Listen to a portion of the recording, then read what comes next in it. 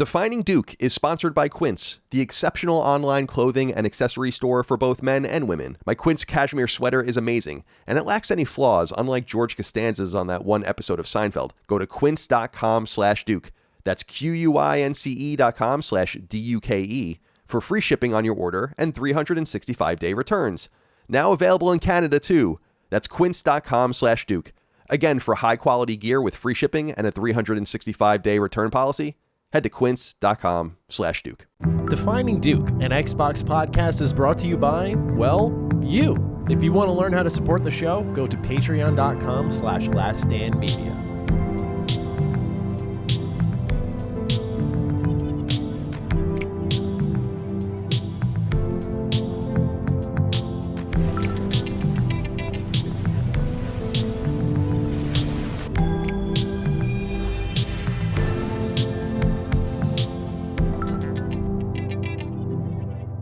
Salutations, everybody. It is Maddie here today. Welcome to episode 252 of Defining Duke, an Xbox podcast. Today, I'm joined, as always, by the man exploring Eden, Dorado, Praetor, Cloister, maybe? Who knows how far he got? Lord Cognito. How are you doing today, good sir? Thank you for joining us from beyond the outer worlds. Yes.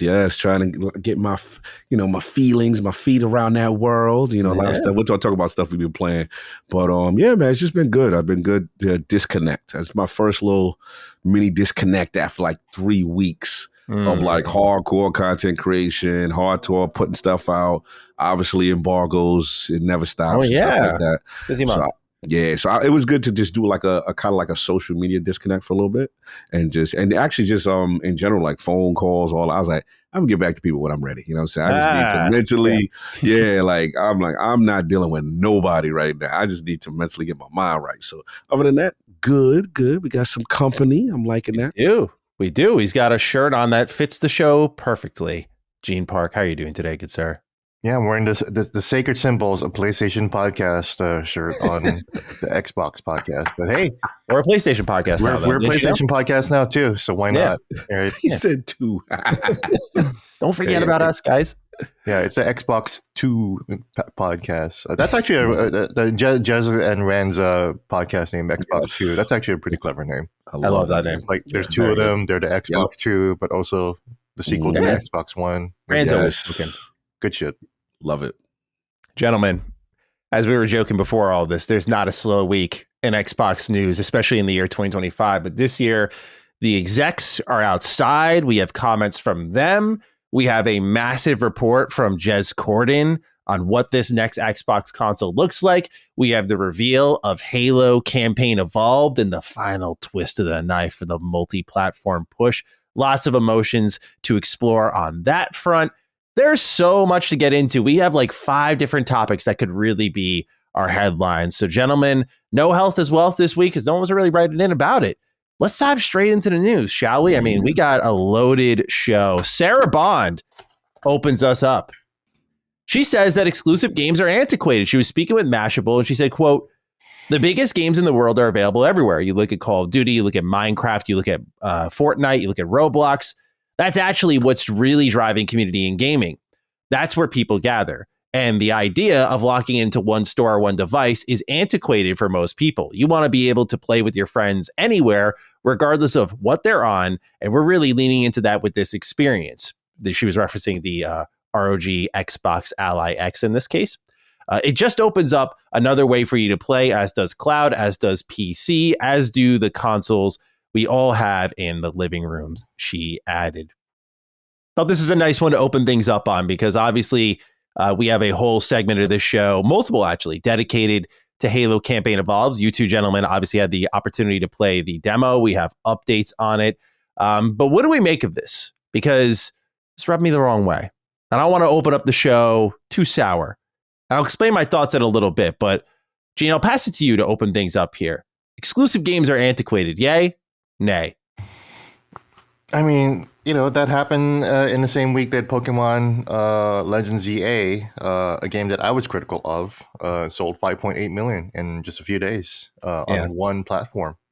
That made a lot of money for that company. All growth, no, nothing else.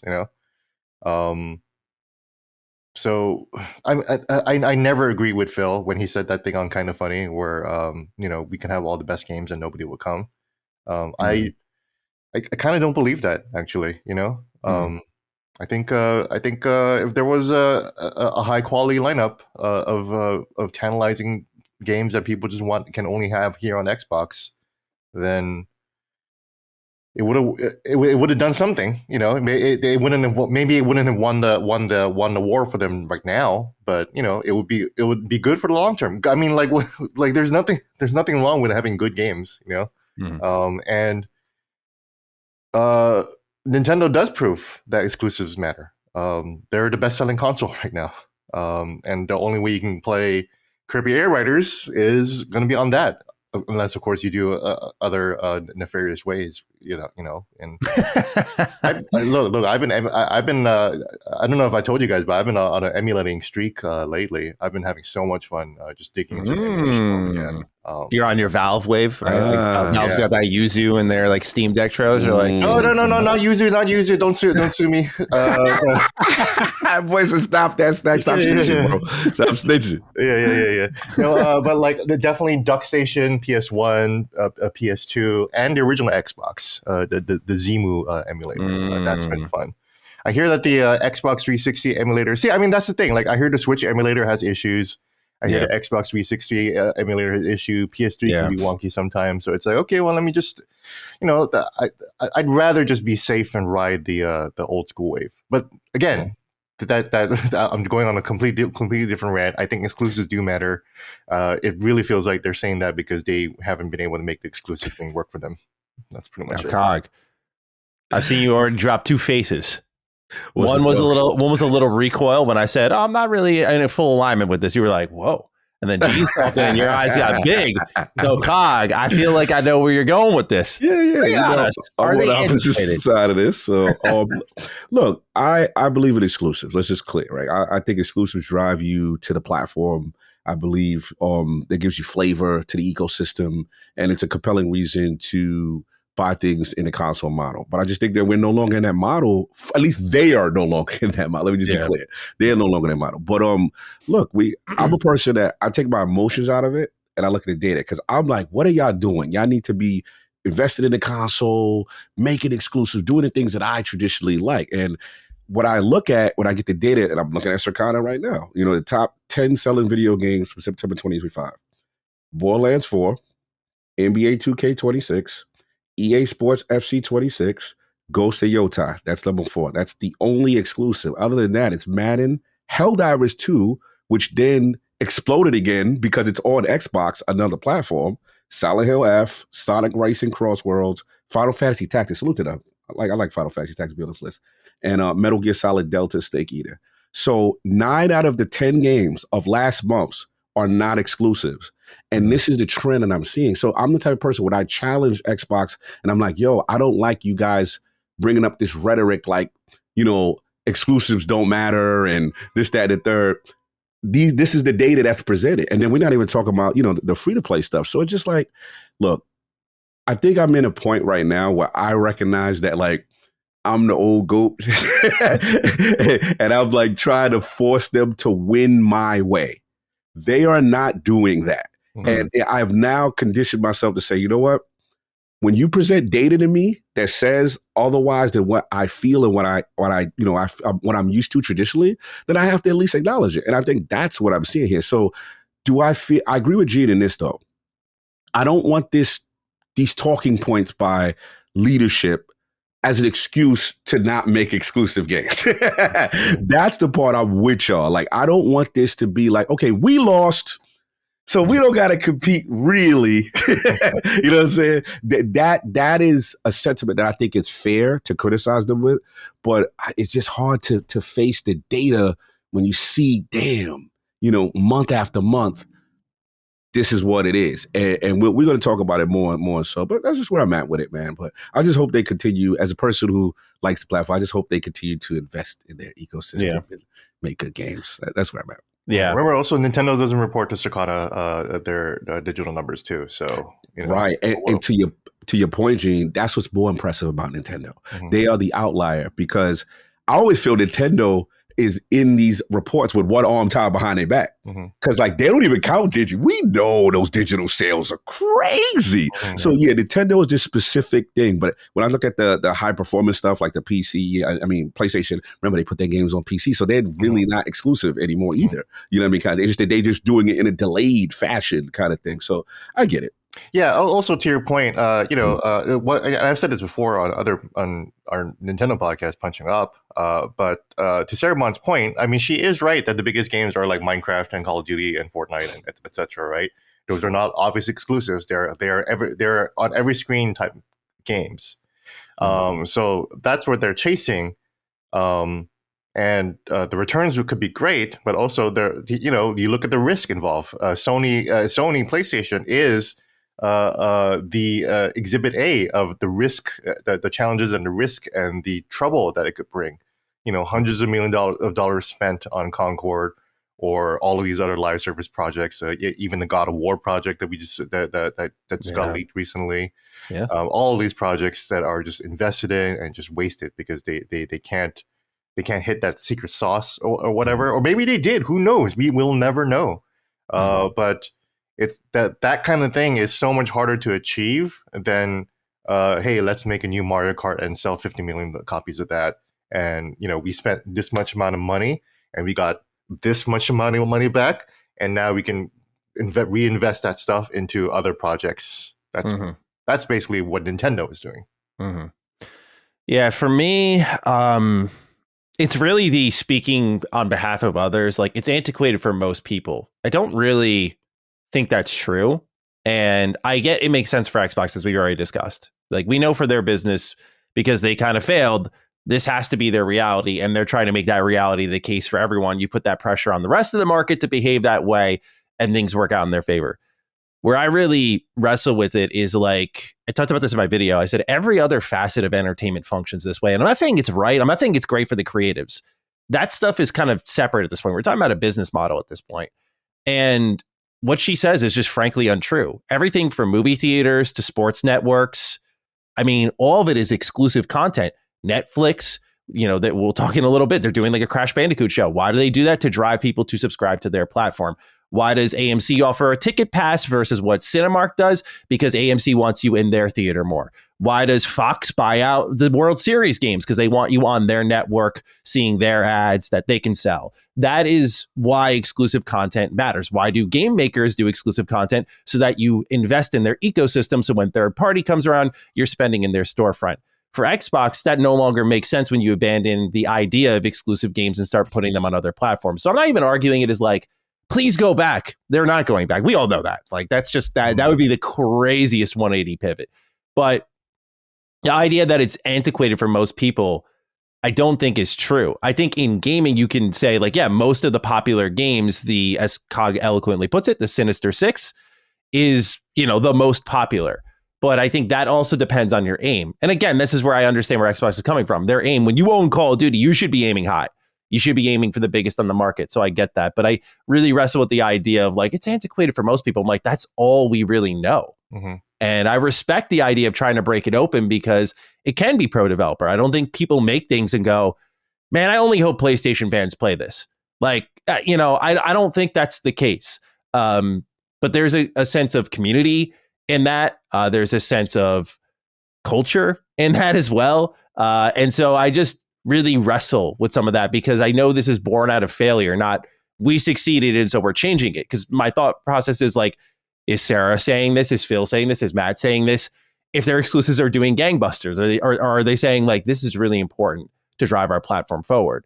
I know I'm talking this alternate reality at this point, but I think we have to just assess the situation and be like, they're speaking from a point of, I wouldn't even, failure is really a strong word because it's like you got tens of millions of users, tens of millions of sales. They're a profitable business, just not profitable enough, as we'll talk about later, with the insane margins that have been set for them. But yeah, dude, I just think the idea of exclusive content being antiquated, it just, if you're trying to establish a model that's different from others out there, I mean, Game Pass is exclusive to like Windows devices. And that's there to drive you to the Xbox platform. So it kind of falls on its face for me a bit. Not like a ranty ravey type thing, but just I get frustrated when they're trying to. It's Satya Nadella, Amy Hood speak trickling down is how I read it. Like, if you ask me if I got Sarah Bond in a room alone, we're just talking one-on-one, I fucking don't believe she actually thinks this. I'd be shocked if she really felt that way. And if she does, I'm just like, what's the rest of the entertainment industry doing? Are they doing it wrong then? I don't think so. Everyone's making a lot of money. So, with all respect to the Queen, I disagree. Again, you got to look at the data.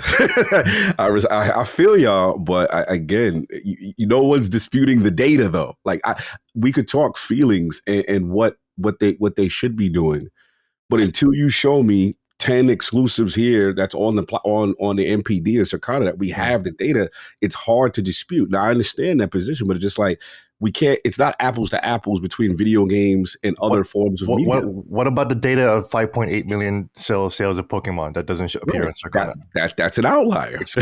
that you're not selling me 10 other games that match that. That's the problem. And then the games that we're talking about, they are the stewards of 5 of 6 of those, like the Minecrafts, the Call of Duties. They literally control where those games are. They own ownership of it. So again, I'm just talking data. We could have read all we want, but if the data says that, then I can't dispute it. That's the thing that I have to push back on, because I know video games are near and dear to us, but at the end of the day, Generation Alpha is dictating where things are going. And we're going to get into it more when we talk about screen time and doom scrolling and stuff like that. Next topic. Yeah, let's do it. All right, let's transition, boys. Matt Booty spoke with New York Times and said the following, quote, "We are all seeking to meet people where they are. Our biggest competition isn't another console. We are competing more and more with everything from TikTok to movies," end quote, which I just want to throw in, I do agree with, by the way. Unfortunately true. But Cog, please continue. Yeah, pretty much this is the one that I kind of saw. I forgot the gentleman's report. And they were talking, this was like post-COVID, like coming out of COVID, and they were talking about video game trends. And basically, I'm just going to summarize it. The TLDR was kind of like, you know, a lot of games like media or video media is actually like, you know, the TikToks and stuff like that. I can only speak to my habits. My habits were kind of like, and I've been guilty of this, where, you know, I come home, I'm have like a meal, I'm in front of the screen, and bro, I will go through about 2-3 hours of YouTube shorts, TikTok, and that would consume a lot of my day. And I'm not saying it's stopping me from gaming completely, but I find it very addicting, right? So again, I'm looking at the trends with Gen Alpha, and I'm like, man, this is taking away a lot from video games. You know what I'm saying? Like, I'm from like, traditional console, your handheld, and you play in front of stuff. And I think there is some truth to this. And also Sean Layden put out a statement in reference to this as well, in terms of like, we have to look at, this is what's competing with the art form. Because again, Generation Alpha doesn't have that attachment to consoles that we have. And also you talk about the free-to-play model. So it's just, I'm not feeling that consoles dying, and I'm not going to that extreme, and I'm not doing that. I'm just saying it's something to be cognizant of with the younger generation, who even myself is guilty of just being on the phone all day and watching funny clip. Like Attic just sent me some clips that were hilarious. And I was just like, and they were gaming related clips. It was about, because he knows, it's like, I went to the Pokemon Cafe in Japan, and I go from my favorite joint is Gengar. I think Gengar is hilarious. And like, they sent me that, and then they were showing like these pics of girls putting their heads in Gengar pillows, and I thought it was the funniest thing ever. So I just started watching it. So yeah, it's just something to be cognizant of it as the industry is changing. Yeah. No, I mean, I'm definitely guilty of. I've had to uninstall apps. Like, a lot of people have heard me talk about it before, but like, I uninstalled Twitter because you don't realize it until you just catch yourself doing it. Like the automatic phone check, like you got that one spare moment, or like when I grabbed it during a loading screen and like loaded up Twitter, I said, I put my phone down. I was like, this isn't right. I was like, I uninstalled it there. And, you just catch yourself, and then you see your brain try to substitute with things. Like suddenly I'm checking my Gmail really quickly. Suddenly I'm checking. So I don't think what Matt Booty says here is incorrect at all. Like, I do think that part of it's the reality of the content. Like, I know a lot of people are very doomer about the content nowadays, but I think there's just great shit everywhere. Like, I don't think it's as difficult nowadays to discover great shit. You could go on a TikTok, you could go on YouTube Short, and just like quickly find a snapshot of a game and go like, oh, that looks really good. That sense of virality is so easy to accomplish. So just these indie games are booming in your face in ways that they never. I'm gonna get paused for that. They booming. Yeah, they're booming in your face in ways that they previously were unable to, or needed some like way more word of mouth in the traditional sense, like your YouTube videos, your news outlets making articles and whatnot.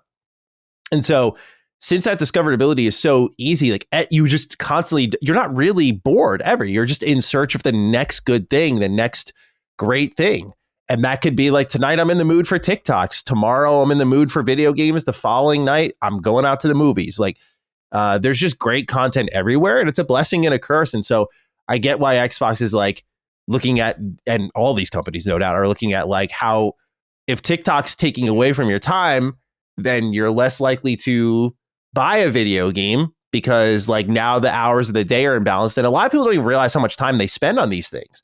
That's what got me with Twitter and stuff. You know, you check the iPhone, at least I don't know how it is for Android users. The iPhone has like a great tracker called Screen Time, and you could just see what your time is per app. And when I saw like 4 hours on Twitter, I'm like, dude, that's a major fucking chunk of my day. I'm awake for like 12 to 16, you know, and 4 of those hours are just my phone's got sometimes the phone's just got the app open, it's to your side, but like 4 hours, I was like, okay, that's a lot. And like, that's a major gaming session. That's a dream gaming session on some days where you're like too busy, you got nothing to do. So you realize how it whittles away the minutes, and those minutes turn into hours. And so, yeah, I think all these companies are wise to just look at like, how do you break the cycle? I think the best thing that happened to the world was when Vine went away. I loved Vine. I used that shit in high school. I used to every night. It was like a religious thing. I thought it was so funny. So I'd go on Vine, I'd revine a bunch of posts, and I thought it was just amazing. But when it permanently went away, there was that like, man, remember that? That was pretty good. But like, I remember saying, I was like, I'm glad because I dedicated my nights to it. When TikTok came around, I said, oh boy. I said, I've never installed TikTok. I am proud of that. I've never installed that. But dude, like it is a black hole. And the difference is this time it's not going away. Yeah. You know, it's so ingrained quickly. Think of how long it took for YouTube to get ingrained. Sorry, I'm going on a while here. Think how long it took for YouTube to get ingrained in a major way. Like it started off as the kind of goofy spoof website, you know, hey, it's Fred, and like all this stuff. Now look at it. It's a platform where businesses live on. It's a platform, business like ours. Yeah. Like you can podcasting, it's everything. So that time is being spent everywhere. And by the way, like we're considered competition. Like people will listen and engage in video games as a business and as a like culture, but they don't even play them. I'm glad you said that. Because that's what I noticed. I noticed that, you know, a lot of people, the commentary is really about the discussion, right? Of video game. And we love to do it, obviously us, of course. But like just in general, you know, there's more people engaging in heated debate. And then when me and Colin had discussion, when you look at playtime or platinums or whatever the metric you want to use, it's not there because people are just talking about video games more than they're playing. And I think that's where my little frustration is. I'm like, damn, nobody enjoy games no more, man. I miss, you know what I'm saying? Just the fun of it. But to your point, yeah, it is a huge thing. I just wanted to mention real quick before Gene, I know we go along, we let Gene talk, is AI. And now like, I ain't gonna front. Some of these things people are showing me, I'm like, yo, like I think it was the top 10. It was some other stuff that people are doing, and it's just AI created stuff, and there's a lot of virality to it because people are sharing it. Oh, let me do it too. How do you do that? And then that goes on too. So yeah, it's a big thing. I've been seeing a lot of AI chiropractor videos. Have you seen any of these? Yes. Oh my God. Why is this a thing? Bro. Like, all right, just like hold your neck there. He throws her out a window. It's like, bro, it's always these old people. I saw one where the lady's like, yeah, my neck's like a little bit hurt, and he just roundhouse kicks her in the face. He's like, that's my new technique. How was that? I was like, bro, why is there elderly abuse on my feed? And then Jay would appreciate, like, you see it when they doing they're reviving, you know, dead celebrities, dead wrestlers. Yeah. And like they're putting them on like promos and bro, I'm seeing Tupac and Michael Jackson, and I'm like, yo, but it's addicting you, like you seeing it, man. I thought about this one rabbit hole because obviously I'm a big Ultimate Warrior fan, and this dude has a whole dedicated channel to like Ultimate Warrior talking about like real life things as if he was around right now responding to people. I'm like, yo, what is going on, bro? Very it's dystopian. crazy. Gene, your thoughts on all of this? Yeah, AI feeds can be pretty funny. There's one Instagram account I actually follow that's just like Bible stories. But like if everyone back then had like TikTok or like, video or whatever. So it's like, my favorite one was Moses, where it's like, hey, everybody, we're just headed over to the Pharaoh, and we're gonna let him. We're gonna let him know you have to let our people go. Hey, There is no other choice. This is the right thing to do. You let our people go, and then the next cut is a smash cut. And it's like he let us go, but we're running toward the sea right now. And it's like that's actually like pretty funny comedic timing. Like you guys are laughing about it already. Yeah. Like it's a funny concept. I think they just need to like if you're gonna engage in it. I think what websites and apps could do, in my opinion at least, is like when you have a search, there's like literally or a feed. There's an AI feed. There's the human content feed, and I think all on the AI feed. Yeah, and that's the problem with Instagram. Like that's why Sora is cool because like at least everything. Well, not cool, but like, I actually kind of think it sucks now. I've been on it for a couple of weeks, but but it's nice that that everything there is fake. So that's why. But man, you can just feel your brain smooth over once you everything you're looking at is like not real. Does something weird to your brain. 100%. What do we talk about? Matt Booty saying competition is TikTok movies. Yeah. First of all, I agree with him too. But secondly, I want to go back to the early conversation about exclusives because I like what you said, Maddie, about how Netflix and HBO, like HBO has Succession. Succession isn't going to go to Netflix. Severance is on Apple TV. Severance is going to go on Netflix and HBO.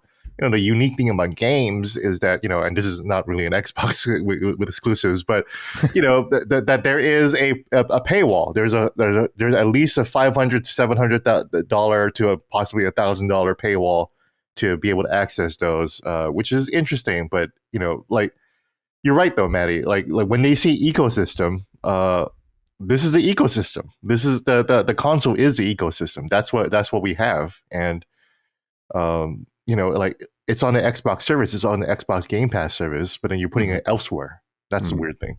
Yeah. What Maddie said about what Matt Booty said about Maddie Booty. Yeah, Maddie Booty. Maddie Booty. That's my street name. When he's a Maddie of the night, Maddie of the dog. Look at that Maddie Booty. Maddie Booty. Matt Booty, what he said was correct. And I say that from the perspective of having worked, that we still work at the Washington Post, of course. One of the most frustrating things whenever we would train our journalists is we would ask them, who is our competition? And they would say, well, the New York Times, of course. And I would get so frustrated. And it's like, it's not the New York Times. It is TikTok. It's Fortnite. It's Twitter. It's all these people out there. It's Substack. It's Patreon. It's us here, So I think that they are correct in that big picture. That's why it's like, like I disagree with the exclusives thing. I think they can matter.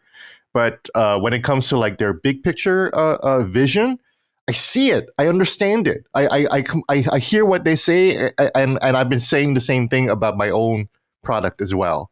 I think it's a healthy way to think, especially in this time, in this day and age, to kind of evolve. And that's what Microsoft is really doing, is that they are painting this the change in the business as an evolution, or as them trying to like, that's why Sarah Bond says words like antiquated, right? Yeah, it's a little bit of a shock. It's a little bit of insulting, but it is like they're trying to put forward this vision that Microsoft is trying to adapt to the future in a way that maybe we don't understand, or maybe a lot of people don't understand. Similar to what Steve Jobs did.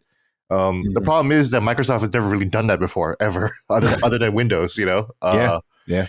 And I brought up with you. Yeah, 100%. Preaching on that. That's the issue. I mean, Windows is obviously a world-changing product, and we'll obviously be talking about a lot more about Windows later in this podcast.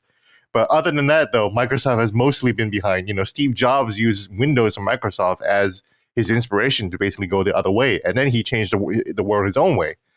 So That's the issue. It's a, I totally get what they're saying. It's just that Microsoft hasn't really been the company to do that. It'd be interesting, and that's why I was so, I can't stop talking about the ROG Ally X. That's why I was so interested in this thing, because it's like Xbox sounds foolish, but I don't think they sound that foolish though. And I need to feel their vision firsthand. And we'll talk more about that later. I'm very excited to get your thoughts, sir. Defining Duke is sponsored by Quince, the exceptional online clothing and accessory store for both men and women. Learn more now at quince.com/Duke. That's QUINCE, and get free shipping on your next order. It's me, Colin, owner and proprietor of Last Stand Media, and a virtually non-existent entity here on Defining Duke. But today I crossed the DMZ from Sacred Symbols Land bearing good news.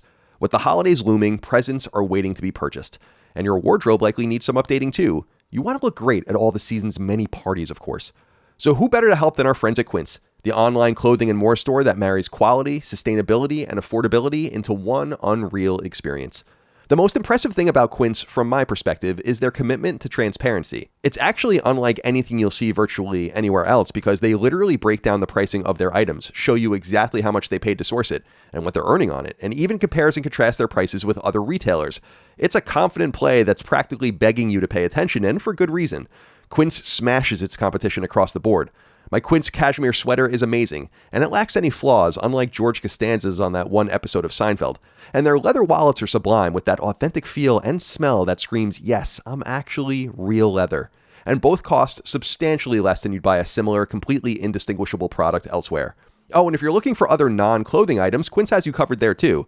They have a whole home section with bedding and kitchen stuff and much more, a slate of jewelry, a ton of bags from travel to purses, and even beauty and wellness items galore. And it all follows the same standard: high quality, transparent, and accessible. Give and get timeless holiday staples that last this season with Quince. Go to quince.com/Duke. That's QUINCE.com/DUKE for free shipping on your order and 365-day returns. Now available in Canada too. That's quince.com/Duke. Again, for high quality gear with free shipping and a 365-day return policy, head to quince.com/Duke.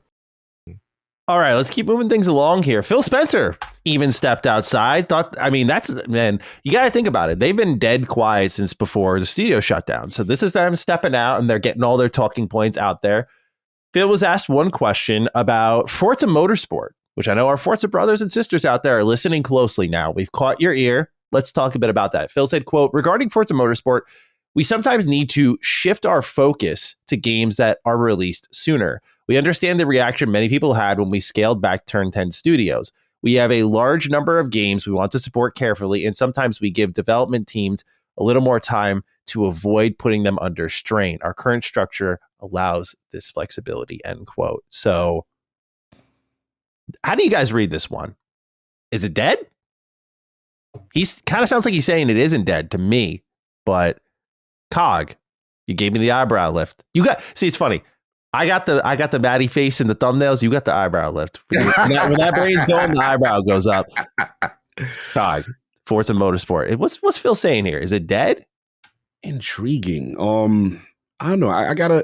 The statement says like it's not, right? It's like, oh, we're giving them more time or whatever. But I have to look at the action. And the action to me was like, they scale back the studio, right? So if you scale back the studio, you announce Forza Horizon 6 in Tokyo, right? I'm like, okay, cool. We know it's coming to PlayStation. We were surprised that it wasn't a simultaneous release on PlayStation. Yeah. But I think it's more of a logistics than anything else. If it's, if the studio was ready and equipped to have it on PlayStation at the same time, I think it would have been. Sure. So I think it's a incidental exclusive, timed exclusive, so to speak. Whoops. I guess what I'm going to read at this is, okay, maybe there's a little breath of life left, but the focus is Horizon. And I still believe that. And I still believe that maybe they do put another hardcore one for the, the motorsport bros who want to do their simulation racing. But I definitely think that window will be much longer, before we may see another one. But I ain't believing this just yet. Yeah. Basically, that's where I'm going. I'm like, it is interesting he said it. Mm-hmm. But as we're going to discuss when we talk about, Satya and marching orders and stuff like that, to me, motorsport no longer commands that level of blockbuster respect that a Horizon does, and even Gran Turismo or whatever. So they've got their work cut out for them on that. Yeah. So that's what I'm going for right now. Just a slight hope, but I'm still thinking Horizon is the focus. You know what I read this as when I was thinking about it, just as you were talking. I wonder if this is a lesson they learned from Call of Duty and how that production cycle works. Like, Call of Duty has these dedicated support studios, and they're just like, we call them the sweatshops. That's basically what they are. They live to support this behemoth of a franchise. And you have like the main three that kind of lead the charge in a Treyarch, Infinity Ward, Sledgehammer. And I look at this and I'm like, Forza Horizon 5 it's easily the most successful thing they've done this generation, probably. Outside like money made, players engaged, the port sales, like it's just Forza Horizon 5 is a behemoth. Do they kind of look at Motorsport as like, hey, we have a racing team over here that can kind of live to support our very big racing franchise? And like, we don't have to go and find a separate support studio. Like, it's already in house. Like, do you think that's a note they kind of took from the Call of Duty sweatshop operation?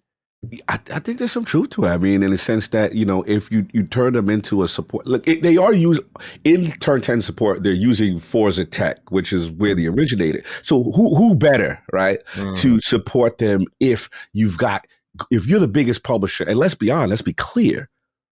Forza's the number one frame. Ain't no Halo. It ain't no Forza's their number one baby. So let's spin them off. They're like, Treyarch or Sledgehammer or whatever you want to call them, right? And you're gonna help pump this out, to the PlayStations, to the Nintendo Switches and PC and so on and so forth. So, all this tells me is that, like you said, there may be something down the road on a smaller scale, but it's just not the priority.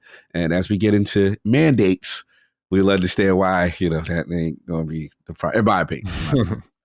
Gene, what do you read about the future here of Forza Motorsport? Sweatshop operation, it's making a comeback. What are we thinking? Phil just kind of softening the blow before the death blow is landed. What are we thinking? Look, I played Motorsport back in the day, on the OG Xbox. I loved it. I liked it. I was like, this is like sorry, Gran Turismo. This is the new thing, right? So but then you can't argue with the success of Forza Horizon to the point that I myself would rather play a Forza Horizon game than a Forza Motorsport game. That argument is tough, and it's tough that they can't support both very expensive things. I understand. It sucks that IPs can't just stay alive forever. But I always glaze Nintendo, but even Nintendo can struggle with that too. We're only getting Kirby Air Ride 2 20 years later, just now. So it's not like Nintendo is just pumping out Kirby Air Riders or even Mario Karts. We went through a whole Switch 1 generation without a single new Mario Kart. They were just like, no, let's just put in more tracks, and that worked anyways, right? But it goes to show how hard these high production racing games are. Remember, man, you especially, Cog, racing games are the benchmark game for your console. Before when PlayStation launched, PlayStation really set that standard with Ridge Racer. When you look at Ridge Racer, you're like, that killed the arcades. Tekken and Ridge Racer. Namco killed the arcade business by putting near arcade perfect ports on System PlayStation. 11, baby. Woo! Yeah. And that's why Forza Motorsport understood the assignment, and that's why they came out and was a great showcase for the Xbox. And so it's always nice to even a Switch 1 had a futuristic racing game too. So it was always nice to have a racing game that's high quality. But I mourn that, and I understand the tricky situation they're in. I don't know if they're in the mines or whatnot, but I would hope that there's some kind of smaller scale racing game, but again, Sony doesn't even do that. There's no Gran Turismo Horizon. There's just Gran Turismo, right? Yeah, it's got to be one, right? I don't think racing games themselves. Although I know Forza Boros, please don't kill me. But just I don't know if they're varied enough in experiences, at least from a standard consumer appearance. I know some control more simulation based than arcadey, but if you're I'll have to sound like a businessman. If you're marketing to a casual, they look the same. There's no difference. You're driving in a car in both. If one you could get out and you could platform, suddenly Horizon's very different from the pure motorsport. But you're in a car and you're stuck in a car in both, at least until 6. Who knows? Maybe 6 will let you get out of your car. I've been asking for that. Racing is tough because it's the reason why people look at the Switch 2 on launch and there's nothing on the Switch 2. What are you going to play? Like completely ignoring Mario Kart World, literally the sequel to the 5th best-selling game of all time. So like, what are you talking about? Sure. But to people who aren't interested in racing or even Mario Kart, it might as well not even exist. So racing games obviously have a pretty high barrier to cross to kind of capture it. Like, I got Grid on the Xbox Series X. That was a launch game. Played for like 20 minutes, 30 minutes just to test it out. Oh, it looks cool. And I just like ditched it later, because, I'd rather play Forza Horizon 5, the old game, Yeah. All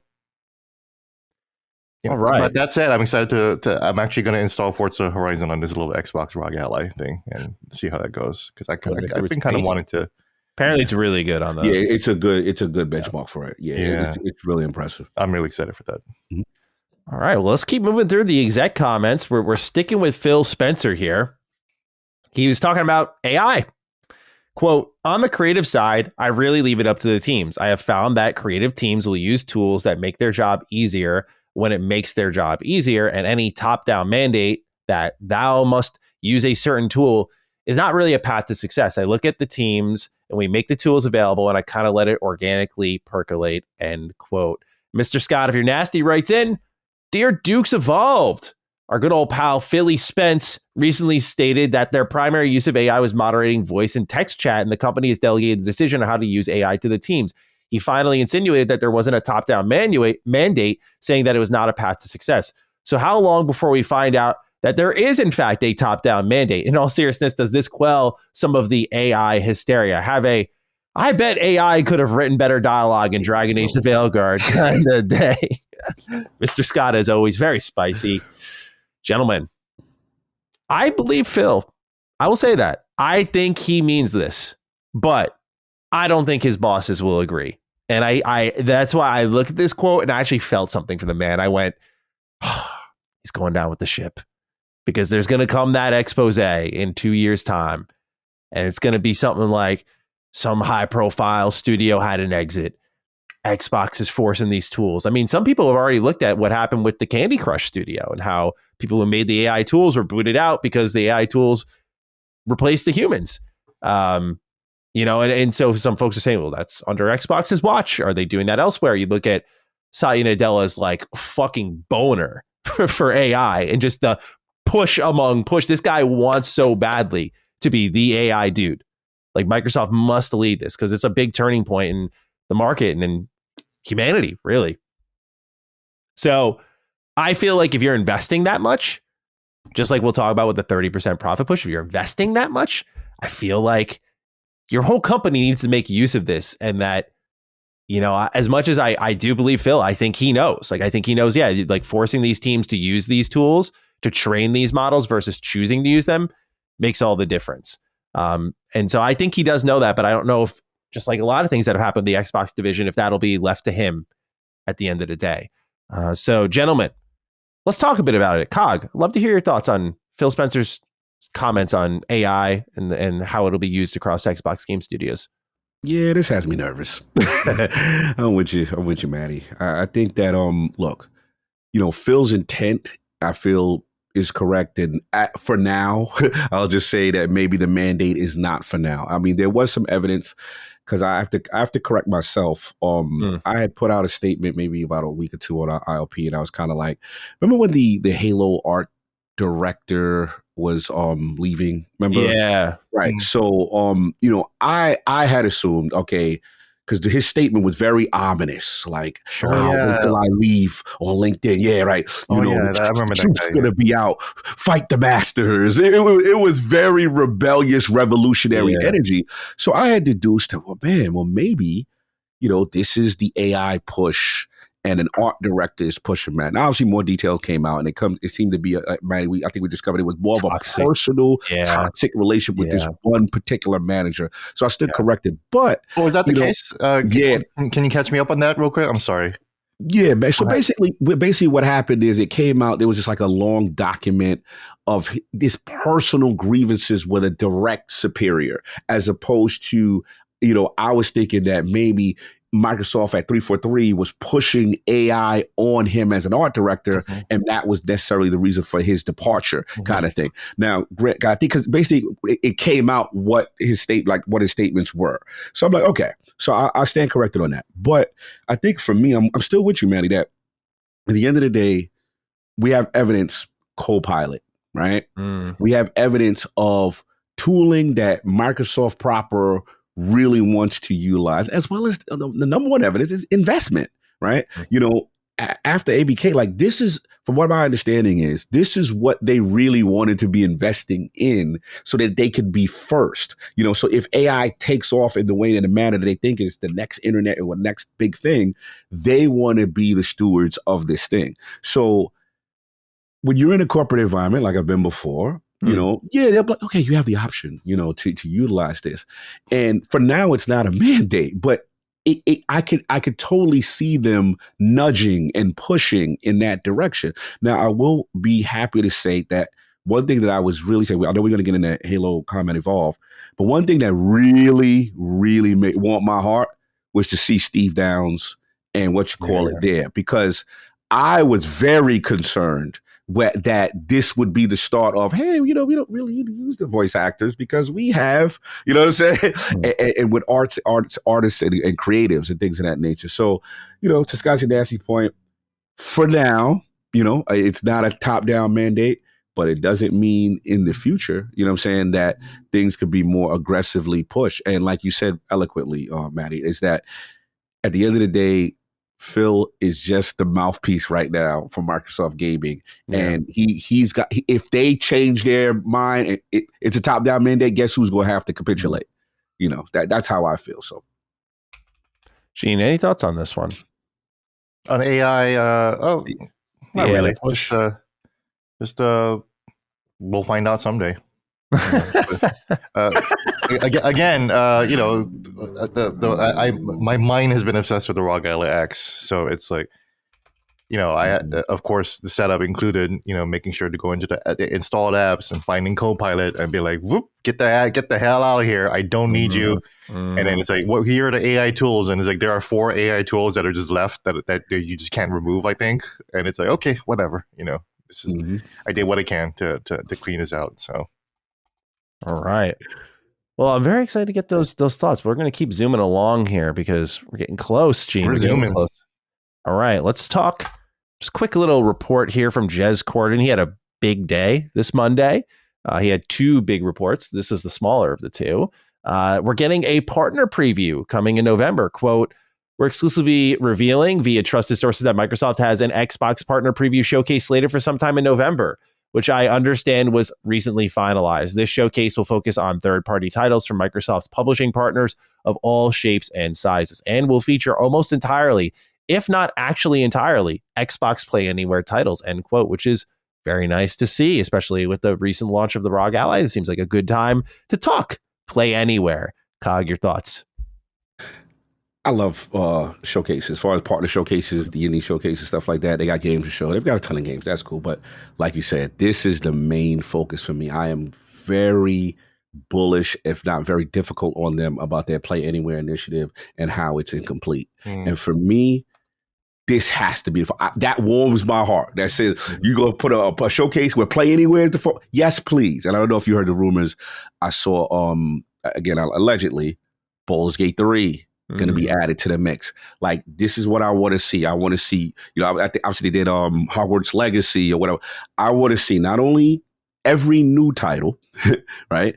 Also, what I'm noticing the gaps are the smaller indie titles like the Shinobi, Art of Vengeance, the Ninja Gaiden Rage Bounds, you know what I'm saying? The Final Fantasy Tactics. I need to see not just AAA stuff, guaranteed. I need to see the little stuff and no gaps. So yeah, I'm very focused on that because to me, that vision, if executed, that's the key word. It's always if it's executed, right?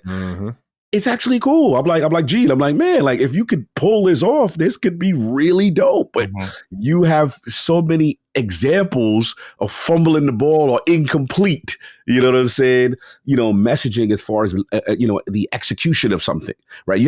They're great at the vision of something and seeing where something's going. But I know where you go. But the execution, we got to be on you because we want this to work and we can't have these gaps. And it drives me crazy. You know how much I love Shinobi, Art of Vengeance. You know how much work it is to get all those riffs, to do all those levels. I blood, sweat, and tears. I bought the Steam version, but I'm like, I don't want to do that over again. Can I please have my data so I continue now, do the arcade modes, do all the other stuff? That's the thing. You know what I'm saying? And again, they're so close, but they've got to execute. So I am warm though that, hey, let's see what they do with this Play Anywhere, quote unquote, partner showcase. I'm very curious about that. Yeah, I'm always down for a little showcase. I mean, they usually set their expectations in a good area for the partner preview. I don't think any major reveals really ever happen at these. It's more like updates on things you know about. I'm just excited to see certain partners that have been a little inconsistent. I think a lot of us thought Sega would always be there, but then some of their recent stuff wasn't. Obviously, we talked about Square Enix. That's one that you brought up, Cog, where it's 7 remakes there in Play Anywhere. And then so is 16. It's okay, perfect. And then here comes Tactics, which now you mentioned is selling well. It's that's not Play Anywhere. So what gives on that? And again, I don't really have enough information to react one way or another. I'm I don't know if this is a money deal thing. Is Play Anywhere the new Game Pass where you pay them to join the program because they might be losing sales somewhere else? Do you have to offset that? What is the Play Anywhere program and how is that handled on the business end where I can understand why some games allow it, some don't? Is Square interested in doing 16 and 7 remake? Because if it is a bag related thing, it's we just want to spread that name. So the trilogy, the finale of this big trilogy in Final Fantasy 7 remake does really well. Is that why they did that? Whereas Tactics are no, we want the full 60, please. Thank you. What is that? So not sure, but looking forward to seeing this showcase and we'll see what's there. We'll see what's in Play Anywhere. That's for sure. Gene, any thoughts on this, or shall we keep moving along? No, I've been thinking about Play Anywhere a lot too, because again, it keeps going back to this ROG Ally X that I have right in front of me. But I thought about it because I want to play Halo. I just play Halo campaign involved. I'm in a huge Halo mood right now. When I get in the Halo mood, I just do nothing but Halo. So of course, yeah, that happens. I want to play Halo Master Chief Collection. I want to play the OG Halo. I didn't know that 343, now called Halo Studios, went back to Halo Classic and redid all the original Xbox artwork that got removed from the Gearbox PC port. If you know that the PC port of Halo was handled by Gearbox, and that one has completely sometimes completely different art. The water, the reflections are gone. The lighting is different. The way the portals look is completely different. Halo Studios went back and just redid all of that. So I'm I didn't even know they did that. They did that 4 years ago. So it's wow, it's been a really long time since I played Halo. I just didn't notice when I played it last time. So let me go back in, and I try to pop in Halo Master Chief Collection on my PC Game Pass or my PC Xbox app. Turns out I don't have it. It says I own it, but I can't install it because it's not Play Anywhere. It's not. I have it on Xbox. I have it on Steam, but if I want to have it in the Xbox app in the PC store, I just got to pay. I just got to pony up another $40. Now I completely understand why Halo Infinite or Halo Master Chief Collection isn't Play Anywhere. It's so many different games. It's such a hassle to put in, but that just really speaks to how difficult Play Anywhere would be to implement. I think so. Real quick question, because it's funny, I did the same thing. So it wouldn't boot for you, because I just booted up Master Chief Collection after we did the Caval. Let me double check. Because I was able to boot it up. I was like, oh, yo, I can't boot it up and but let me check if Halo Master Chief Collection is. I'll get mine because I purpose, because I have me and Saul have been going at it. You know what I'm saying? As far as I still have an affinity for certain things on the. Nope, it's not a Play Anywhere. It's not a Play Anywhere game. Right, but you can't launch it. It's an Xbox Game Pass title, so that's why it shows up. Got it. So I'm assuming you're no longer a member of Game Pass? I was not. I was not a member of any Game Pass, not even Game Pass. Got it. Essential. Okay, that's now, what makes just sense. last night, If you look at my Twitter, Oh yeah, so you said you said, "You're back with Ultimate, bro." That's so like $40, baby, let's go. Yeah, you know, you're right. You're right. So it's not a Play Anywhere title. It's a Game Pass title. it's a Game Pass title. That's why it would show up for you easily, and you can play it anywhere. Got of course, it. right? Okay, makes But sense. because I don't own it on PC Xbox, then I just got to rebuy it again, and I might just do that. You know, why not? Yeah, I love right. Halo. I'll fucking play. I'll spend money on Halo every day, but. That's a bummer. But it goes to show how hard that is. Master Chief Collection is already being held by sticks and stones just on itself. So I can't even imagine how hard it is to port it to everywhere or make it a Play Anywhere thing. So it really speaks to how difficult that thing is to implement, I guess. Mm-hmm. You know, it's also difficult to implement a good goddamn Fallout release. Let's talk about Fallout Day 2025, man. See how my boy's doing. Man. Well, we did get content this year. Yeah, last year was just like, here's 76. It was the establishment. You know what it reminded me of? It was the first developer direct, right? The first developer direct was kind of one in the terms of the game lineup you could forget about. It was Xbox had a format, and you were like, they're doing a thing that I've wanted them to do for a while. They're going to get the curve on the score. Like, you know, it's a C showcase, but it becomes a B because it's a new thing. And like, I can imagine my favorite things here. And to Xbox's credit, they delivered on that, right? Fallout Day last year was that. It really was just that was something kind of showcase. Like, it was the Bethesda community manager dressed as a ghoul, and they were kind of having fun with it and just celebrating Fallout in general. And they had some stuff for 76. They were like, here's fishing, and we're bringing the ghoul in as like I should say the ghoul, like the TV show ghoul, but a playable character race. And so like, okay, said in my video, I'm like, yeah, look, man, like, not great showcase, but they're finally doing it. October 23rd, they already said at the end of the showcase, like, we'll see you next year. I'm like, they're doing it every year. This should be the platform for big Fallout announcements. Why do I love this idea? Because like, I'm a huge Mass Effect fan, man. And 7-Day BioWare, last year they took off, understandably, because they were launching the Veilguard, but BioWare was like really good at launching these ARGs that had people digging all day for secrets, piecing together parts of trailers, like hiding links within fan art that they're posting to celebrate N7-Day. You could tell they put like months of work into setting that up, and it was so fun. Even with all the doubt you have about BioWare, it's just fun to engage and be like, where's this all going? Just to kind of check in on that. Cyberpunk with CD Projekt Red did a similar thing, right? They put like Easter eggs in their games that feed into an ARG that seemingly is teasing something for Cyberpunk Orion. So when I see Bethesda finally doing this for a massive fucking brand, I'm like, hell yeah, like this is what should be happening. So this year was a little bit different in that we actually had announcements. And this is a year of great Fallout anniversaries. It's the 10-year, which makes me feel a little old, 10-year anniversary of Fallout 4. It's the 15-year anniversary of Fallout New Vegas. 76 is riding high. TV show, it has a new season coming out at the end of this year. This should be amazing. Should be a big one because it's an anniversary year and Bethesda can celebrate in a big way, make it feel special. And also there's just naturally big things happening for Fallout with both 76 and Season 2. Okay, so let's run it down. We get the Fallout 4 Anniversary Edition announcement. This is a weird one for so many reasons, but it's coming out November 10th. It's all of the game's DLC. So like your Wasteland workshops and Automatron and Far Harbor and Nuka World and so on are packed in here, which may sound familiar. That's because years before this, Bethesda did the Fallout 4 Game of the Year Edition, which was the same exact thing. I didn't know that. Yeah, it's the same exact thing. Last year, they did the Fallout 4 Next Gen update for free and broke the game. Now they have this new SKU. The difference with this one is they're taking all of the creations that were built by their community and packing them into this SKU.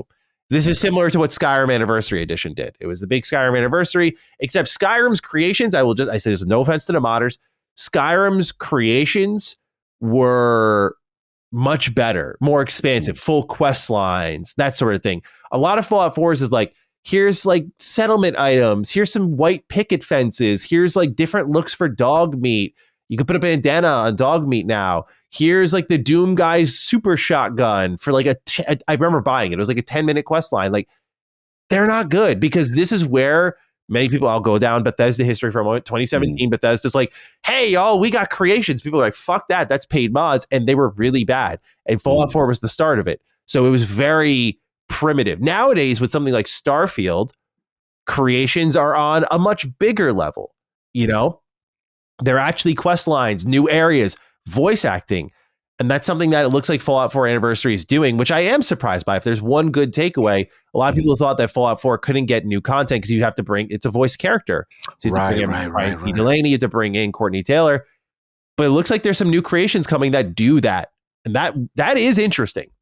That is interesting. I'm very curious to see how they're executing that. Well, they brought back, like, for the Bard's College, the creation that they did for Skyrim, they brought back like the OG NPC voices. Oh, okay. Like bring new guard lines into the game. Like creations are getting better. And I think of it a lot like YouTube. I'll just say this in defense of the modders. When I started doing YouTube for free, I did it because I loved it. Right. Then advertising kicked in. It was like, oh, I can make a living out of this. Cool. I would like to do that and just continue to hold my ethics and my values, but make some money while doing this so I can put more of my time and energy into that. That's what creations are to me. These people have done it for free. And frankly, their work was 10 times harder than anything I had to do. They have every right to go get their money and get paid for what they do, especially if Bethesda is enabling them resources like voice acting and budgets, and they can actually go and make big parts of like almost official feeling content.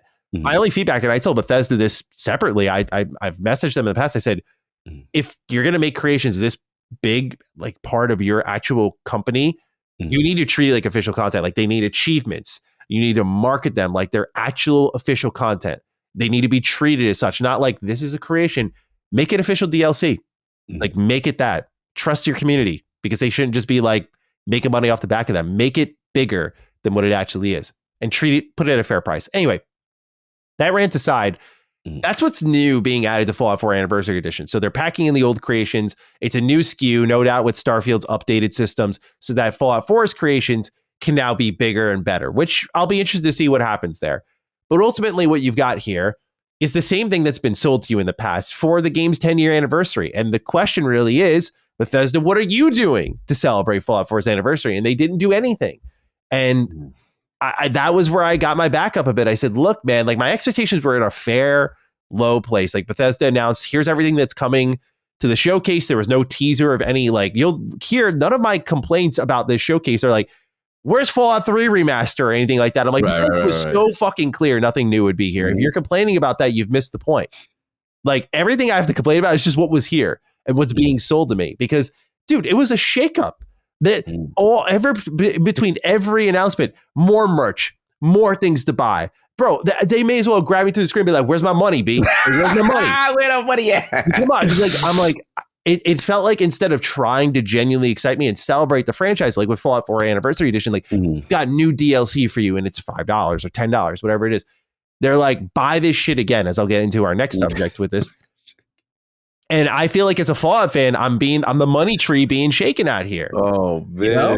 It's killing me.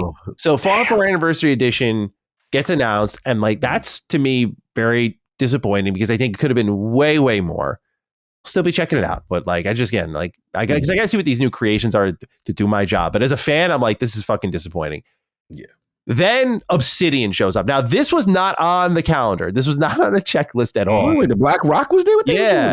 And when they said and don't like they just announced Fallout 4 Anniversary Edition. The transition was from one of their studio directors, and she was like, and don't worry, there's another Fallout game celebrating a special anniversary this year. And it cuts to Obsidian. I'm like, dude, the way my heart did a backflip, I did not expect to be feeling that, but I was like, whoa, hold. I said, I did not expect anything with New Vegas, but it would make sense this year, like new season, going to New Vegas. They just announced, by the way, I forgot to throw out there, Fallout 4 is going to Switch 2. I'm like, yo, are they pouring? Like, I was like, got a little excited. There's Fergus Urquhart, there's Josh Sawyer, there's John Gonzalez, like the big three that kind of like pulled through for the celebration. And they're like, I have great memories with New Vegas. I remember this so well. They're celebrating it. And I'm like, yo, they're going to announce something. Tell me why this dude Fergus Urquhart appears. And I could tell in his face, I don't know. I could be wrong. But he looked like he knew. He's like, people are going to hate this shit. But he was like someone just told him to do it. Because the literal presentation ends with, happy Fallout Day. Go play New Vegas. And I'm like, cut to like the new trailer or something like that, right? No, they cut to the New Vegas anniversary bundle, which is like over $100, and it's the PC New Vegas bundle. Like, so it's Fallout New Vegas on PC. By the way, the code isn't redeemable until like June next year. This game that's like $5 on Steam right now is not redeemable until next year. So if you buy this and you somehow don't own the like $2 Fallout New Vegas, you have to wait till next year to play, which is just fucking insane. And then on top of that, they put out, I'm not gonna lie, that Victor statue is nice. They put some patches, some pins together, but this is what I'm talking about. It's a shakeup. I'm like, yeah, you love New Vegas, don't you? And they're selling it to us again. The problem I have with this is like, I know y'all are gonna remaster this. I know. You'd be so stupid not to. So you're selling it to me now so that I buy it thinking like, man, at least I got this cool statue. And then you're going to sell it to me again with an even bigger collector's edition. We know how this goes. So yeah, like the New Vegas shakeup was real. I didn't expect much, but at that point, that's when I got pissed. I was like, okay, my expectations were in a totally fair place. I know I'm not out of line now. And then to wrap it up, 76 gets a little bit of a debut. They're like, hey, I thought this was great news, Cog. Native Series X version, native PS5 version next year. This is huge for me because my main save file has been on my PS4 and I play the game on PC, but I'm not look, I have to say it. I have like 200 hours on 76 on my PS4. Mm-hmm. And so I slogged through a ton of bullshit on like my main account to like review stuff before I just like tapped out. Mm-hmm. But when I tapped out, I got rid of my PS4. And so I had to start a whole new character on PC, and I've just not played 76 like that. So I know I got this whole other great build full of resources and everything that I could utilize, but I don't want to go back to 30 frames 76 on a PS4 or even 30 frames 76 on a PS5. So now seeing this native version on PS5, that's really great news. I'm excited about that. That was probably the best news. Burning Springs gets a release date. It's December 2nd. But otherwise, no real big announcements for 76, but like 76 at least kind of brought out like some interesting things. My only complaint, I guess, is like, why don't you guys just save Burning Springs for this moment? Like, in a way, yeah. We were there last month. We got to play it. I'm glad we got to play it. I was happy to be part of the event. I think it's going to be great. But what was the rush to like, there was no, I thought, they moved the event up because they wanted to do something to the show. There was no trailer, nothing. Like, there was just like, they just moved it up. So I think this is just bad marketing synchronization on Bethesda's end or Xbox's end or whoever. But Fallout 76, I think could have actually saved the show if all of this was new. Otherwise, though, Todd Howard ends the show. They wheel my man out there. My goat's out there. Wheel him out, I guess. Because they do, like, they just bring him out there and they're like, say something. Calm them down. And literally Todd's talking and he's like, yeah, I'm sure I can see you. I'm watching right now. I can see you all in the chat. You're like, where's this game? Where's that game? We're working on a lot of stuff. There's more Fallout coming. We'll talk about it when we're ready. Thanks for tuning in. Bye. Like, that was his hello, goodbye.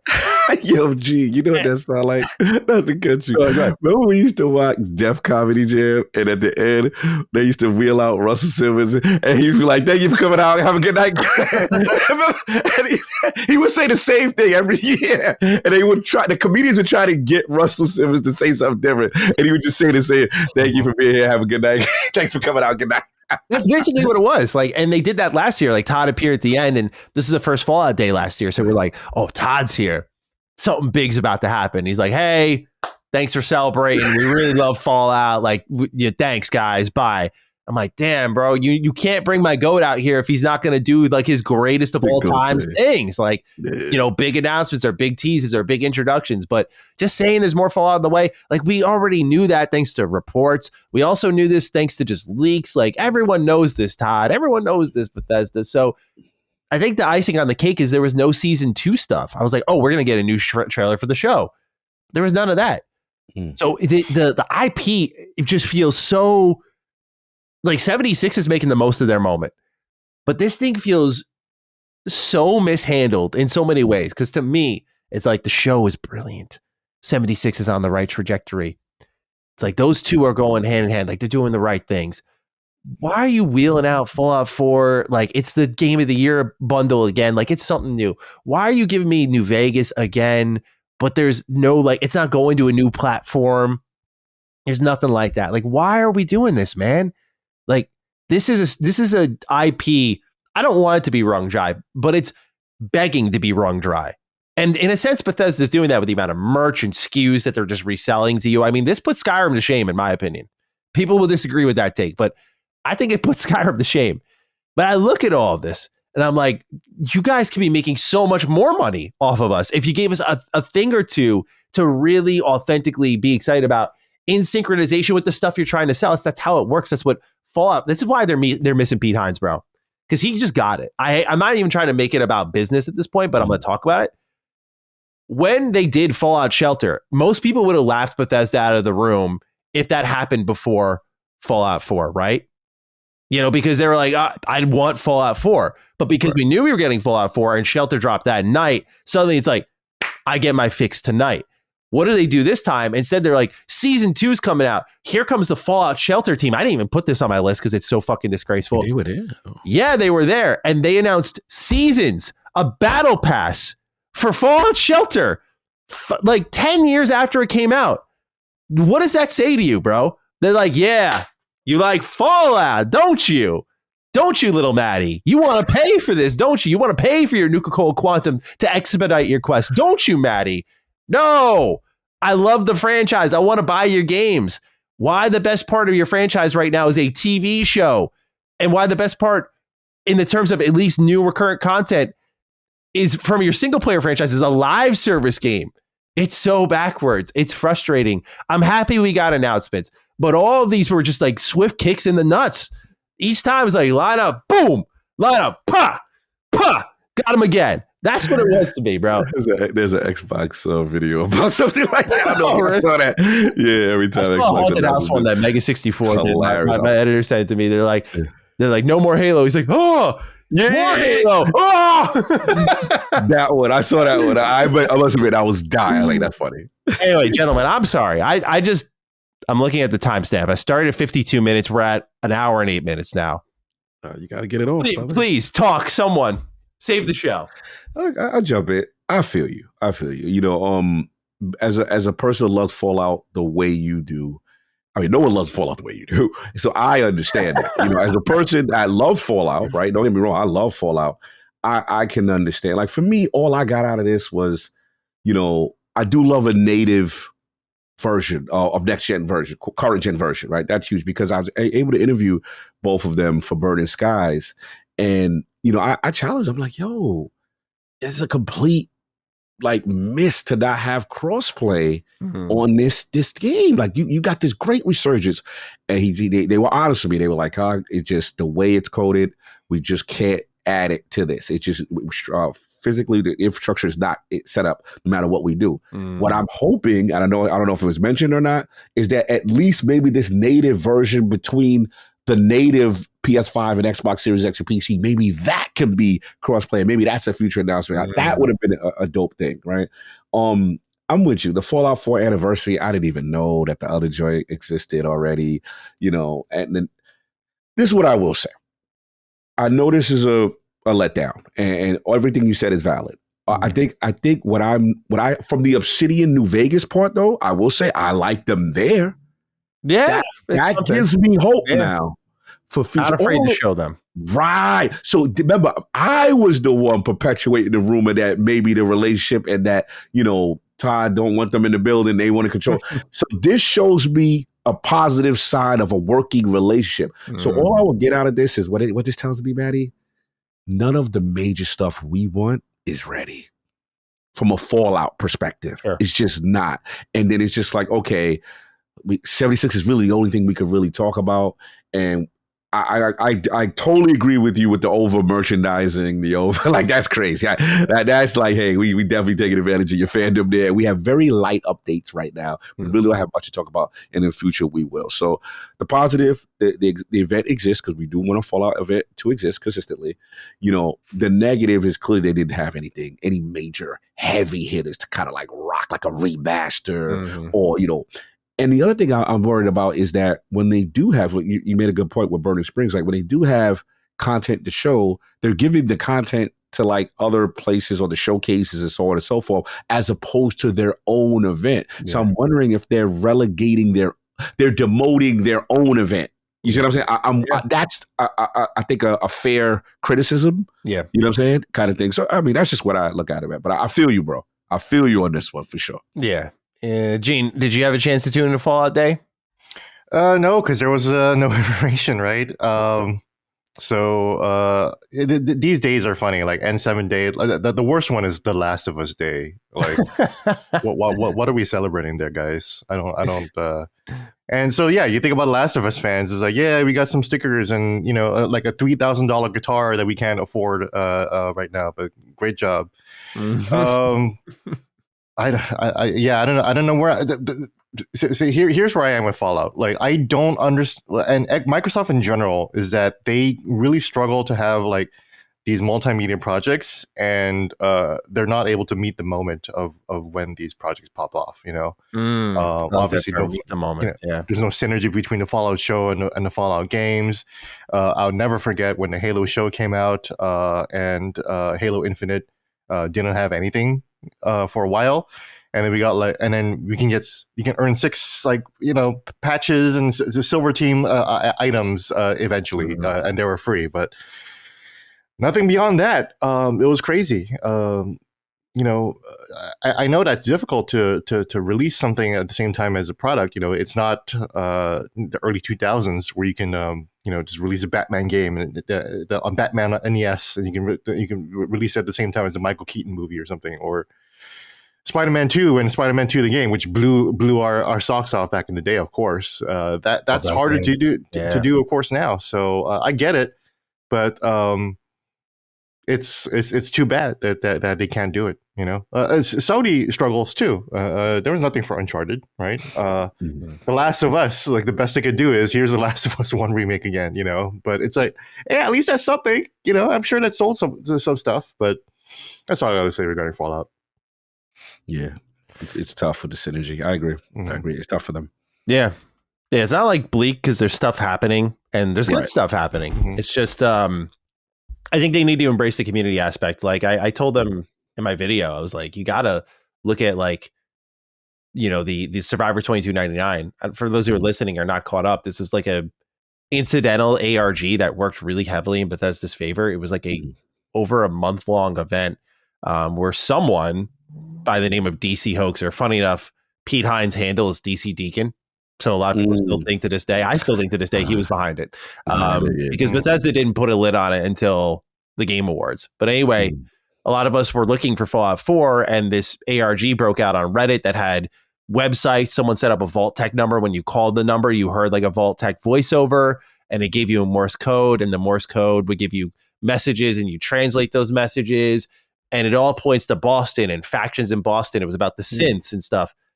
Strangely enough, that's what Fallout 4 was about. There were other things in the ARG, though, that weren't accurate to the story. So that's kind of what disproves it a little bit. I mean, it was too close to the game's release to not be that. But this thing grew and grew into December when the Game Awards were going to happen, where people thought it would get announced at that point. But Bethesda then shut it down. People were really mad at Bethesda about it. But that was a ton of fun to be part of. And it was, again, weirdly, this strangely good buildup to Fallout 4 because you were like really hungering for it. And then that following summer, it was announced.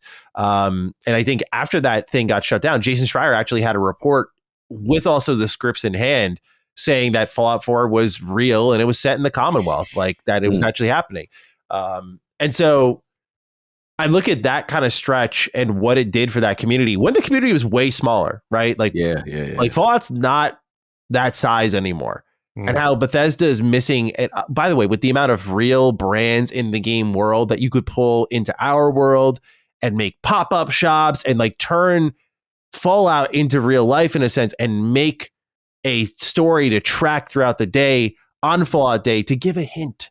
Like if I learn Fallout 5 is set in San Francisco, that's probably a big one, but I'm saying that doesn't ruin seeing Fallout 5 in San Francisco for the first time.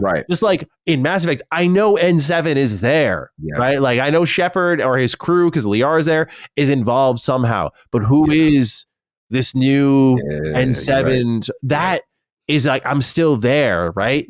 That's, I think, what Bethesda's missing. Like it was a rare moment where I was like, call me to consult. I can set you guys up with the fucking sickest marketing campaign. Facts. Please, use your community. They're full of great ideas. And this is where I want to give, I know we're going along with this, but I want to give, even though I haven't played in a long time, I've stopped playing Destiny.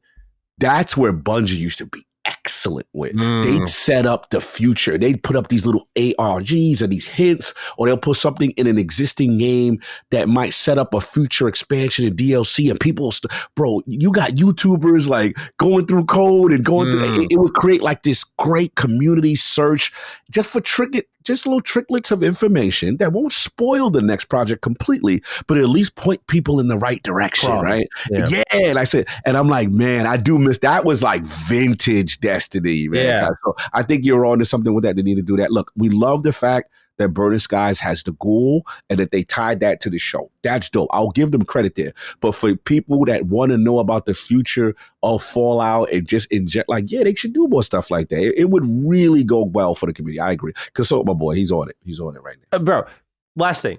Yes. Look at how Oblivion Remaster leaked beforehand. You tell me that shit wasn't intentional? That shit was so obvious. Dude, there was a screenshot of they're like screenshots of Oblivion Remastered have leaked. And one of them was someone looking at like a sewer grate. And I'm like, no one does that, bro. Like, that's not a promotional image or anything. That's just like send that shit out to the wild. Like, let's let them know, like, here it comes. And it built that thing up to a fever pitch. And it's top 5 selling game of the year? Yeah. Mission well done. Like, Bethesda knows. They know that the power of surprise, but I think they put all their chips into that part of their strategy. That I think they forget about the buildup that makes the surprise the payoff. So, anyway, sorry, I've taken up so much time on this. Let's keep moving on. You got to get it off. I love it. Xbox had a showcase, as we talked about last week. There's 12 games that were showing off coming to Game Pass. Just want to go down the list here. There's Aphelion in 2026.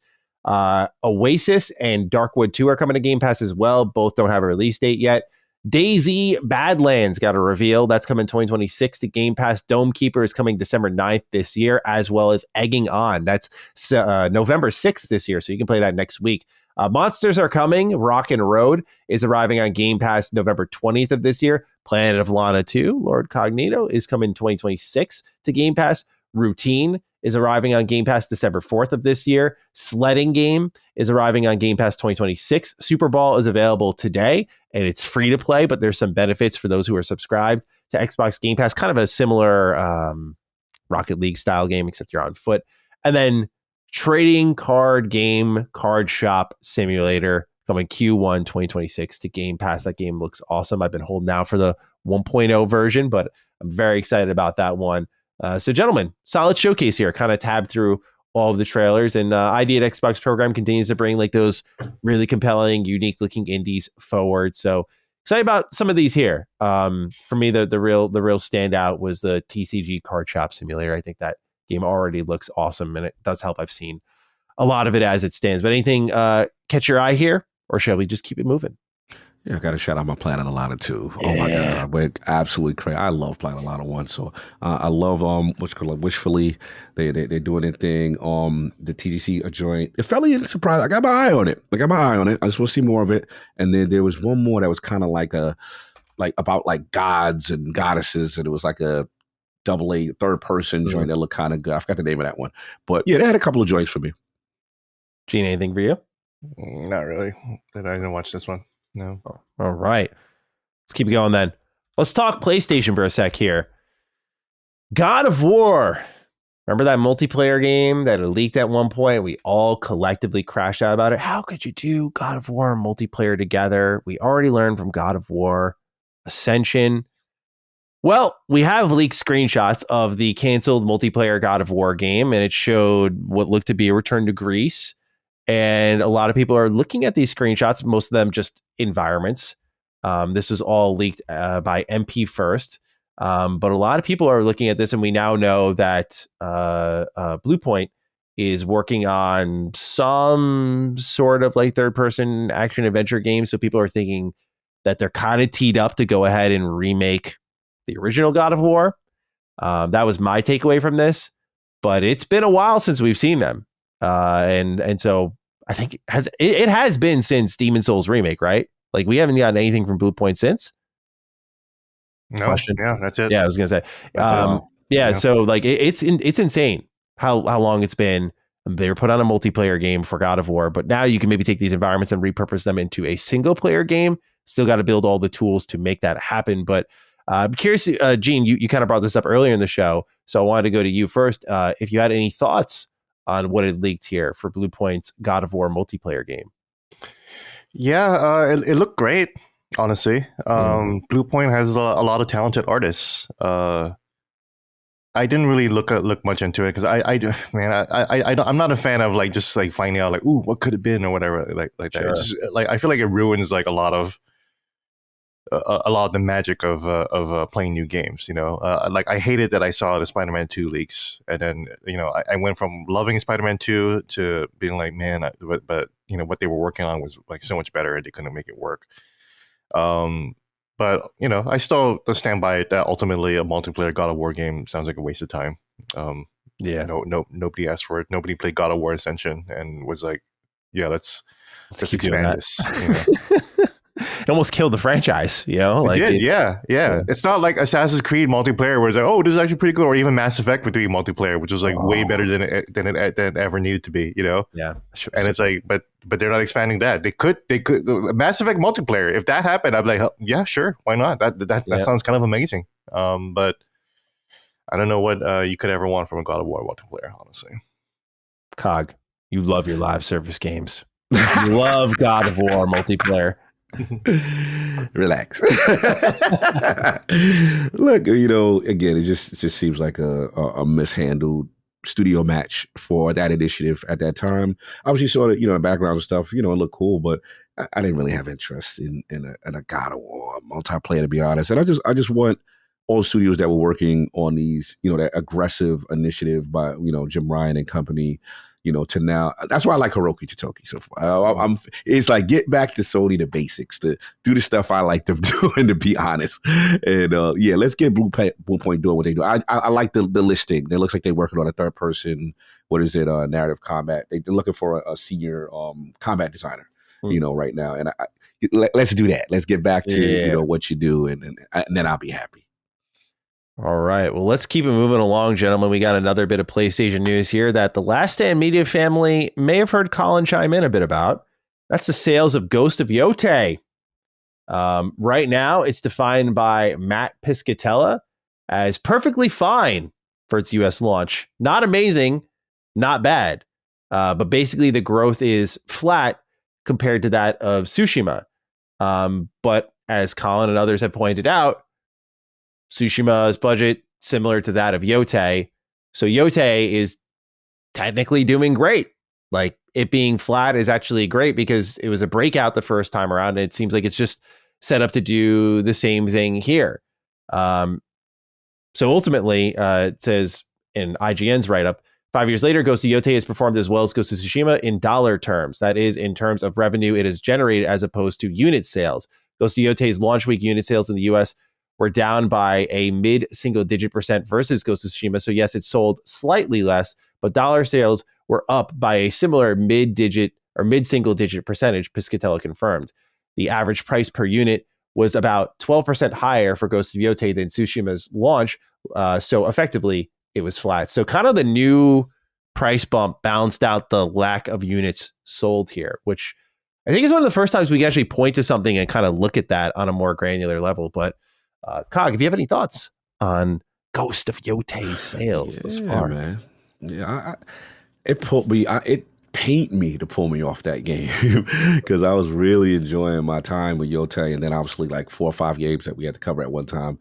And I'm almost in the clear. I will be getting back to it, but gotta get back to Atsu. She's over there. She's in the back chilling.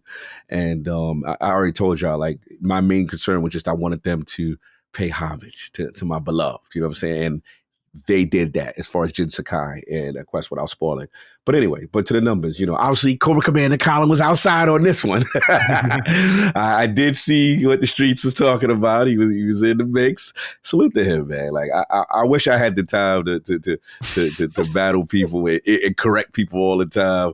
But you know me, I go by the 10 tweet rule. If I look at your last 10 tweets and they're all disingenuous. It's all not about, you got some type of agenda. It's no reason for me to engage. But Colin had time that day, and he definitely sunned the person that he was dealing with. So, look, at the end of the day, it's impressive because there were more PS4s out at that time. True. Right? Yeah. You know what I'm saying? So you got that. Then you got the price point with the install base and stuff like that.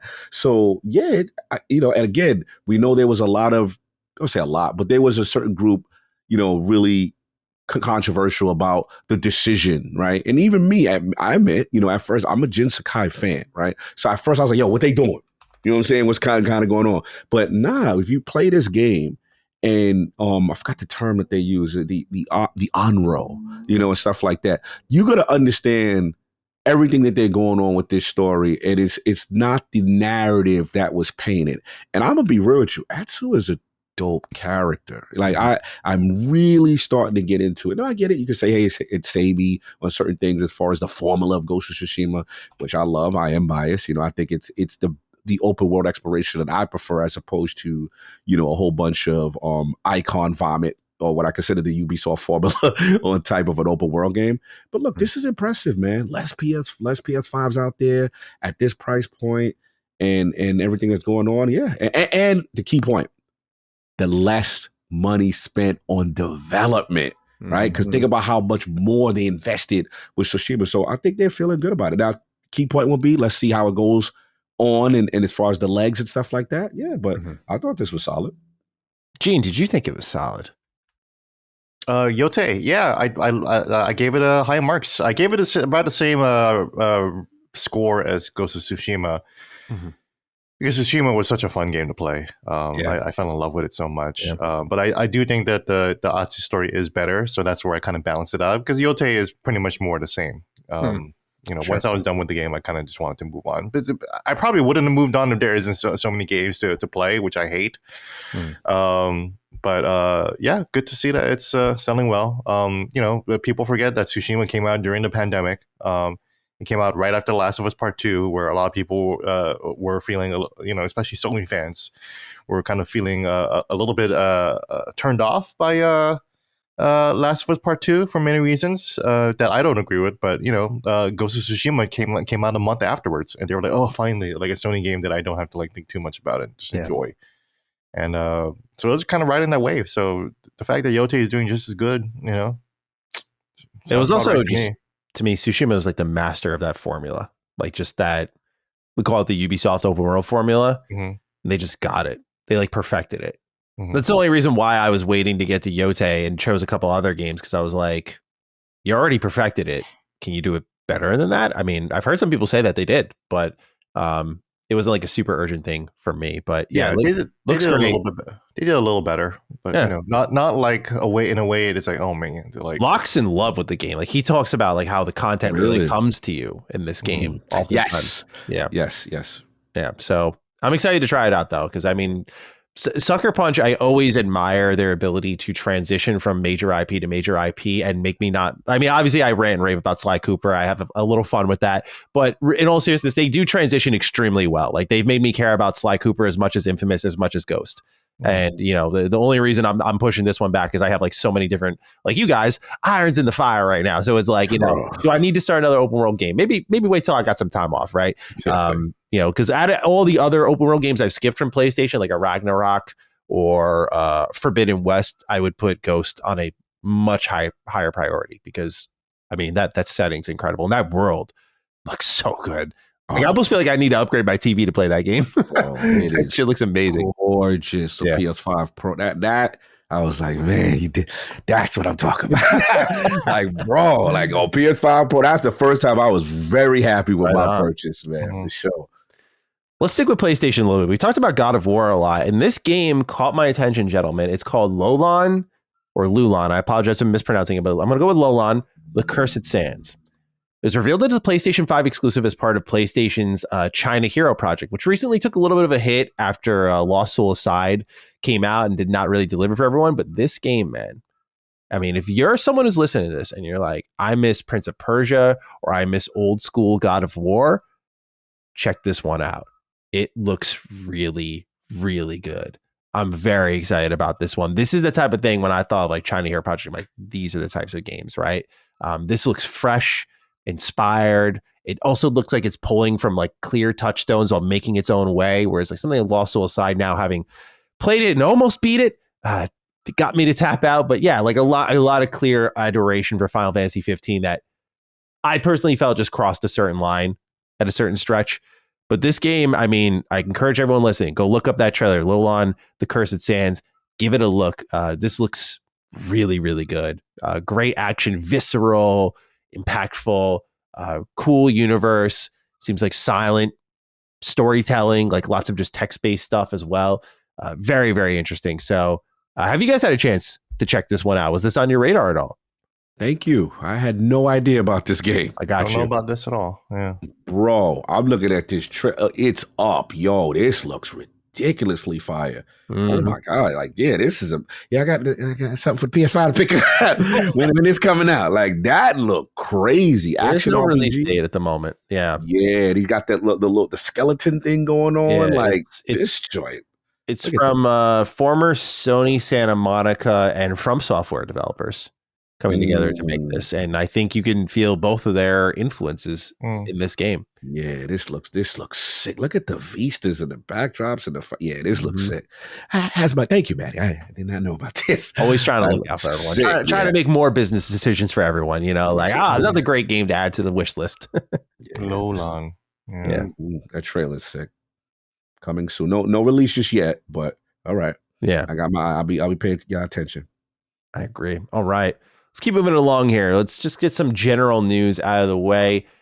Masters of Albion, the next Peter Molyneux game. Of course, Peter Molyneux, an Xbox legend, thanks to his Fable series. He is saying it is his final game, but he actually had some interesting comments that he shared with Edge Magazine. And you kind of feel something, I think, when you hear these quotes. He said, "I admit now that I did overpromise on things and said things I shouldn't have. But I only ever did that because I thought it was the right thing to do at the time. And so Masters of Albion is a redemption title for me, but also it's my last game. It just is. I'm 66 years old. I'm working as hard as I've ever worked in my life. And I just haven't got the life energy left to do this again. Everything that I've done, it just feels like this is the bet, you know? I've put all my chips on the table."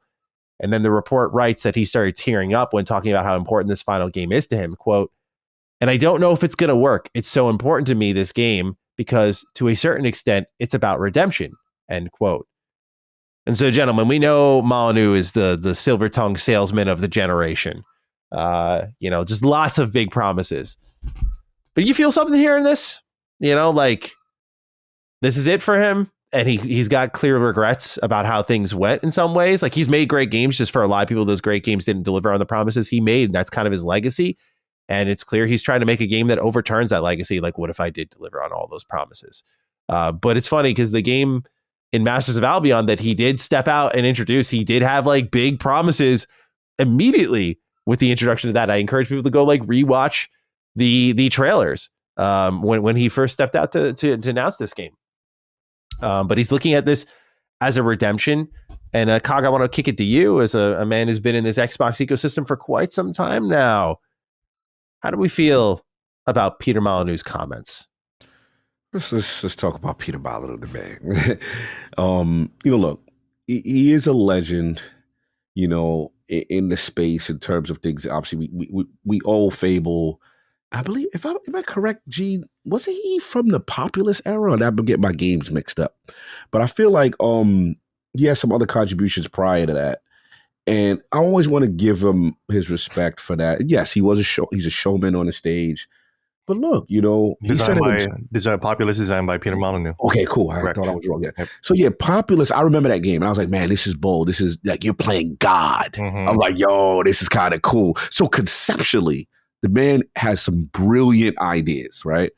The thing for me is just that, like, I just can't forgive lying, right? It's one thing to stretch the truth, but I was there, bro. Like, remember when the Connect dropped?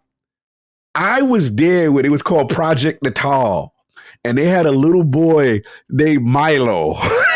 And Chris Rager knows this story because me and him joke, because Chris Rager does the most amazing impression. Milo, I want you to do this, that, and third. And you would hand stuff to him through the Connect. And they were acting like this was real. I was like, oh, they got a virtual Sims little boy that you could play with or whatever you can do with it. And I was like, wow, this is the next level. I was almost like, yo, this is Borderlands. Is this ethical? Like, that's how it was to me.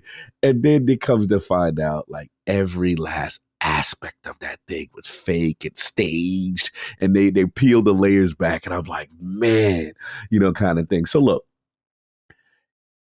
obviously he got emotional, he's tearing up about, this will be his last game.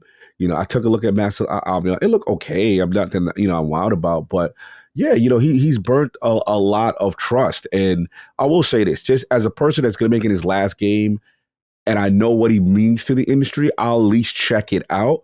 But I'm not coming in there with a lot of, listening to promises like that. The days of me listening to his, the bloviation of the promises, because we have been burnt by his overselling sometimes. So we'll see. Look, Legend, much respect. This is your last joint. We'll go check it out. We'll see what's going on. But again, I know how people felt about, like I said, that Milo situation, other situations where he overpromised and underdelivered. And, I hope that doesn't become his legacy, because at the end of the day, Fable is still with him, though. And I won't take that from a Fable.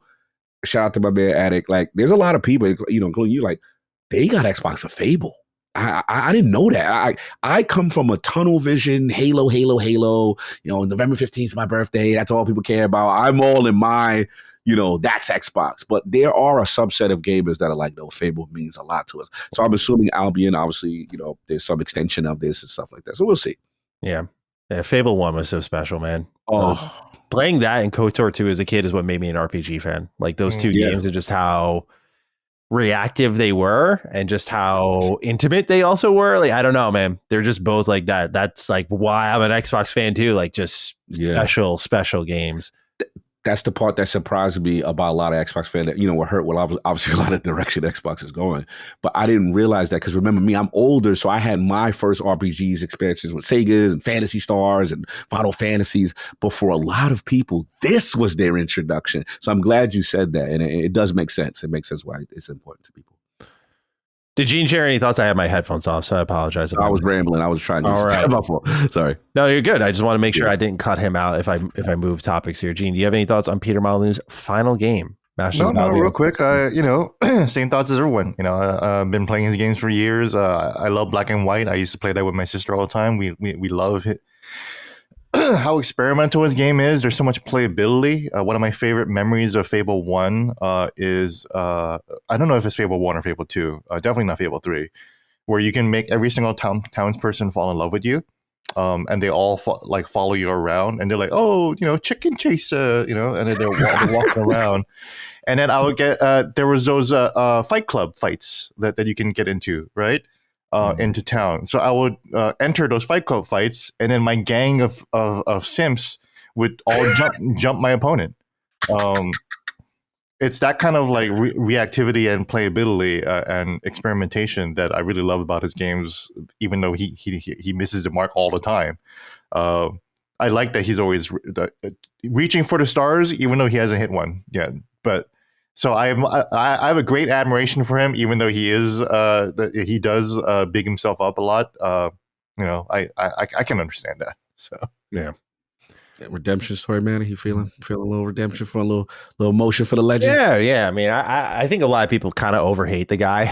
Like, I mean, it's one thing if his games fucking blow, but like, I don't think, there's a lot of stuff I play for him that I didn't like. Obviously, Fable for me is kind of the crown jewel, though. Like, I remember that very well, and that delivered on my expectations. I kind of, I don't know, like, a lot of these people are salesmen, man. Like, people even say that about Todd Howard. Like, Todd Howard's a salesman. I'm like, well, I just look at it as like the game and what's the game doing, and is the game good and provide me what I'm looking for out of it. Obviously you want to make sure those two match each other. And he has a history of like really overpromising, like with God Hand and that sort of stuff, I believe is what it was called, or Goddess. But I'm hoping that he, it seems like it's something that needs to bring his spirit at peace. So I think there's an element to this where I'm like, I really hope he does well, because maybe, you get into that age where you're looking back and what could have been. And so this is his opportunity to grab some of that back. And so, again, I just hope it soothes his soul. No doubt. Another little bit of news here. Mouse PI for Hire releases March 19th, 2026. So this is the kind of Mickey Mouse first-person shooter, if you want to put it that way. And that's finally got a release date. It's the one where Troy Baker's voicing the main character. I can't wait for this game. I think it looks really awesome. It's definitely one of those, like, I mentioned Lost Soul Side earlier, but it was kind of like that. Like, it just popped off on social media. You're like, yeah, this shit will never come out, though. And here we are. Release date, a few months from now. So really pumped for this one. Are you guys going to be checking this out? Definitely you and Gene. I want to report. Oh, you're not checking it out for yourself? No, I'm not really big into it. That's not my. Is it creepy Cog in the Park though? Because it's like the Mickey Mouse art style. Like it's kind of noir. It's noir. It's cool. You know what I'm saying? You let me know how it goes for you. Okay, all right. You're not there. You need your destiny. You need your loot. You need guns poured out of the Mickey Mouse. Fair enough. That's a good call out. Gene, are you copping this at all? Do you have it on your radar? It looks cool. I might check it out someday. Of course, I like any game with a unique art style. So I'll encourage that. Amen. There was a shadow drop this week. Battlefield REDSEC. It's a Battlefield Battle Royale game set in California. And it's available now, free to play. If anyone wants to check it out, I haven't even gotten to Battlefield 6, and they dropped this alongside. So we know why EA was bought for so much money and why they want to annualize this franchise, because they are trying to set the table for something big once more here. But yeah, 2 Battlefield games in a span of a few days, few weeks, pretty crazy. But I'll just leave it there because I'm not really going to be checking this one out. I don't know, Cog, if this is pulling your attention, but for me, since I haven't even gotten to 6, it's like, I feel you. I'm not going to Battle Royale, Yeah, I feel you. Yeah, this to me is the Warzone competitor. They are. This is a full frontal assault on Call of Duty, in my opinion. And look, the early results were good. It was like 5 or 6 MPD or whatever it was, and look, this looks good. I'm not the Battle Royale guy like that anymore, but it's just like vehicle. This looks impressive. It really does. So this community, if they start flocking towards this in conjunction with a dope Battlefield 6 standalone, base game, they coming for the title. Vince is not playing. That's what I get. Like, I was like, okay, we're in California. It is wild that they got wildfires in the circle around California, but we're gonna leave that alone. Yeah, I know. I was like, I'm surprised they didn't give them pause and go, should we? Should we? Yeah, But yeah, they got the gauntlet mode. Like it looks impressive. So again, if this is the better Battle Royale game, we got to get our hands on it. Call of Duty, you on notice. They coming. They coming. So we'll see. That's how I look at it. Gene, dare I ask, Battle Royale for you? Maybe. I'm always down for a good Battle Royale. I haven't played Battlefield 6 at all yet. I hear that it actually runs pretty decently on this ROG Ally X, so I might have to dip into it. Just give a. I haven't really played a full-on multiplayer game other than like Halo Infinite on like a Steam Deck. So for something as impressive as Battlefield 6, I want to see what that looks like on a handheld. Right on. All right, just 2 little ones to kind of wrap up this segment. We'll talk about what we're playing here. First one, just want to throw it out there. FemShep wants to go back to Mass Effect. This is Jennifer Hale, who, of course, voices, among many, many, many characters, is the female Commander Shepard. She was asked about returning to the Mass Effect games by IGN, and she said she would return it anyway. She said, quote, when asked, would it have to be Shepard or would you play anyone? She said, anyone. I love that universe. I'm ready anytime. So she's in.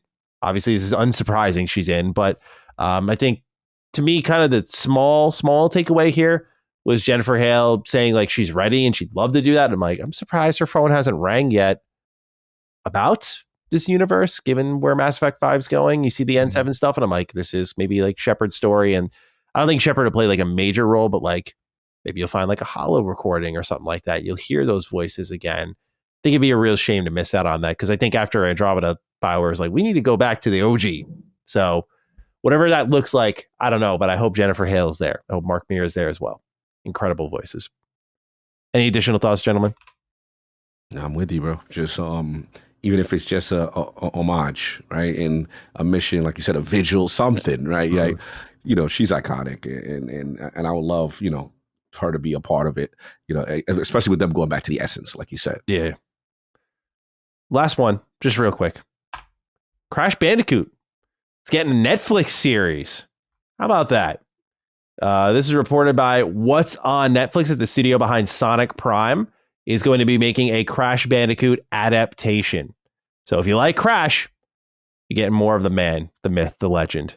And there's been a lot of Crash lately, man. To be fair, they document here in this IGN write-up, Crash Bandicoot Insane Trilogy in 2018.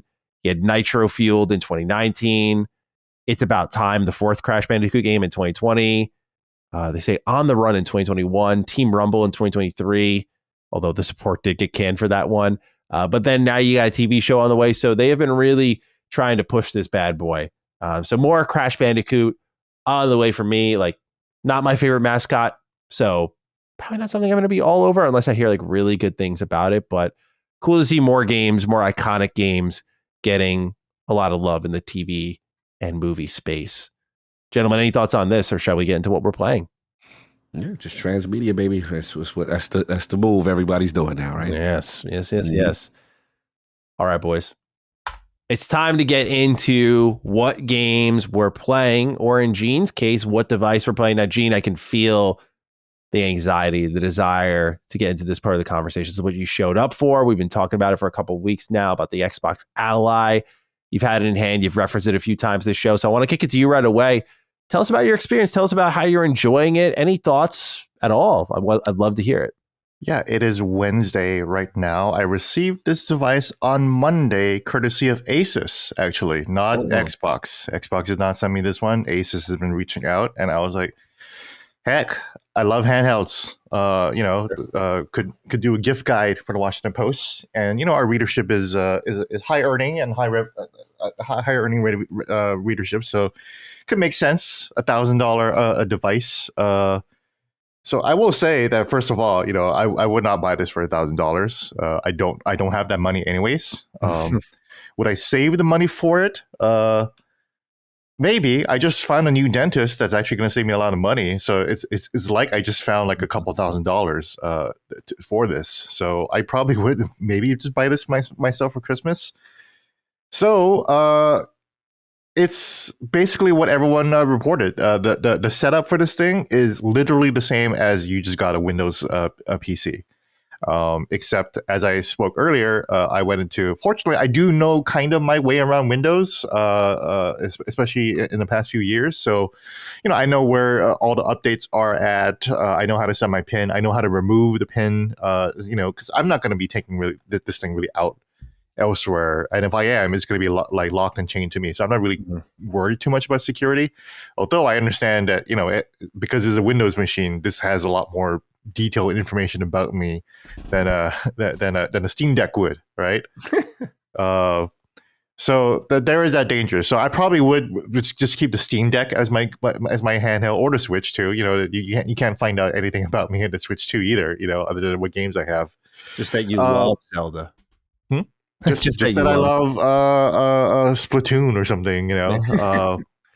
But yeah, it took about like maybe 3-4 hours to set this thing up, to kind of debloat things, to kind of make sure to feel my way around Armory Crate. That's the issue, it's that, like, that's the issue with this device, is that it absolutely, I can confirm that it absolutely is a half step towards this vision of the PC game console hybrid that I am very attracted to. When I hear this, and we'll talk about it more obviously later with Jess Corder's report, that kind of excites me. I'm becoming more of a PC bro lately. The Switch 2 is out. I love Nintendo. I'm a Nintendo mark. I still play my Steam Deck a lot more, 1,000 times more. I only pick up the Switch 2 when there's a new game that I have to review, which is like once a month, right? But every other time, I'm playing on PC, and I'm playing on Steam Deck, or now I'm going to be playing on the ROG Ally X, So that excites me. I really want to see this Windows future and the full screen experience. That's the killer app for this thing. That's the difference, right, between this and the ROG Ally. Because Cog, you have a ROG Ally before, right? The regular one. Yeah. I was in the salt mines during the early days, where it was more painful than what you got. Still painful now, but man, I was just happy to have a button to task manager out just to switch it. Like that is like game changing for me. But to your point, like yeah, man, like I was there like first brick. Oh. The pain. Yeah, because you have to rely on Armory Crate, I guess, to kind of do all that stuff, which is still here, by the way, And so now I'm learning. I had no idea what Armory Crate is. This is my first Asus's device. So when I hear Armory Crate, I'm like, what the hell is that? That sounds so corny. What a corny name for a service or something. But whatever. This thing has a whole ass Armory Crate button on it, and turns out it's fairly useful. I even hear from some users like Armory Crate's still better than Xbox Game Bar, which I'm not completely sure, because so there's like different layers. There's Xbox Game Bar, and then when you're using Steam, you got Steam OS, and then there's Armory Crate. Game Bar is kind of cool because I installed a widget called One Game Launcher. And just from the game bar, I can just launch any app I want from the game bar. I don't need to go to the desktop mode. I don't need to go to anything. I don't need to open an app other than going down to One Game Launcher, click one of the apps that I add, and then it becomes another full screen app that I can hold the Xbox button to, and I can navigate to like it's an iPad. It's a little bit similar to an iOS where you're able to flip between different apps and everything. So I really like that, actually. I think that's really, really elegant. The updates situation, you hear that with every single review that this is a problem, and I agree. I think it's crazy that there's not a one-stop shop for updates. If you got to update this much stuff, fine, but you got to be able to consolidate it into one spot. Instead of me going to the Windows Store, and then me going to Armory Crate, and then me going to the Xbox app itself to update the games. I have to update Steam games itself too. Steam needs its update. It's wild. Completely different from the Steam Deck, where you turn it on, it says update needed, and then it just hits an update. But now that's all out of the way, one thing I'll say is the customization of this device isn't that strong, because Steam, the Decky plugin allows for so many different plugins that you can use to customize your experience. So I have, I was able to tailor like all of my games to have different cover art. I'm turning my ROG Ally X right now, but a different cover art for each of the games. So like I have every single Resident Evil 1 through 8 on my Steam Deck, right? And every single the base Steam covers all look different, but I want to unify the look of the Resident Evil franchise. So I just get the exact same creator from Steam Grid DB to unify that. So like now all the logos, the positioning of the logo is the same, the art style is the same for every single cover. Same with Metal Gear Solid. I have every single Metal Gear Solid except for 4 because it's not on PC on my Steam Deck, and they all have Yoji Shinkawa art on there as opposed to like whatever 3D game art or whatever like that. Like Metal Gear Delta, it just has a close up of the Unreal Engine. No, I want Yoji Shinkawa on the cover, just like how it used to be on the Metal Gear covers. But then you go to the Xbox library app here, which is nice. I love that it has all my Steam games here, and the Xbox games here. That's awesome. I think that's really cool. But that said, the artwork is horrendous. Yeah, it's terrible, especially the Steam games. Yeah, the Steam games look horrible. Like here's Halo Infinite or Halo Master Chief Collection. Yeah. It fills out the whole thumbnail. Awesome, right? But that's because I have the Xbox version on here, right? But Steam game, like there's a tile and then there's a smaller thumbnail in there. And in some games like Fallout 4, an Xbox Game Studios game, does not have an image at all. It got a missing image. Corrupted image. Disrespect. Corrupted image file? 404. No image found. 404. Oh, no. Yeah, bro. I can't do that. That's Fallout 4. Killer is Dead, a Suda51 game. No image found either. Cyberpunk. Right. Cyberpunk is one of the is a headlining game. It only shows the CDPR logo. Wow. On the grid. And it doesn't inspire you to play it, right? You look at that, you know what I'm saying?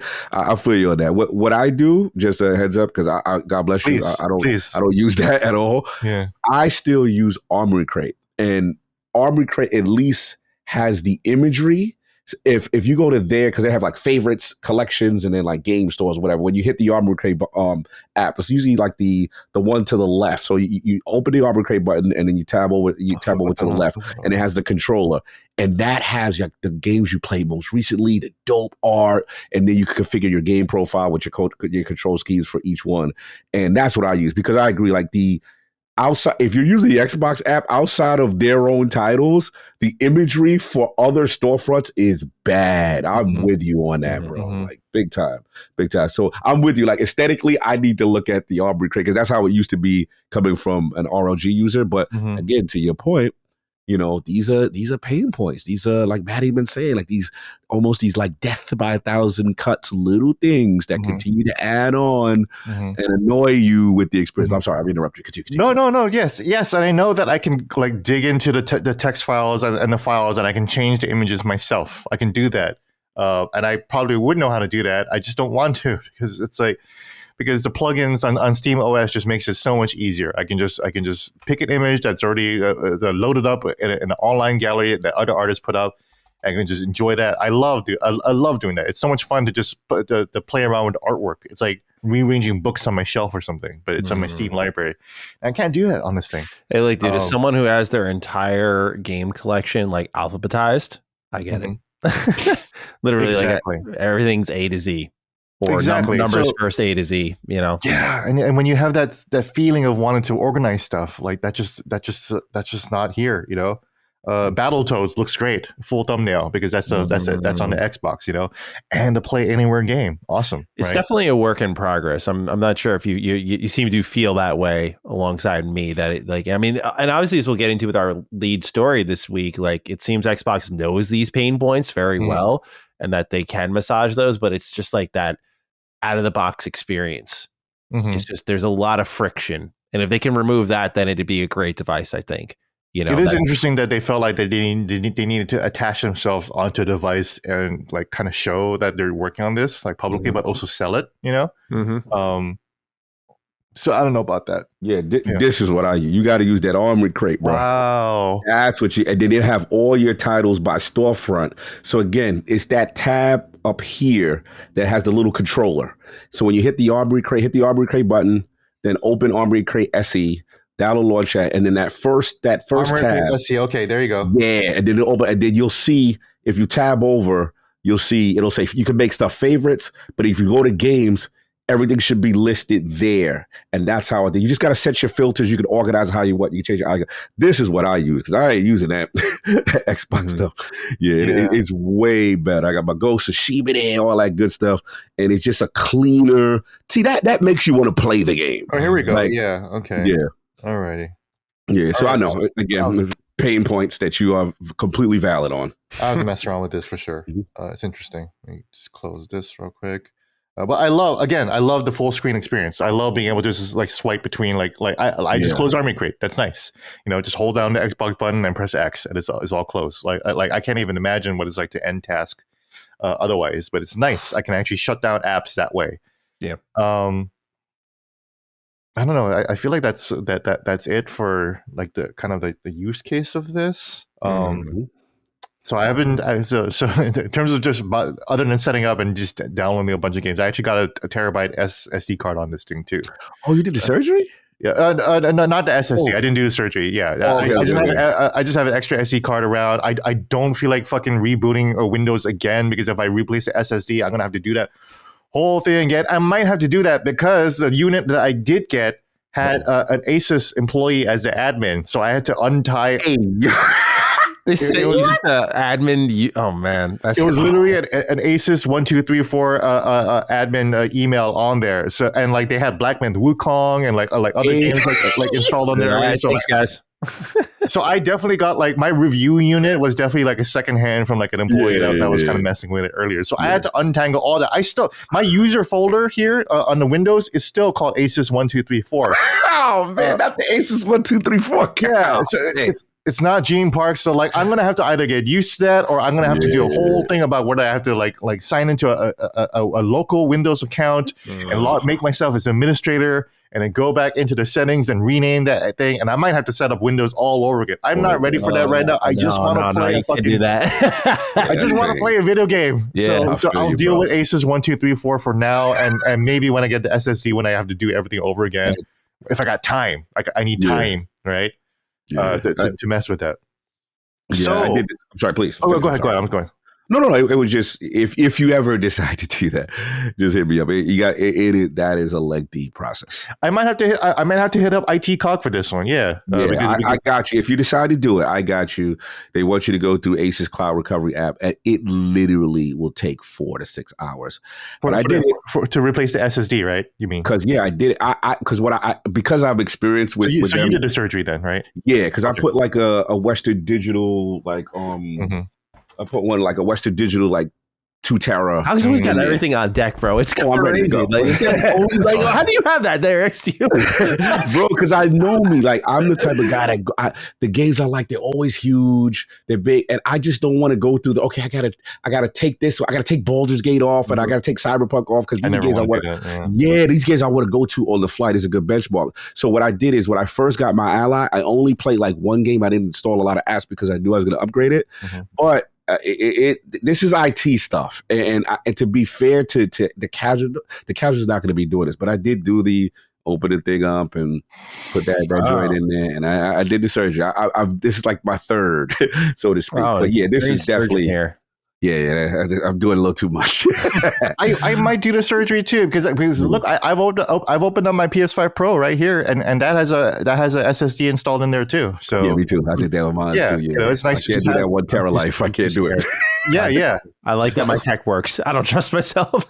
Smart, no, and I was scared to death to do it on this. I'm a little scared to do it on this thing. That's why I said fuck it. I just have a spare micro SD card. Let me just deal with this for now. And I will worry about whether I need an SSD, even if I don't want to keep using this thing for forever.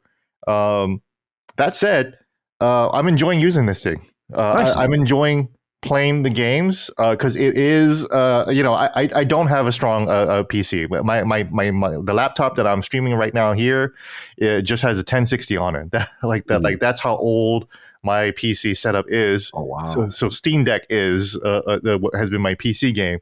So this is probably maybe closer to I think I saw it was like a GTX 1650 or maybe an RTX 2060 or something like that. That's still an improvement for me. I couldn't play the PC version of Dragon's Dogma 2 on Steam Deck. It can run, but it runs so poorly on the lowest settings. It's like had a lot of performance issues. Dragon like the game itself would have performance issues on a 4090 already. So for it to even do anything on the Steam Deck, it was unplayable. It was like 15 frames per second. Sometimes it'll go to 9 frames per second. I can't play this. This is unplayable. I booted up here on the ROG Ally, and it's going with 30 frames per second. Low settings and lower resolution. But hey, it's playable. It's playable. I can actually finish quests and do things. I actually started a new character. It's detailed enough that I actually gave a crap about the created character, where I can actually look at the details of the person and be like, oh, I can understand now what character I'm creating, as opposed to like a massive blob of textures on the Steam Deck. So that's cool. I put on Cyberpunk, and I actually turned on ray tracing on this thing. Doesn't really run that well. Again, it was like 15 frames per second. Yeah. But I can look at it still. But and then I turned off all ray tracing, and then started to run just fine. Yeah.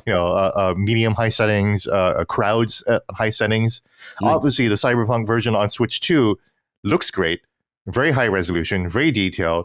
But they had to pull back some of the crowd work. Wow, yeah, the hair especially, the hair, and stuff like that. And I don't really care about the hair, but I do care about it's a city, man. Like you all saw my review of Pokemon Legends ZA.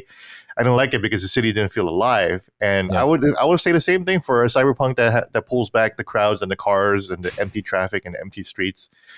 I live in cities. I know what a city feels like, so I want to be able to feel that. So it's nice to be able to play a better version of Cyberpunk, and Cyberpunk actually ran really well on Steam Deck too. Actually, so that was not really an issue.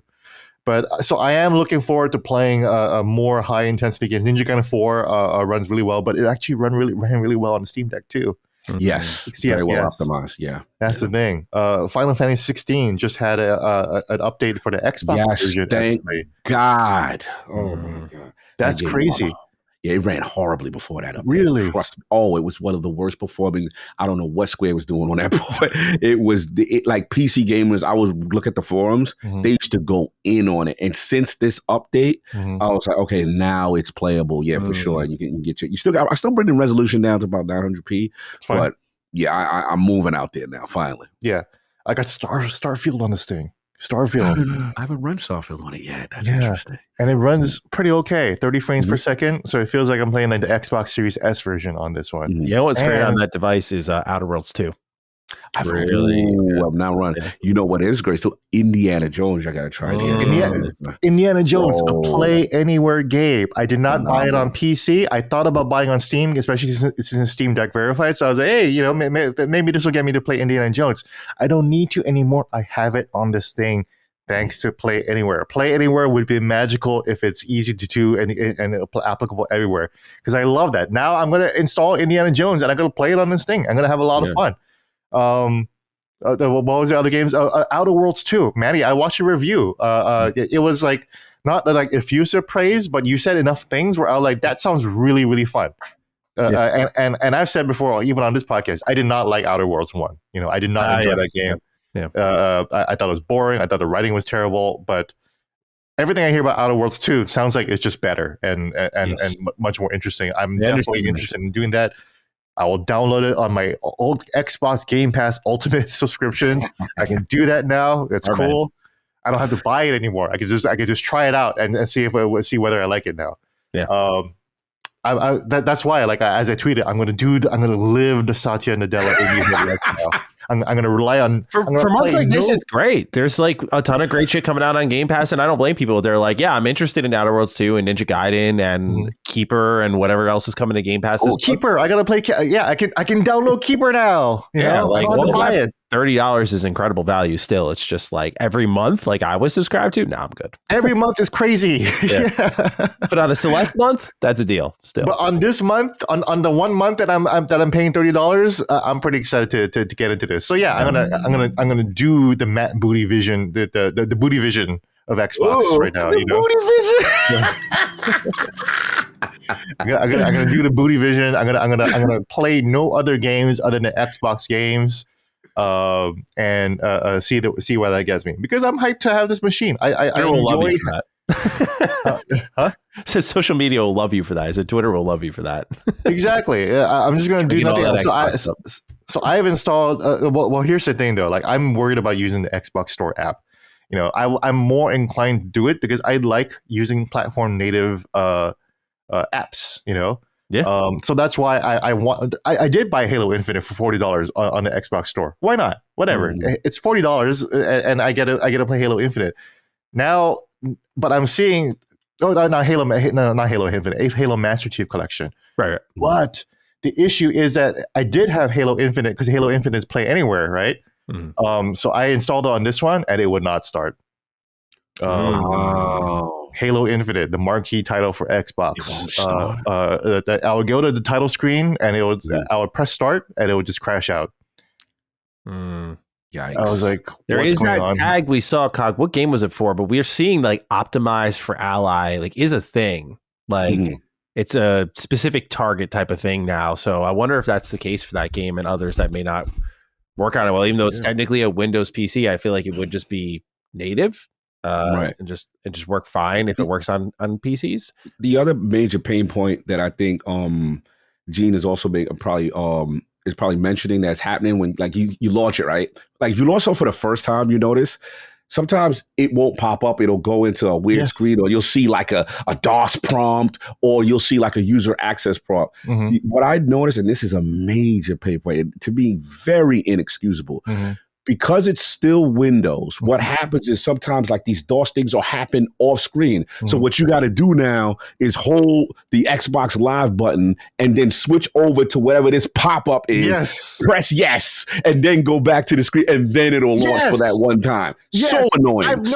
I've noticed that. Like sometimes when the game won't start, I'm like, what is going on? I'm still here on Steam or at Xbox Store, so I have to switch over to another thing. I forget what game it was, but for some reason it did do that. Yep. Halo Infinite. I had to update the Microsoft the C++ redistributor. I had to go into install apps. I had to uninstall gaming services. I had to update the Xbox app again, and I had to reinstall gaming services that way.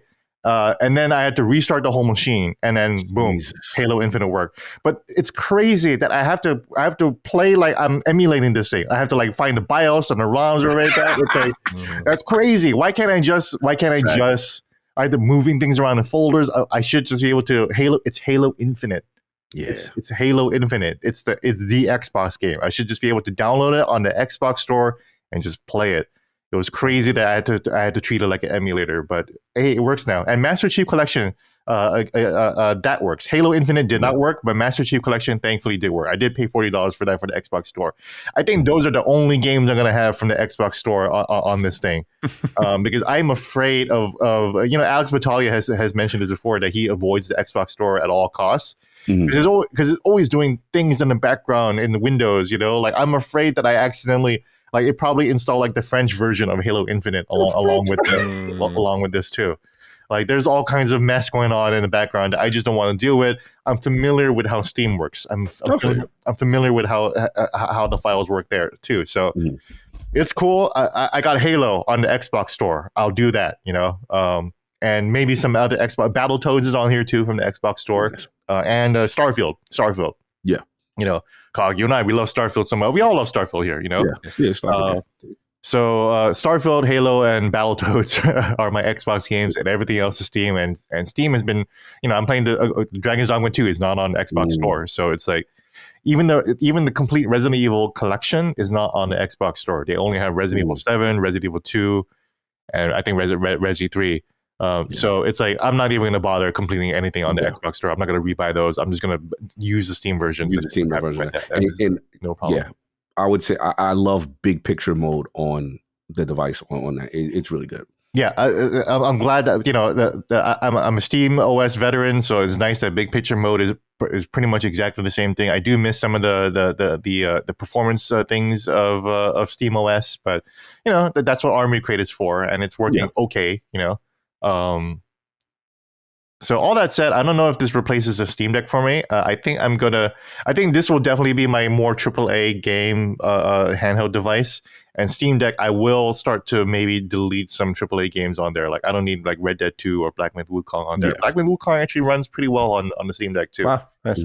Not verified, but it's playable, and they've actually done some improvements over the past year or so to make it work. But I don't need it on that thing anymore. I think I will now relegate Steam Deck to my indie game, my older game, my older gen game system, and definitely my emulation system. Absolutely. I think that's where a lot of because I kind of started to try startup emulations here, but it was kind of confusing, and I'm like, maybe it'll just be easier if I just keep Steam Deck as my emulation station. Because like I'm not gonna emulate Switch games. I'm not gonna emulate PS4 games. If I want to play a PS4 game, I'll buy it on the PS4 or PS5, no problem. That's what it's there for. So, Steam Deck will be on PS1, PS2, and original Xbox emulation station. And this is a pretty good AAA device. Again, Dragon's Dogma 2. I was having a ton of fun. I played it for like a good 3 hours last night. And it was completely playable. It looks nice. Just lower resolution at 30 frames per second. But I don't mind that at all. It's not an intensive game that I need to have 60 frames on. And Ninja Gaiden 4, 60 frames per second. Just screams along in there. Love Ninja Gaiden 4. So. Yeah, the best advice I give you is you talk offline. You got the dock. The Bulwark dock is amazing for it. You know, your download speeds are tremendous. It has the RBG light and it's cool. You know what I'm saying? And then any issues, you got your mouse, your keyboard, you connect it. So I connected to my OLED on the TV in the front and do that. And then I would say if you haven't tried Ghost of Tsushima on Steam, on that is gorgeous. And the other thing I would say is there's a site that I always got to give him credit. I think it's called ROG Ally Life. This guy gives you like amazing things. Put your VRAM to 8 gigabytes. You'll have more stuff for games. And then a couple of settings. Yeah, there you go. That are like really, really cool. So basically what you do is just type any game before you play it. Type any game. Be like, let's say Indiana Jones.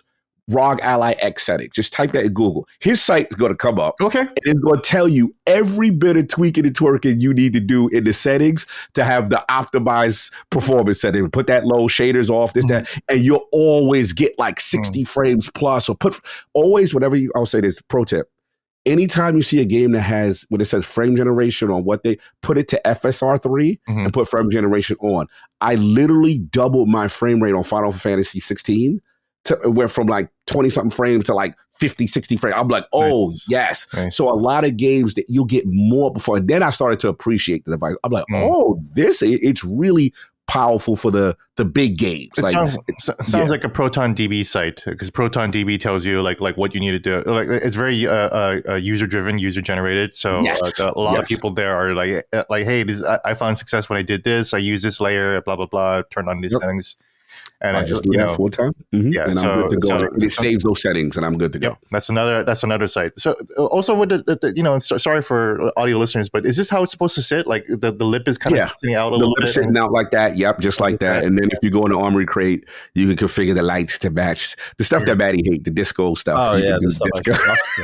Sure. I mean, mine's on right now. I kind of want to live again. I want to live that lifestyle. I want to live the ROG lifestyle. So it's kind of weird though. That just the site you speak. Yeah, it's just kind of weird that it kind of sits out like that. It feels a little less stable than I expected. But I mean, but I did hear that this actually helped. That this has a little horsepower in it too. So I hear that it actually helps with a little bit of performance actually too. So that's interesting. I'm excited to try it out. But I don't know. I feel like I don't know where else to go with the ROG Ally X. If there's any other questions you guys might have, but both of you guys have it, so I don't know. Like, does what I say sound about right? Pretty much. Yeah. Good gaming machine, terrible setup. They got to get Windows out of the way again for me, and that's why I'm a little optimistic about what they're doing next. Because when we talk about it, a lot of my issues with the Ally were right there on paper with Jez's report, and I was like, hey, cool. Like if they do this. Yep. This should be good. I think the issues are obvious. Yes. Frustratingly so. Yeah. And so that's why it's frustrating that they didn't do it. But also that's why it's like, it's weird that they felt like they needed to do this now with this half step measure. But in the meantime, we're the beta boys. That's why we are. Maddie ain't lying. Yeah, I mean, we're definitely testing this out for the future for them. And getting all the pain. So we need Gene and Maddie to be as loud, as vocal as you can. Because no, you're right, Maddie. I mean, I'm not sugarcoating it. Like these pain points to stop anyone from just getting into the game. Because like Gene said, when you get to the game, it's amazing, right? But just getting to the game without the interference, right? Without the friction. And I think that's point. I think Jimmy made a good point when we had him on, which is the beauty of them in the space is now we're getting optimization that also helps Steam Deck, that helps all the portable sphere, including the full Xbox experience UI, right? That's what we need. We like, because I don't need to see my man Maddie disappointed with trying to play something and the button don't work because it's some Windows thing and the calculator download. I don't need my boy frustrated, man. Like it hurts my heart to see that he can't have a clean gaming experience. And that's all he deserves, especially when you paid $1,000 for a device. I agree, but if I paid $1,000, that was the buffer between crash out and like, all right, like, that's a little annoying, Yeah. But you're speaking for the voiceless, for the people who want to put this hard-earned money down. This is almost feels like a preliminary beta step as opposed to you got to be ready for prime time, like how a Steam Deck UI is. So I definitely appreciate you in that respect for calling that stuff out. Oh, thank you. My pleasure. Not really. I shouldn't say it like that. It's not like I look to do it, but obviously I mean, the device has a lot of potential, and so I'll be the beta boy, give them that feedback. And, and like even now I'm like tapping up and down on D-pad to like navigate the menu, but there's like a delay sometimes. The slickness isn't there. That was the one thing that I did feel was a little cheapened. Was for how powerful it is, that UI doesn't move as quickly, and I'm hoping the next Xbox, where it has all this power under the hood, and it's also got Windows going on in the background, that when I'm moving around that full screen experience, that it is quick and easy, console like. I mean, I like the Xbox dashboard. It's very Windows tiled like, but it's kind of, I'm used to it at this point. And it gets around nice and quickly. Same with PlayStation, same with Switch. Like, it's got to be slick. I didn't feel that here with their kind of surgical PC app. It feels gravelly. Like there's so much friction to like navigate between stuff. And Xbox is a little bit like that. The tile set is it's not like I do like the PlayStation UI. And just how liquidy it feels, very smooth and a little bit like Apple-like. And Switch and Xbox don't really have that. They're just about tiles. So yeah. But this is a good start. Again, I wish it had more customization, but it's fine. Again, now that I have some games to play on it, I'm having some fun. So no doubt. Right on. With 1, 2, 3, 4. Yeah. Shout out to Aces1234. Thanks for sending this to me, I guess. Sorry you lost a machine, but I am you now. It's a shame we got to get him out of there, because the other pro tip I would have gave you is, if it was your profile, fingerprint scanner, bro. Oh my God, I don't deal with any of that. Set me up on that. Yeah, bro. Like, I'm not inputting no pins. I'm not doing none of that stuff. So I turned off all pins on this thing. So no fingerprint scanner. I just turned the machine on, and I'm in the Xbox experience. Oh, okay. Gotcha. Obviously not very secure, which is why I won't be taking this thing around. Like I said earlier, it'll be Steam Deck. Because I've seen people, like, the fingerprint reader like doesn't work sometimes. So it's like, why don't I just don't log in? I turn the machine on and it just works, so that's fingerprints anyway, bro. Like, you good guy. I feel it. So I did remove Aces1234 off of most things. That's what worries me though, man. It's like my Xbox profile, my Windows account, they're all me now. It's all my Hotmail address. My Hotmail address from fucking high school back then. Back in the day, that Hotmail. I'm still using it to this day, right? Like, so it's me. It's me. It's more me than any identity ever. It's my first online presence, fucking Hotmail, right? But then I go into my user, but again, I was trying to emulate things. So I'm going into my user folder. I was like, oh, fuck, man, Aces1234 is a user. And I can't just rename it. I have to go through all these hoops to change admin access and everything like that. And it's like, that scares me, because it's not as simple as log out and log in when you're a different account. They're like Aces1234's fingerprints are all over this thing. Literally. When I open this thing, this shit would have fingerprints all over it. Bro, are you serious? Yeah, it was all over the screen. They gave. Damn, bro. The dude was clawing this thing like crazy before I got it. Literally, that boy's fingerprints are all over this machine. It didn't even come in like the ROG Ally box. It just came in like, just a standard like reused Amazon cardboard box with like the paper in there to make sure the unit just kind of jiggles around a little bit, and no safety, no packaging, nothing. It came with the box, but it was unwrapped. They just put a little sticker over it. So. Poor guy. Oh, his rocks off. Yeah, that's a low stock cost cutting move right there. Like, so they did not send me a new device. Apparently, I guess that I believe them now when they tell other people that they don't have an extra device to send. Because this was the one they sent me. This is 1, 2, 3, 4 with this guy's Popeye's chicken fingers all over it. And better check the cookies, the history, the internet browser history. Maybe I should do that too, right? For real, bro. That's crazy. He's like, let's see how far this device goes. Word of advice for me as a fellow IT brethren, I'd be remiss to say, bro, you need to do the surgery and do a wipe. That's just me from a technical standpoint, from a security security standpoint, I wouldn't feel comfortable. I might have to do the surgery. Yeah, bro. I think I'm gonna have to do that. And Yeah. like, I'm really busy right now, so I'll probably do that next Yeah. month. And again, I just want to enjoy the games. But Sure. yeah, I do think that I'm gonna have to do a complete wipe and just restart this whole He thing. can hear you right now through the device. He's panicking. He's like, fuck. Yeah, bro. He trying to get a hold of IT Cog wasn't going to show up. Yeah, I could. Yeah, because you Yeah. want to get into that BIOS, you hold down the power button, and I believe it's the volume down button at startup, and then that'll get you to the BIOS, and you just go over to. That's what I did last week.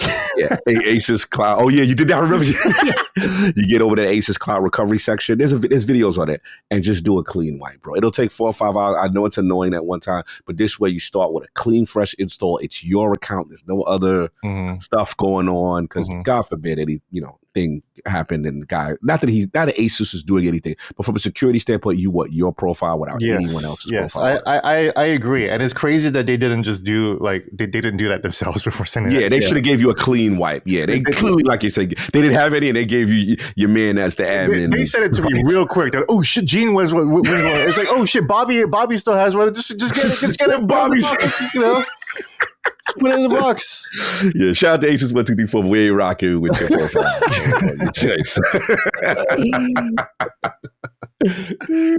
That's Windows for you, man. That's Windows. Yes, sir. Spyware. Gentlemen, I'd love to talk to you about this Halo Combat Evolved remake called Halo Campaign Evolved. You both played it. Now, to set the table for our audience, this bad boy's coming to Xbox, PC, and PlayStation next year, 2026. It's also going to be available day one on Game Pass.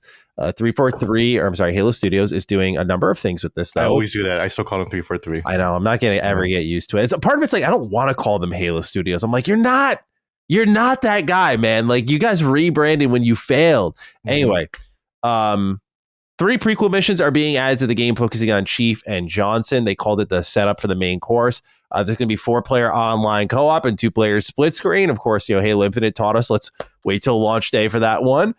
You'll be able to use the energy sword now, so that's actually something you can pick up and utilize. It's not like in the original Combat Evolved or even its Anniversary Edition, where you couldn't use that until later Halo games. They're adding an additional seat on the Warthog to support that 4-player co-op, but also like NPCs will take advantage of it.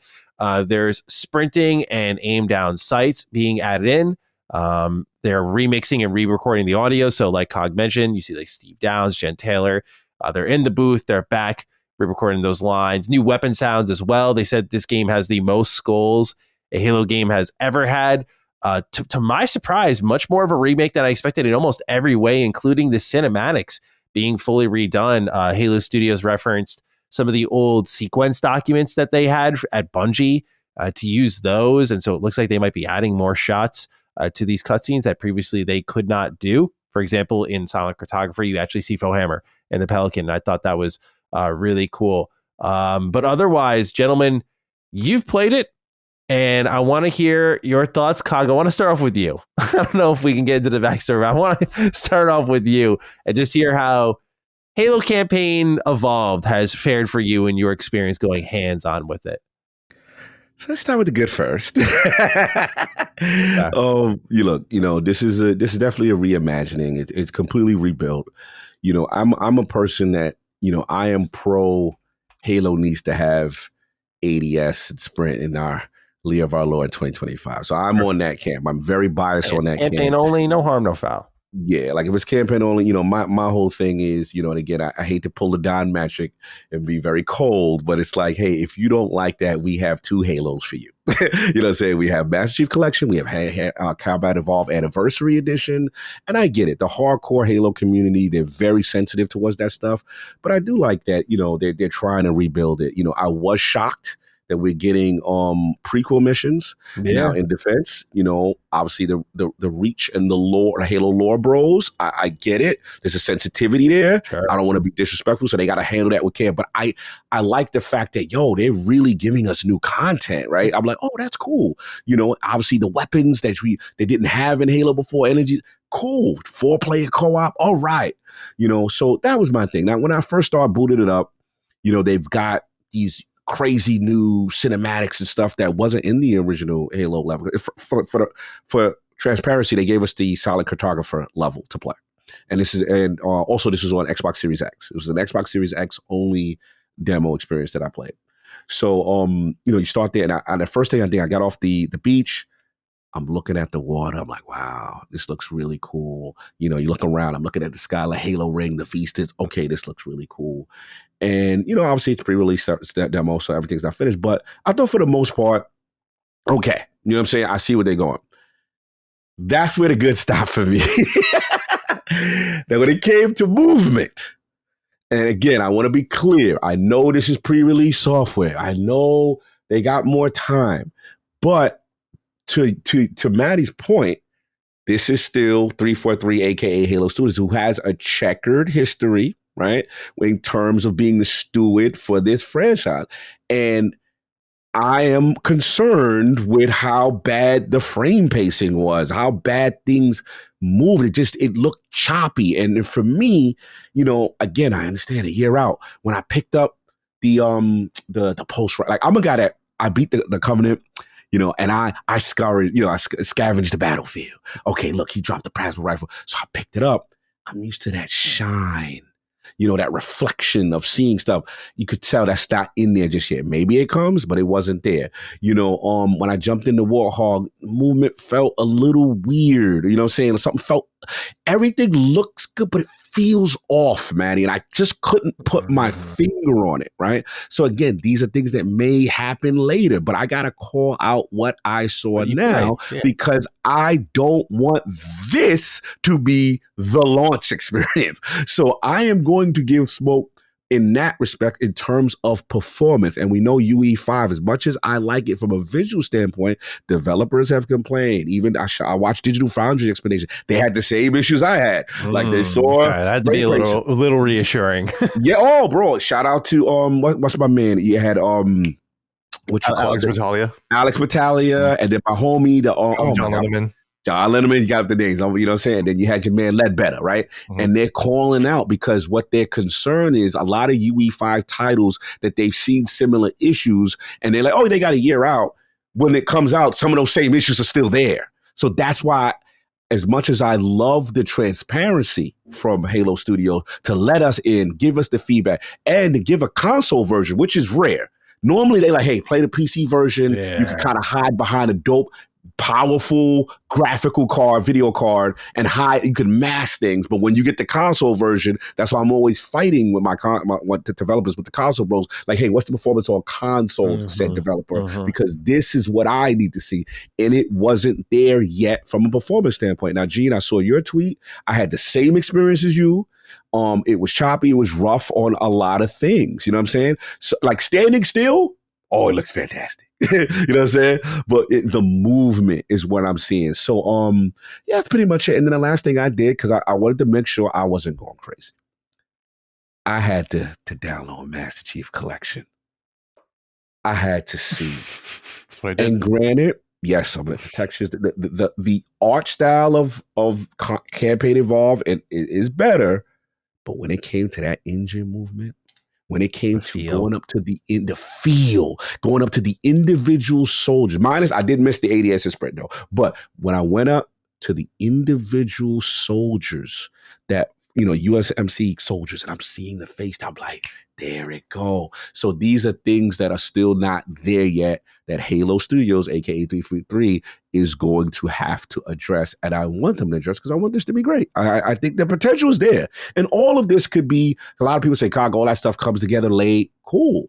Make it come together. Because you can't put this experience out as the finished experience. We done went through Craig Face. We not trying to do that again. So please take my feedback. I want y'all to be great. That's all I got to say. Because other than that, I think the potential is there. But I just want them to win. So that's where I'm at with it. All right, Gene, I want to hear from you as well. Did your experience mirror that of Cogs? How did you enjoy Campaign Evolved? I know you had a Game Pass promo pop up when you fired it up, but when you got to the game, how was that? Yeah, so I need to talk about that. When I started the game, Halo Campaign Evolved, I saw a screen that I never saw before that I think is going to be showing up for people who don't subscribe to Game Pass at all. Because remember, I'm not subscribed to any Game Pass. I can't even. Before yesterday, I couldn't even play games online. You know, just saying, Satya won. it worked. It worked. So when I pressed start on Halo Campaign Evolve in the Halo Insider app, I got a pop-up screen that gave me the 3 different tiers for Xbox Game Pass and says you need to subscribe to these. Try it now. From essential to premium to ultimate, right? Those are the 3 tiers now. My favorite. And it's like, here's your smorgasbord of Game Pass. And I'm just like, nope. Every single time I started up Halo Campaign Evolved, it always asked me to subscribe to Game Pass. Now, to be clear for our audience, this is not like what, sometimes you dashboard startup, right? And it's like check out our new Xbox showcase. You started the game. This is after I started the game. This isn't a dashboard thing. I'm in the game. Halo, the title screen, Campaign Evolved shows up. I press start. Just like when I try to play Halo Infinite on the Xbox and it crashed me out. I press start on this thing and it pops up. Subscribe to Game Pass. It knows I'm not subscribed to anything. Whoa. Yo, that's wild aggressive. Yeah. So I don't know whether that's going to be in every game moving forward, but that's wild. Yeah, that's tough. So there's that. Chest out. That's tough. Yeah. So after you denied your promotion and then took it later, you played the demo. How did we enjoy it, if at all? Here's the thing, the graphics notwithstanding, I pretty much agree with everybody that I like the original art style better than the Unreal Engine art style, right? But it's not that deep to me. Again, as Cog said, the original already exists, and 343 Halo did the work again to restore the original Halo 1 on Master Chief Collection. So that makes me incredibly pleased that they can make the grunts have human faces for all I care, and like it's fine. This is just a different version of Halo, right? Except that it's not. That's the thing. Like once I got over the graphics, I'm like, ooh, the water looks prettier, and the skybox is different. I don't like the skybox. I like the quieter atmosphere of the original Halo versus like here's all these clouds and it looks like you're at a beach at Ibiza or something like that. And it's like, no, I need to feel like I am isolated in a floating object in space. That's what Halo made me feel like. I am on this weird object so far from home, and all I can see is the infinite space that's out there. And now there's just all the clouds, and the sunset looks beautiful. I was like, it's too much, Yeah.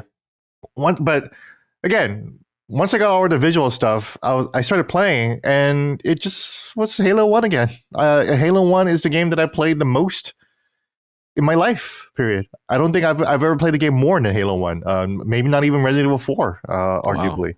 So I just started playing it. So Jamie Griesemer, one of the original leads on the first Halo, and one of the original Bungie legends. He's the guy who created the philosophy of 30 seconds of fun that was popular with Halo, right?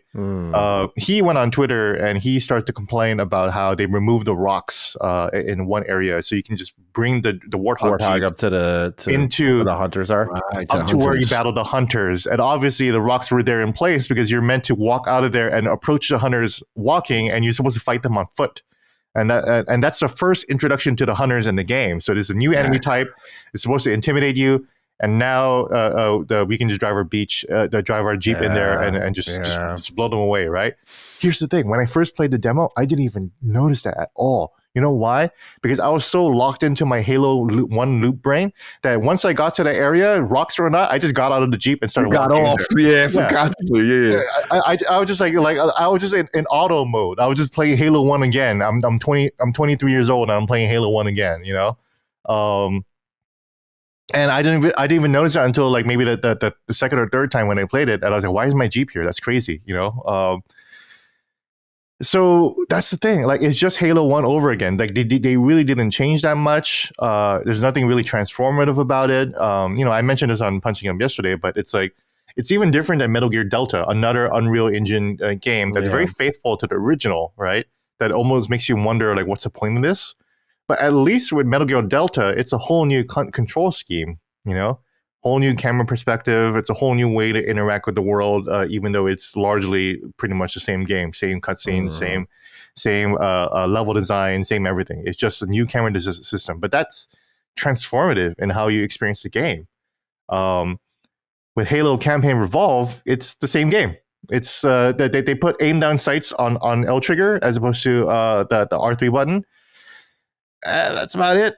That's the only thing that really changes. So it's like ultimately, I'm playing Halo Master Chief Collection again. You can do aim down sights with the L trigger on Master Chief Collection too. So it's like this is just even more the same game than Metal Gear Delta even was. I would almost prefer that they just made more changes to the thing. Actually, just go crazy and make a wacky weird Halo. I actually suggested on Punching Up, you know how Resident Evil was kind of able to reinvent itself with Resident Evil 7. And the reason why Resident Evil 7 worked was because it's like, okay, let's get back to the scary, spooky, puzzle-oriented gameplay, but let's achieve the original vision and dream of Shinji Mikami. Let's make it a first-person game. Resident Evil 1 was supposed to be first-person. He wanted it to be a survival horror Doom game. But they just didn't have enough tech to make it look satisfactory. So that's why they chose with the fixed camera angles and the tank controls. Wouldn't it be cool if Halo Studios, being the Halo Studios that they are, they're like, why don't we try to remake Halo 1 in the way that it was introduced by Steve Jobs way back in Macworld? An RTS, a real-time strategy game. Halo 1. Why don't they make it like a mixture between an RTS and like Kunitsugami, an action game? If you want death threats, that's one way to get them. You want what? If you want death threats, that's a way to get them. They stormed the Capitol because you know how Halo fans are. But I'm with you on. I love the ideas. I'm sorry to interrupt. Continue. No. Yeah, just something good. Just go bold with it. You know, Resident Evil did that. They decided to be bold and say, hey, a whole new first. What? Remake it in third person. You know. I'm for the spinoffs on that. I'm for trying different things. I'm definitely not opposed to seeing Halo in different genres and different forms. Yeah, remake it in third person. Make Master Chief lore accurate. Make him punch and kick and stuff like that. You know, make him lore accurate to the fucking TV show. You know, he's doing all these punches, or even to the fucking Halo 5 opening cutscene where they're doing all these flips and rolls and stuff like that, and they're like kicking and jump kicking and everything like that. And then you play the game and you're just going do the whole time, and you're running. And it's like, what? Like, wouldn't it be cool if Halo 1 was reimagined to be like this weird mixture of melee combat and third person combat? I have to shoot you you already straight. have a Halo 1 with the first person shooter. I have to shoot you straight. I'm that Halo fan, and if they did anything you just said in the last 2 minutes, I would fucking lose my mind. If I saw Halo backflipping and like Master Chief, like he looks in the TV show, I'd be like, oh no. I think they're stuck with, to your point though. I'm not dogging on you. I think they're stuck between a rock and a hard place. I'm sure they have these ideas like, yo, we could totally do this, but like the idea adding sprinting, they made that toggleable. In a campaign, by the way, like it's one thing if it's the multiplayer, but like, all right, I see the conversation, like there's power weapons here. You sprint to them too quickly. It breaks the whole balance of the map. I get all that. Oh, it's just the campaign. And people are like, oh, he's going faster. Bro, Halo they're like, they're breaking the pacing in the story. I'm like, dude, I've played this game so many times. It is definitely my favorite. No, they're not. But that's the type of community they are. And it's like, I get it. They're like, what can we change that wouldn't send them an outrage? So if they come in, they're like RTS, Halo 5 backflips and show like Chief, I'd be like, no. Okay, but what I want to say is fuck the community, right? Because where have they been for Halo? Halo hasn't been selling that well, and if Halo wants to expand an audience like Resident Evil did. When they made Resident Evil 2 Remake, they didn't keep the same thing and just add new weapons and add new things and here's a new level or everything like that. They completely changed the game. Completely changed the game. I see what you're saying. Evil 2. I tease, but right? I see what you're saying. And boom, it's more popular than ever before. Resident Evil is to the stratosphere now, right? Because it changed the audience. Resident Evil 4 itself, Resident Evil 4, the original Resident Evil 4 in 2005, that was outrageous. I hated that shit too. I was like, what are you fucking doing? Where's the fixed camera angle? Where's the horror? Why is this so action oriented? And I played Resident Evil 4 and I was like, I'm wrong. This is simply the greatest video game ever made. But to your point, Maddie, and to everyone's point who'd be like, Gene, you're crazy. This is Halo Studios we're talking about. That's what I was just about to say, bro. Look who we asking to do that. Who are we asking to do this like groundbreaking, revolutionary, interesting remix of Halo 1? Who are we asking? To Maddie's point, they made Sprint toggleable. They are so scared about anything. Terrified. That these guys aren't it. Like the leadership there, at least They're not them. they're not them. Like they are not the Resident Evil team. They can't do that. And to be fair, Resident Evil is a special case. Not a lot of like even Final Fantasy VII Remake. I love Final Fantasy VII Remake and Rebirth. I think that they are doing what I'm describing. But to everyone's point, that's not really meaningfully expanding the audience, actually. It's just kind of like it's selling less than the original Final Fantasy VII in 1998. And you got Hogue outside, like I told you, like Hogue. Was it? Like Hogue's upset about it. A ton of people are upset about it too. I get it. So it's like that is a massive risk for a team that just doesn't have the pedigree to do that. They haven't even made a regular good Halo game, barely, Again, I love Halo Infinite. I played the campaign again recently. The whole way through, actually. I just sat through the whole God day. Bless your soul. Yeah. Finished it in 5 hours. I still love it. A lot of flaws in it, too. I miss the set pieces from old Halo games. Like Halo Infinite simply That's the one. That's the main thing. Have. Yep, I agree. And the set pieces are the storytelling. That's why the storytelling feels so weak in Halo Infinite, because it's like you're going through these levels and you get a cutscene, fight a boss that's kind of lame. The one-shot cutscene where you're just rotating Chief and Cortana or whatever her name is the whole time. Yeah, this cheesy one-shot cutscene of just two people talking. There's like not a lot interesting going on. When you actually fight an enemy, they're barely doing anything. So it's not that exciting. Again, Halo Studios is not them. So, it's too bad that this is what we get, basically. Yeah. Interesting. So because I'm kind of in an interesting area with this game. I'm one of the people who like I trust your guys' opinion more than my own because you've played it. I'm one of the people looking at Halo Combat or Campaign Evolved, which, by the way, can we just quickly say, do we agree this is a bad name? Do we like? It is weird. Like Campaign Evolved, like just Combat Evolved Remake. Come on. Yeah, Combat Evolved means it was a gauntlet thrown down. Yeah, you have never played a first-person shooter game before like this. Yeah, there's something about that because it was like on first-person shooter on consoles that was like game changer, defined Xbox. So like Campaign Evolved, I get it. Not the end of the world. Not a huge fan of the name, but I kind of look at this thing like. As someone who's replayed that first Halo campaign, like I'm there with Eugene, like easily one of my most played games ever. It's my favorite. It's my favorite Halo game still. Halo 1. Yeah, so, like it. Yeah. I sometimes I go through. I have those feelings. I think Halo 3 is like obviously incredible from top to bottom. Halo 3 has higher peaks. Than Halo 1. Yeah, I agree. Like it just gets better and better. It's like one of those series. It's the reason why it's so treasured. But I have to say, man, this is more of a remake than I expected. Like when I heard the demos were going out and stuff, I was like, okay, I'm like really keen to see what this is going to look like because I couldn't imagine in my head when I saw it. I went, okay, it is that kind of Unreal Engine shine, but with Halo.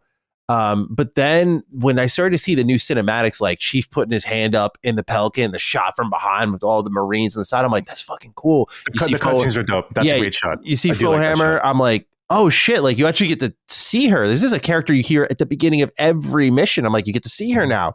So I saw that and I was like, you know what? Good. Like that's a good change. Like that holds the integrity of the original while evolving the game itself. I personally didn't think much about the Hunter Rock situation, but I also think Bungie was very deliberate with their pacing. Even down to like, I get where some of the anti-sprint people are coming from, where it's like, there's moments you gotta take it in. Like when you step out into that snowy tundra in Assault on the Control Room and like you just see the Wraith shot going overhead to all those Marines in that back left corner.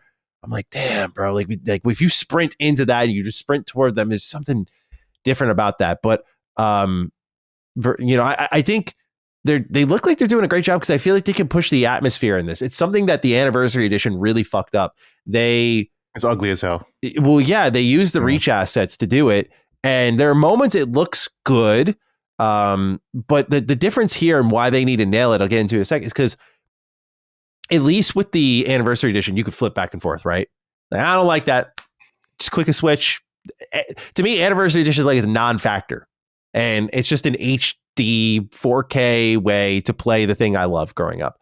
But now this is the option, as in like it's, there's no like, oh, I'm going to flip back to the old graphics here. Mm-hmm. So I'm hoping they take advantage of like the power of Unreal Engine 5 in the meaningful ways. Like think of how atmospheric 343 Guilty Spark is. That level, you're in the swamps. You're watching all of the Covenant pull out of this facility, right? And they're all running away. And the mystery of that level and what makes it so brilliant is it's the first time you see them scared of someone that's not you. Mm-hmm. And that mission is designed around horror. And I think it's aged well. But in the anniversary edition, they fucking butchered it because the blood that you find from the Covenant on the walls is like muted. The human blood and that's on the ceiling and everything like that, it's been removed. There's straight up hallways that have been completely polished and cleaned up. Like what Halo Studios, and that was at the time 343, what they showed from that moment there is they don't have the intimate understanding of the moment to moment that makes Halo games great. I think they get Chief and like what makes them epic. I think Halo Infinite actually does a really good job of showing that, but the missions themselves, the tension, the micro tensions, the pacing, those little environmental hints, them washing over that in their first go around, like says everything there is to say about that. So my only thing is I hope that they use this new powerful technology with the lighting that Unreal Engine 5 is capable of to really build the atmosphere and achieve some of those things that I think the first one did really well with its art style, but with some of those samey environments like the library, it loses a little bit of that luster. And if they can capture, again, more of that, I mean, there was already rumors, they didn't talk about it yet, but I imagine giving it's much more of a remake than we thought. This will be true, but like that they're redesigning the level of the library, the 7th mission in the game, which is like hugely controversial because it's like a 45-minute shooting gallery of hallways that you get spun around in constantly. I've played this game so many times and I still get confused there. So I don't know. I look at this like a touch bit more optimistically, foolishly so. Because number one, it's just the campaign, so there's no multiplayer madness. It's like, all right, there's the foolishness of ADS and sprinting non-factor. It's why I don't really care about sprint. It's like I understand the complaints about pacing and everything like that, but it's a non-factor. And I appreciate when developers force players to experience the game that they want to do, right? And that's what this game isn't doing. Literally. But ultimately for me, I don't really care. It's not that deep, and it's really because it would have changed the multiplayer aspect of it. But in campaign, it's fine, whatever. Yeah, exactly. Yeah. And so I look at what they're doing here and the potential. I think where my worry set in is, of course, performance. Cog beautifully illustrated that. Gene, you as well. So I worry about that. And then, dude, the 3 new prequel missions. I don't have that confidence in 343 storytelling. We're talking about a team that's finishing the Infinite story in a book right now. Oh my God. And it's like, I'm so interested in what Halo 7 or whatever we want to call it is, because Infinite was I always say it because it's hilarious to me. I'm like, Infinite was the reset button. Like that was the let's soft reboot and get this right. I'm like, are you going to do that again? Like, is this the soft reboot? Because now you're just going to remake each one with like little changes to them all. I'm like, again, if people think that the community is in an outroar over Combat Evolved, I think they're actually being generous right now. And you haven't seen anything if they go to Touch 2 and Touch 3. That's sacred territory. It's no longer about fanboyism. It's no longer about this is my Xbox thing. Like that's the kind of shock and awe of it now. This is about like treasured first-person shooter history. Like the first one, I think people have more issues with. But if you touch the second one and the third one, which is free money, but if you touch those and you fuck them up, it's game over. So backflips from Master Chief in Halo 2 and 3. Yeah, there you go. So the prequel can I say real missions. quick about real quick before people get on my case about Master Chief doing all of these flips and jump kicks and stuff like that. I do mean it when I say lore accurate. I read all the books. When you read Master Chief in the books, he is doing all this crazy shit that he does do on the show. That's the problem with the show is that it kind of broke people's brains because like, why is Master Chief doing this? That's very consistent with what he does in the books, actually. So that's what I'm saying. And I agree with you on one thing. Like, I do wish the melees pushed it a little bit more. Like his little like smack of like the Magnum or like his punch with the plasma pistol. If that was more like a dude, when you punch a grunt, like send that fucker flying. Like you're a super soldier. Like there would be I wouldn't hate that power fantasy. I think that's a good idea. Just to wrap up my thoughts real quick here. The prequel missions are the only thing I look at with an eyebrow raised because I do think the 10 mission structure of Halo Combat Evolved is also extremely deliberate. Like each mission in the first half of the game, really the first 6 missions, is something new, like Pillar of Autumn. Then you're on the Halo ring. Then it's a nighttime mission. You have a sniper rifle. Then it's Silent Cartographer, and it's open and explorable. Assault on the Control Room, Snow. First time you get in the Scorpion. 343 Guilty Spark. Here you go. Like here comes the Flood. And then you're in the library, and it's like that's the labyrinth. That's where it starts to fall off a little bit because then you go back to the snow environments. You go back to certain other environments in the game, and it kind of retreads some old ground. And so that pacing works to me because I think the journey makes it all make sense. The narrative makes it all make sense, where also the final mission is not that long at all, where it's paced just right. It's funny enough, one of the longer Halo campaigns. Meanwhile, now you're adding in 3 more missions. And I'm like, I love when Chief wakes up on the Pillar of Autumn and it's like, I need a weapon. Like, it's just like go time. Like this is the difference maker here. And he just steps into it all. Now we're adding like context with Chief and Johnson. But part of what makes Halo great, I think, is you have these pre-established relationships that are like, there's history there. And the future entries explore that history a little bit, like in Halo 2, where you see Chief and Johnson like walking in together in those remade cinematics. Like you could see their relationship evolving. So I'm like, what are you adding here? If it's something Bungie originally planned but couldn't do, that'll be interesting. But if it's like a 343 ass edition where they're like, hey, it'd be sick, like more intimacy between these two. I'm like, I don't think it's needed in this story. So I need more details. They actually provide some comments on it. I want to kick it around to you guys and see what you thought about this. They were asked about the 3 campaign prequel missions, and they said it's about Chief and Johnson. It's a prequel to the original Halo Combat Evolved story. It takes place in a fairly short timeline, the way the lore works. And so finding a good place in the lore to tell this story with Chief and Johnson is going to have, new story, new gameplay, weapons, enemies, environments. So a lot of cool stuff is there. So that might be some of the stuff you're looking for too, Gene. It's like the new weapons. Obviously, new environments are huge for all of us, I think. New enemies, that's also an interesting twist. Like, how do you get rid of enemies that are in the front half of the game, but not later? So that could be cool. They talked about why multiplayer is in there. They said, we're not trying to I think it's a shitty answer, by the way.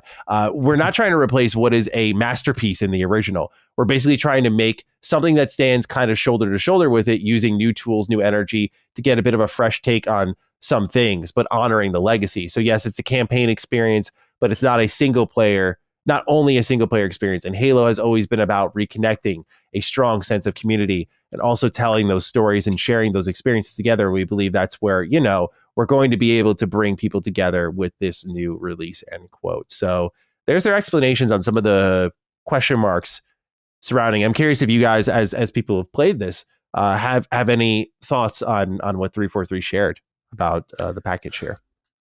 Yeah, I mean, as far as the the prequel mission, I think I have optimism in the fact that it is new content that I didn't think they would even do. Yeah. Right. So that's where I'm coming. I'm like, okay, wow, you're really giving us something new. Like, okay. But to your point, Maddie, this is sacred territory, right? And obviously we know their checkered history and storytelling. And I understand people's trepidation, like, bro, like, you better be accurate. You better be lore accurate. You got reach to pull from. There's a lot of ways this could go wrong, right? I'm just looking at it from a content perspective. Let me just see what they do before I rest judgment. Hopefully they pull it off, right? Mm-hmm. So I just like that I'm playing this with a lot of new stuff to mess around with. That's kind of where I'm coming to. Now, as far as the multiplayer, look, the corporate cock know what this is. You know what I'm saying? Like, come on, we ain't stupid. Y'all you got that other one coming on the way. You got that other new joint. You don't want them on this. Master Chief Collection exists. And at the end of the day, it's all about that new rumored project that they want to get the bases on, as opposed to everyone still playing this older game. So curious what that is too. I'm very curious. I thought that would be revealed. I'm so interested. Now. I'm like, okay, there's a little bit more for us to look forward to here. Right. And that's why I think also falls into the name distinction of Halo That's why they made a Halo campaign involved. They won't let you know, like, this Story is only. story only, and we're gonna do something later. They just haven't revealed it yet. But I do respect anyone that says, if you're a PlayStation guy, like, bro, like, why are you giving me half a product? And you could have just given me match. I understand that sentiment for sure. I don't PlayStation community is the wine sipping, we love our campaigns. Y'all should be eating this up. This is story only. Come on now. Fair enough for that, but I can understand people like, yo, we waited this long, you gonna give it to us, but you giving us a half-eaten sandwich. I understand that. You know what I'm saying? That part too. So respectful. You know what I'm saying? Like, we could clearly, the business of Microsoft gaming is, we're going to go everywhere, but how we dictate the terms so we can milk you every 5 minutes. You're gonna get milked, bro. Exactly. Fair enough. All right, well, gentlemen, I appreciate your insight on this this remake, because I'm very interested in it. I love the first one. This is actually like, Cog, I would, because you've heard me crash out on a ton of different remakes. This is one that, like, where I don't get what I want. This is actually like one of my favorite games. So I'm actually getting a remake of a thing that I grew up with. I have memories with. I was there through the whole timeline. I was there with every re-release. I was there through MCC. Like, I was there. And now I get to come full circle and go back home for like the 40th time, I swear. Yeah. So I'm excited about this one. I'm not tricking myself in as you guys brought up with the checkered history. But if this can deliver, I like a lot of the things I'm seeing feature wise, content wise. Even just things like picking up the energy sword. I'm like, cool, that makes sense. That doesn't break anything. That's kind of expected. They probably didn't have the time to add that in, put the animation in. This makes sense to add. So I'm keen to learn more. Let's keep moving around because we still have a lot more to get into. Cog, I want to pass it to you. I want to get your thoughts on this other game that you're playing. Yeah, played 2 games. So that's Ninja Gaiden 4 finally. You know what I'm saying? Got a chance to catch up and get it done, man. Got it done. Got the story of Yakumo and obviously Ryu Hayabusa and the whole situation. So shout out to Platinum, man. I really enjoyed this experience for the most part.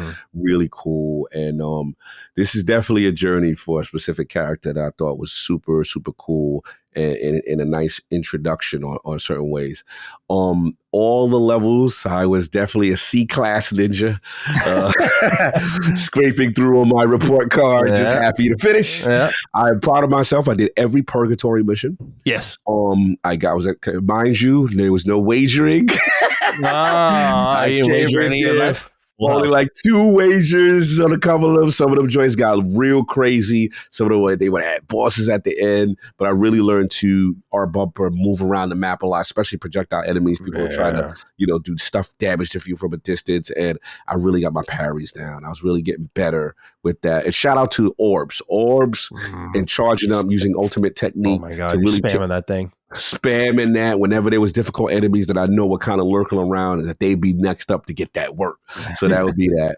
As far as the game itself, look, without spoiling, the confrontations from specific things were epic. And I'm like, oh, wow, they did that. They really did some great fan service where all sides were kind of respected. I thought that. But now that ended, I do have some nitpicks. If obviously level pacing, was a little bit all over the place. Some levels stayed a little bit too long. Some were chopped up into extensions of levels. And I'm like, okay. I do feel for Ryu fans in the sense of if that is your boy, you're going to have to temper expectations as far as how much and how he is handled on certain things, right? Yeah. I feel he gets the reverence to a lot of things, but there were certain times I'm like, damn, okay, I'll finally get a chance to do this. And it was a minute before I got a chance to do that. Right? It happens deep in the game, yeah. Yeah, that is a long wait. And this is, look, I'm not going to, but this is Yakumo's game. You know what I'm saying? Yes. Totally. You know what I'm saying? And you know what I mean now? Metal Gear Solid 2. Yeah, this like is Raiden's game. Say that. If you coming in here thinking, yo, Raiden's back, baby, you gonna be waiting. I just want to be clear with that expectation. So you got that, and then I did towards the end felt like I got a little bit of reuse asset energy on certain things, stage energy on certain things. You know what I'm saying, kind of thing. Yeah. And other than that, I thought platforming was cool. There's a lot of cool things they brought it to. They did steal a lot from by Joe Masashi, as far as digitals. Yeah. I see y'all got surfboards now. I see y'all doing little things. You'll say now, you got your glide, you got other things, but there was some inspiration, some crossover, Unless you're Ryu, who's just a Chad and likes to run on the water. Oh, kind of love that they just did that. Yeah, he keeping his Ninja Gaiden 2 energy going on with that. But look, overall, great ride, set up for a new adventure and to see what's going on. I just had one, I'm not going to spoil, I had one narrative bit in terms of Ryu that I'm like, man, like, I get what you're trying to do as far as the story and, your way of doing things with this nonsensical story, was one way and we have to do something another dope. I just don't want, damn, I don't want to spoil. I just would have liked a little bit more involvement by one character at the end because I felt like, there should have been more involvement. I'm going to spoil. I don't want to spoil. Yeah, because you know what I'm going, Maddie. Like, I know. I had the same feeling. Yeah. Just give one more extra moment towards the end for other people, and then I'm like, okay. Yeah, it was a missed opportunity. Yeah, that's it. Not that it was bad. Confrontation's dope. Fights, bosses dope. Yeah. Did you find, just while we're talking about that kind of ending area, did you find not the final fight, but after the final fight, the kind of ending a little abrupt? Because I'm like, it felt like it was setting something up and it just ends. It's like you setting up something and I'm like, okay, this is, it kind of gives me Miles Morales, Spider Peter Parker energy. We're just like, you're setting something up, but it's like, okay, well, what else? What are you setting up though? I don't know. Yeah, you know what I'm saying? That kind of thing. And in my opinion, there's no way, Peter Parker go sit out or something completely. Wow. You know what I'm saying? Yeah. That's just, again, that's just me. That's just my nitpicks. Again, but I thought overall, solid experience. I had fun. A lot of cool moments. They were all about the cool on a lot of things, and they wanted to get that off. And for Platinum, I felt it was for the most part, a return to form for them after, Kamiya-san has left them. And this is, again, I went out to Japan and interviewed Nakayo-san. I love his energy. I love the fact that he understood what I was talking about, even though he doesn't speak English, he can understand everything I was saying. But he was just kind of like, you could tell this Ninja Gaiden means a lot to them. And you could tell, like, the future of the franchise is great. So, and from a performance standpoint, the game really ran well. And 4K, 120 hertz mode. I'm like, God damn, like, this is crazy. So, I enjoyed my experience overall. Yeah, I thought it delivered for me. It was flawed. I kind of defined it as like a guilty pleasure, but like, it was kind of like comforting. Like, okay, Platinum can still make a really great game and it's really stylish and it's fun. And this is Ninja Gaiden proper in a lot of ways. And just, it made my spirit warm. I was like, okay, like the torch has been kind of passed. Yes. And I feel like it's in a good spot. And if they're the shepherds of Ninja Gaiden, like, I feel pretty good about that. Yeah. Like, I mean, they have a lot. I mean, you could tell it was like a really young team with not a world of experience. Cause there's just, like you mentioned, the pacing, the levels, like, there's just some moments where it's like they're kind of figuring it out and Team Ninja's trying to guide them as best they can, but it's not like they're full-time gigs. So they're just like, it's good enough. But they did a good job. It's definitely like, I think it's in my top 10 this year. Yeah. And last but not least, rest in peace to the legend Itagaki-san. Yes. Who this is all from. We wouldn't be here without him. You know what I'm saying? Shout out to the legendary shades, the leather jacket, the sword. Yes. When the man came out, this was an OG Xbox title that the Ninja that I never thought we would get. So shout out to the presidents of Platinum, the president of Koei Tecmo, shout out to Phil Spencer, everyone coming together to make this game in our year in our Lord 2025. We got a new Ninja Gaiden game. Yeah. I'm very happy. I'm living my best life. No, it is one of those games where it's like, you're just very thankful it exists. I'm thankful. This is a solid W by Xbox for sure. Yes. That's the issue with the bad Xbox press cycles, because it's like, man, they're releasing a lot of good games as a publisher, Yeah. And this is one of them. I finished it. It's fantastic. I loved it. Mm-hmm. Nice. Cog, shall we discuss some Outer Worlds 2, sir? Yeah, for sure. I mean, I probably need to lean with you because you got the most, or you want me to set it off because I got still less than you. Yeah, I'll set it off. I want to just hear where you're at, because I finished it, but I want to hear where you're at. No, I'm definitely not there. I'm on planet 3. Oh, okay. All right. No, so Shout out to I'm a Tristan fan. Oh yeah.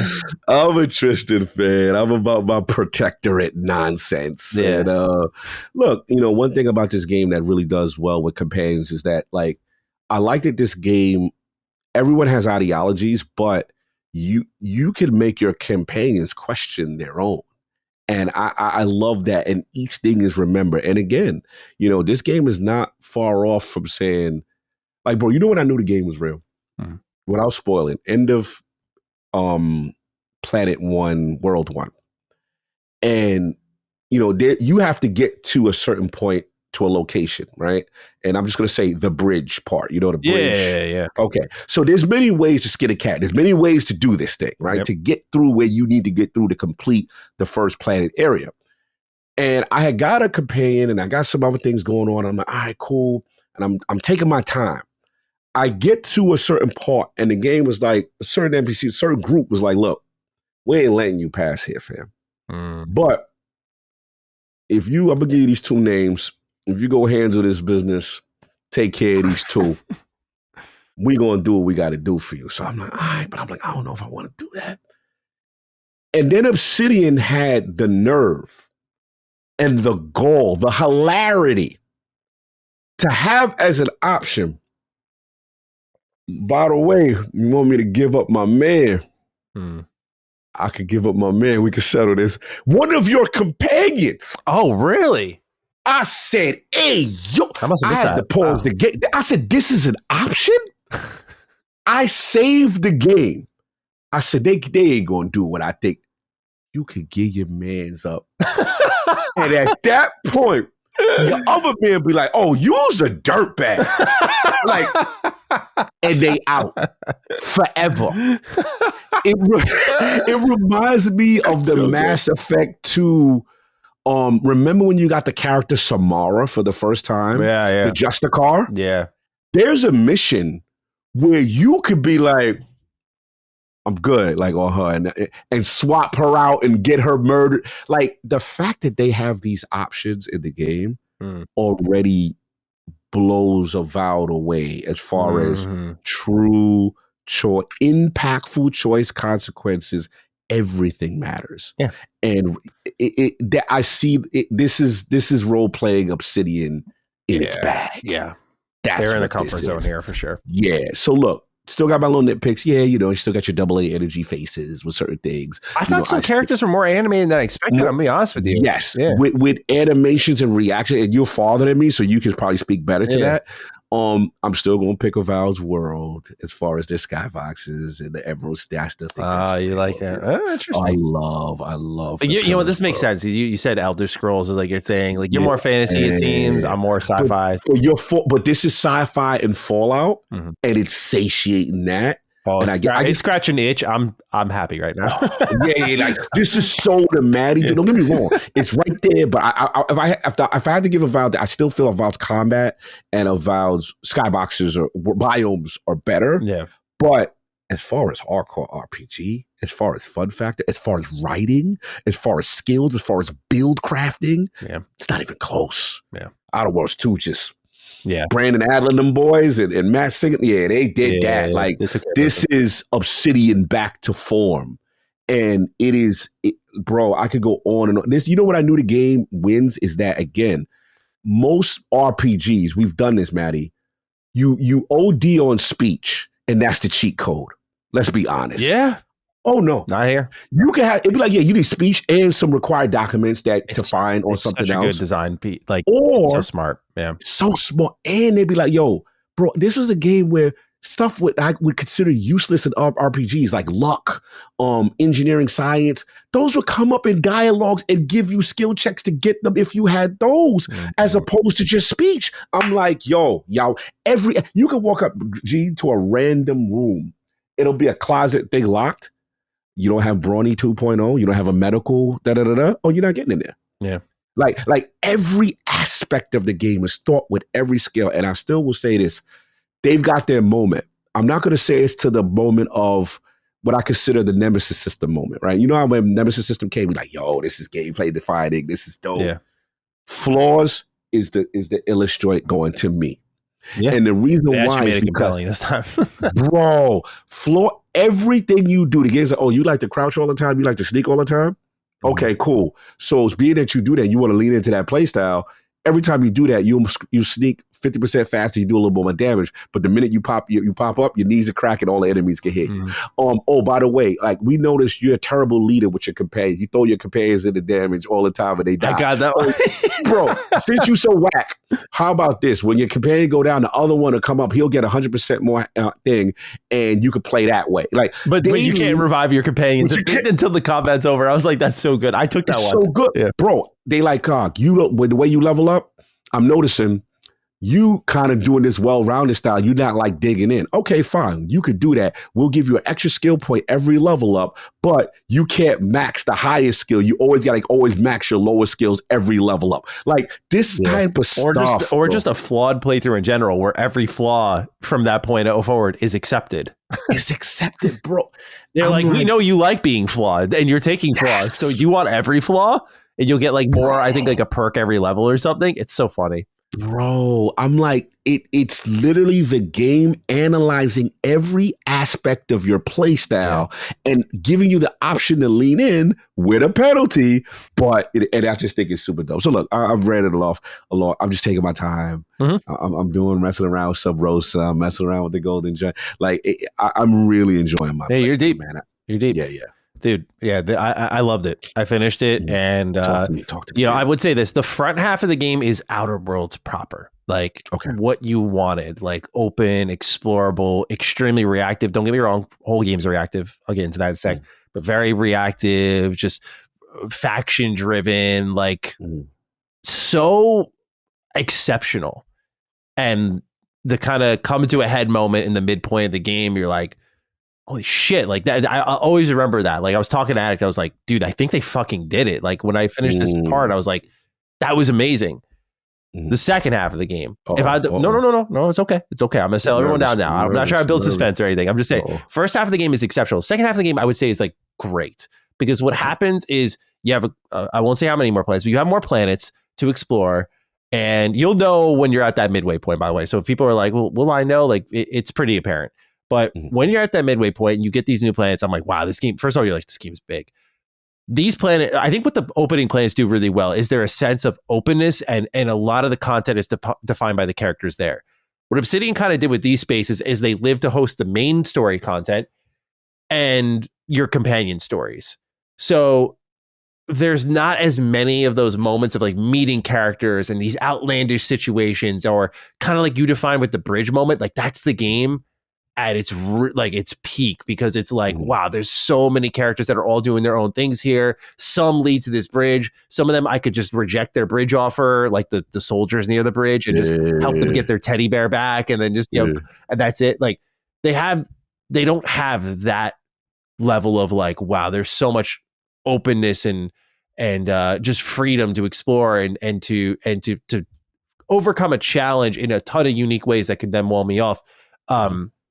It funnels, but in a way, it also becomes more reactive again, because now you're in your companion section of the game. This is where these planets primarily host the rest of the companion stories. And so while you're there, you're fleshing out those characters, you're changing how their stories are going to go.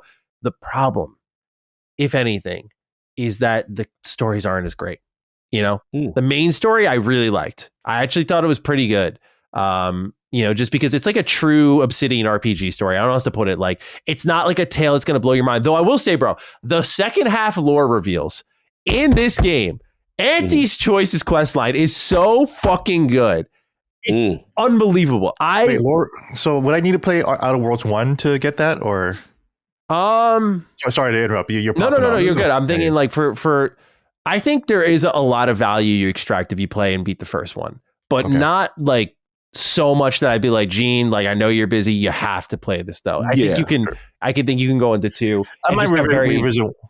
Go ahead. Yeah, I might revisit 1 again just to. I mean, I think it's worth it. The DLC really fixes every issue I did have with the game, and especially murder at Eridanos. Yeah, that's my Dude, it's great stuff. I'd be curious to see what you think, but you do benefit from it, no doubt about that. But it's not like, character reappearances occur or some shit like that. Like it's really just like No, you're good. You're good. Yeah. Just like lore knowledge and seeing how the universe of the Outer Worlds has evolved since the first game. It's that Fallout style carryover where if you're a Fallout fan, you play like 1, 2, 3, and you start to learn where everybody is at. You're like, I'll play Outer Worlds one then. Yeah. That sounds exciting to hear your pop off moment. Yeah. Auntie's Choice quest line, her faction storyline was just like, I fucking loved it, bro. It really was that moment of like, I'll say this, Cog, I'll be curious. When you finish the game, we're going to talk. There's a lot of moments in this game where you can see Obsidian looking over at Bethesda like, we got you. There was a lot of that in this game. Let me keep popping off here. I'm going to stay on a roll. Talk your talk. Before I get back to kind of the issue I did have with the second half, the loot, bro. The loot is amazing. Unique. So it's better than what I got right now? Oh, dude. I could cry at how good of a job that I thought they did. Sincerely, bro. This game was built for my soul because every little like the things that, don't make a great Bethesda Game Studios game, but they come together. And when they do, it's like, yes, this is what I'm here for, bro. Every quest, every like location's got these like locked boxes. And I'm like, oh, I can't get you. That's such a shame. I'll get you next playthrough. Like they're like, they all have unique mods, unique appearances, like so many, bro. It's so many. I didn't even get to touch like half of them. And they were so focused on various builds. Like my character was full guns blazing. So I got this suit, bro. It was called the Mobile Gun Runner or something like that. The Mobile Gunner suit. Bro, this thing auto reloads your weapon. So while I'm shooting, bullets are feeding into my weapon. It's unbelievable. I had like a helmet on that had like a little monocle and it just gave me like way better crit damage. Because the game's got third person, you get to see all of this more. The guns looking like there's a cannon I had that had chain sparks. Bro, mind you, for those who know Outer Worlds, the science weapons are kind of the rare / unique weapon. I didn't touch one this whole playthrough. And I'm saying that shit about the loot. I didn't touch a single science weapon. It's unbelievable. I really can't emphasize enough. If you're like me and you love Bethesda, you're not like a looter shooter guy, but you like the feeling of finishing a quest and like you get this thematic weapon out of it. You're like, whoa, what does this do? You're constantly fed new toys that I could not keep up with it. Or just mods that you can put on these weapons, bro. They completely fucking snapped on this part. The combat is. And the combat's great. And so, hey, to add on to that, that's why the build crafting is so great because the combat's actually challenging. So, I mean, look, if anyone's listening to this and they're like, yeah, like a lot of people fold their arms over the Outer Worlds, and I'm just not here for it. I'm going to tell you the truth because I get it with the first game to some extent now, because now if you're like, Outer Worlds 2 ain't that, I'm like, oh, you don't like New Vegas's leveling system? Oh, okay. Make that make sense to me. That's one of the best RPGs of all time, but that's probably the game that you're glazing online, right?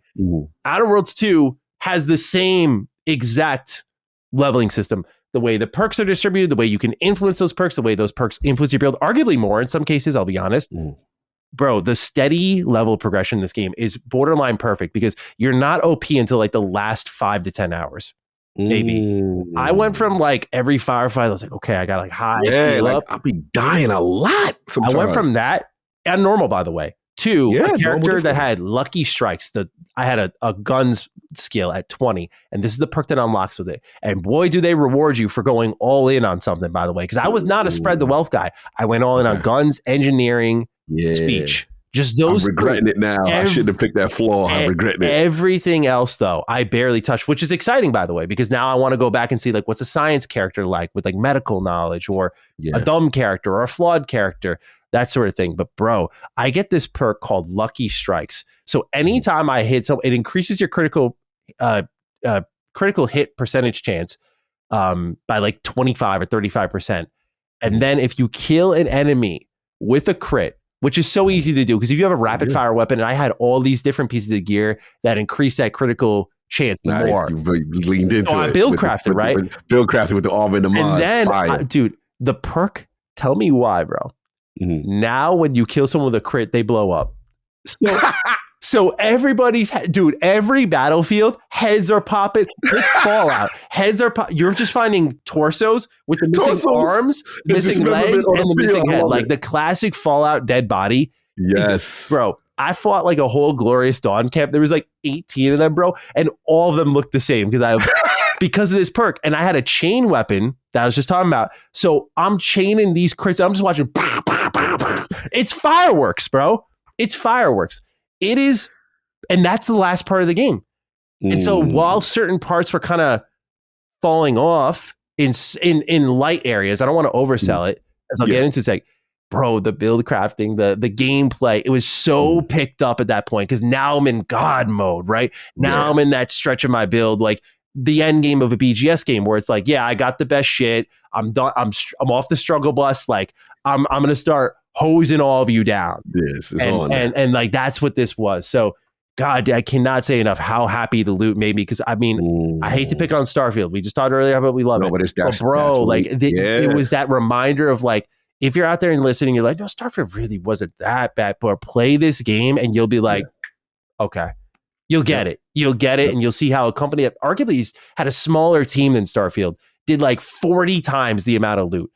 Black Rock. They did their thing, bro. They did a great job. Now, but did they land the plane? Though? Okay, main story wise, like I think it's going to differ for some people. Main story wise, I made some choices earlier in the game that I was hoping kind of circle back, and they do, but they're kind of like lighter echoes rather than like impact. Like some people do, like the faction quest line is the biggest like swing of the story. I'll just say that, like that kind of.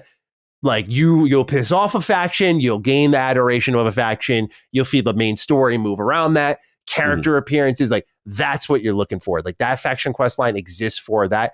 The other things you do though throughout the main story, side content, that sort of stuff, there are like cameos, reappearances, that sort of thing. But like I wouldn't say like there's one interaction that I think is living rent free in my head that is really good. But there's a part of the character that's also there that I'm like, where's the conversation? Like, I wanted to talk to that character. And they kind of just are there interjecting in certain moments, but not like, hey, you're here. Let's talk. Moment. You know? I got you. Yeah. And that was because I made a choice about some certain person where like they're here now. So it's that it's that kind of catch-22. They're here. There is talk, but like, Obsidian had to know this is someone you want to sit and like speak with. But to be fair, bro, the amount of ways this thing is going, I get why some moments feel a little less than because, dude, I mean, you see it for yourself when you play the game, the amount of knobs that you can turn at any given point. And it's not like each one is a separate branching story path, but it's all about player expression. The game is constantly speaking to you like, hey, you have speech. Hey, you found, you didn't even have to have speech checks or anything. Like, hey, like Cog mentioned earlier, you found this note in this terminal. This is relevant to a quest solution. Now you can press a character in a unique way. And now they actually might give you what you want without a fight. That sort of stuff. It is unfortunate that like that particular interaction I had was not great, but like for landing the plane, I think they did it. To my critique I kind of opened up with earlier, when it comes to, pardon me, those final set of planets, they focus on the companion stories. It's the only part of the game, Cog, that I would right now be like, it's okay. Inez? Really? I think they did it. I think she's great.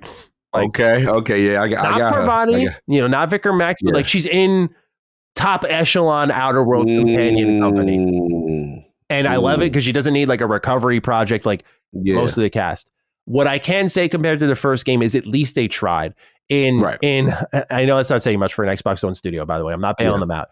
But Outer Worlds 1 had characters like Nyoka, complete throwaway, bro. They even the DLC didn't try to salvage her. Felix, they tried to do something with him on Parallel and Gorgon.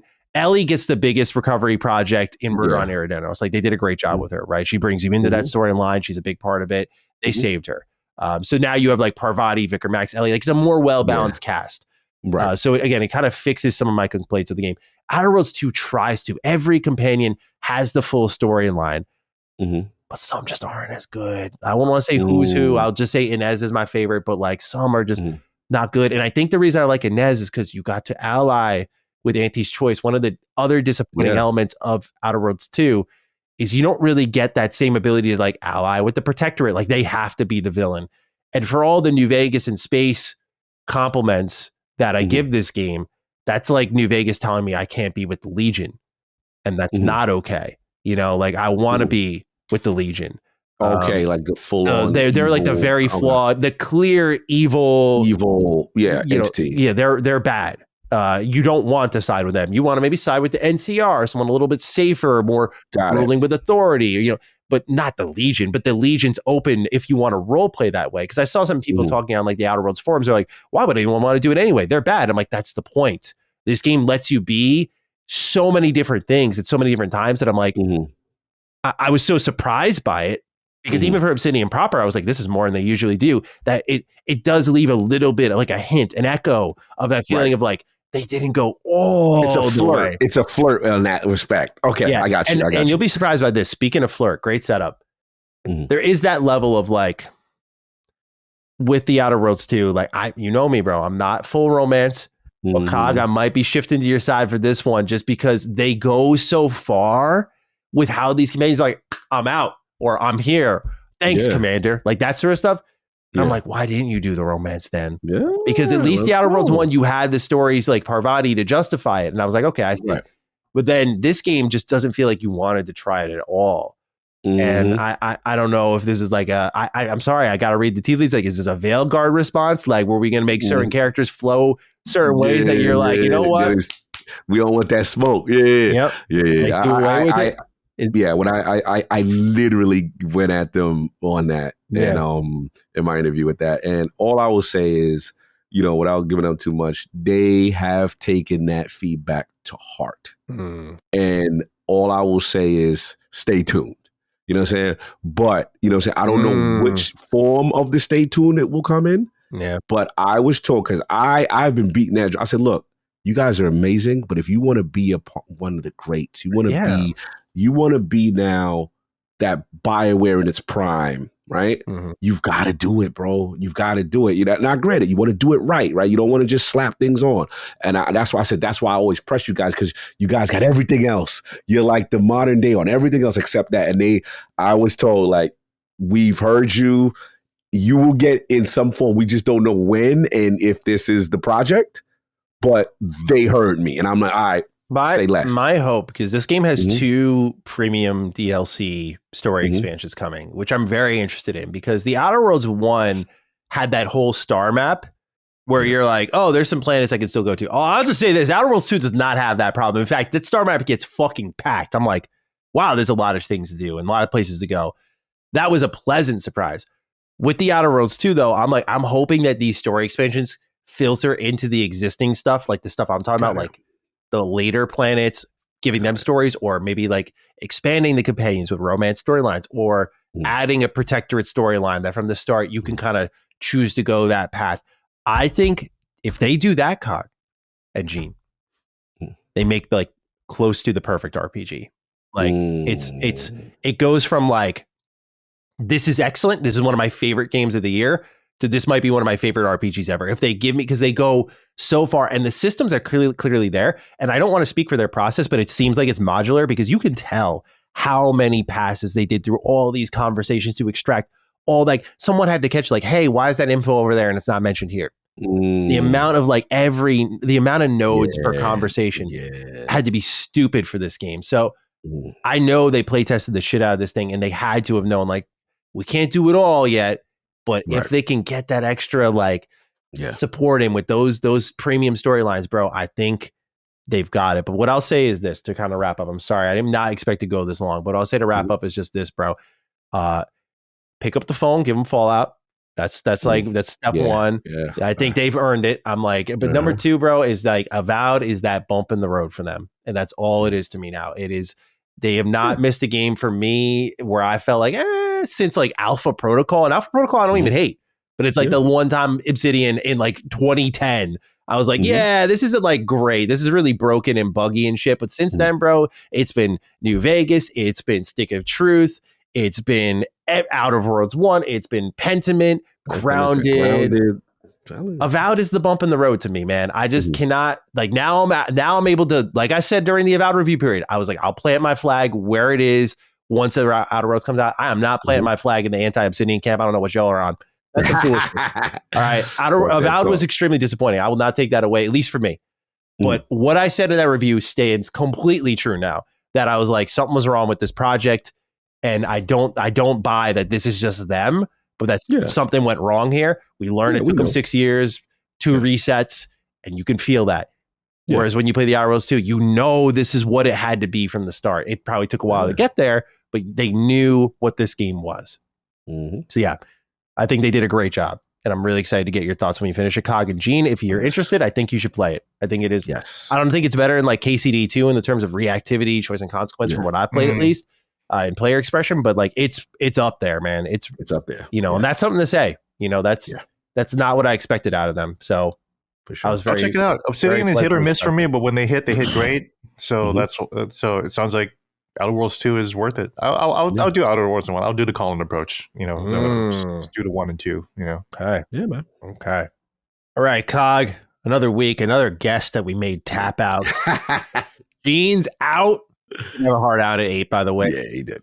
He's not here. So salute to Gene. Appreciate having him on. Cog and I will finish up the rest here, talking about the major Xbox news for this week. This one's from Jez Corden of Windows Central, who's painting a picture on what exactly we can expect for the next Xbox. So we will read from this report here. Again, please check it out on windowscentral.com. Jez writes, as many of us have come to expect, the next Xbox will indeed run full-bore Windows with a TV-optimized console-style experience layered on top. Microsoft decided to sideline its own Xbox handheld plans and go to market with the Xbox Ally in partnership with Asus this year to start gathering feedback on the experience that will essentially power its next wave of console hardware. I'm told that Microsoft still plans to make its own handheld eventually too, along the lines of this new plan. Xbox President Sarah Bond has teased a variety of first-party hardware made in partnership with AMD, but what will all this look like? He writes, indeed, the Xbox Ally and Xbox Ally X with its full-screen Xbox experience is essentially what the next Xbox will look like. It's not too dissimilar to the Steam OS interface and big picture mode, which will allow you to exit out into full Linux at will. Similarly, the Xbox full-screen experience will allow you to exit out to full Windows if you want to, and run competing stores like Steam, Epic Game Store, Microsoft's own Battle.net, the Riot client, and indeed anything else you want. You could choose to run Adobe CC or Microsoft Office on the next Xbox if you so choose. Where the Xbox console will differ from a traditional Windows PC is that it will feel like a traditional Xbox console out of the box. The onboarding experience will be similar to what you get today on console, and if you choose, you can remain fully inside the Xbox ecosystem, never touching Windows itself. Exiting out to Windows will be for those who want to access games traditionally not available on Xbox, including PlayStation games on Steam, mouse and keyboard games like League of Legends, or even classic games from GOG and like, just speaking my language here.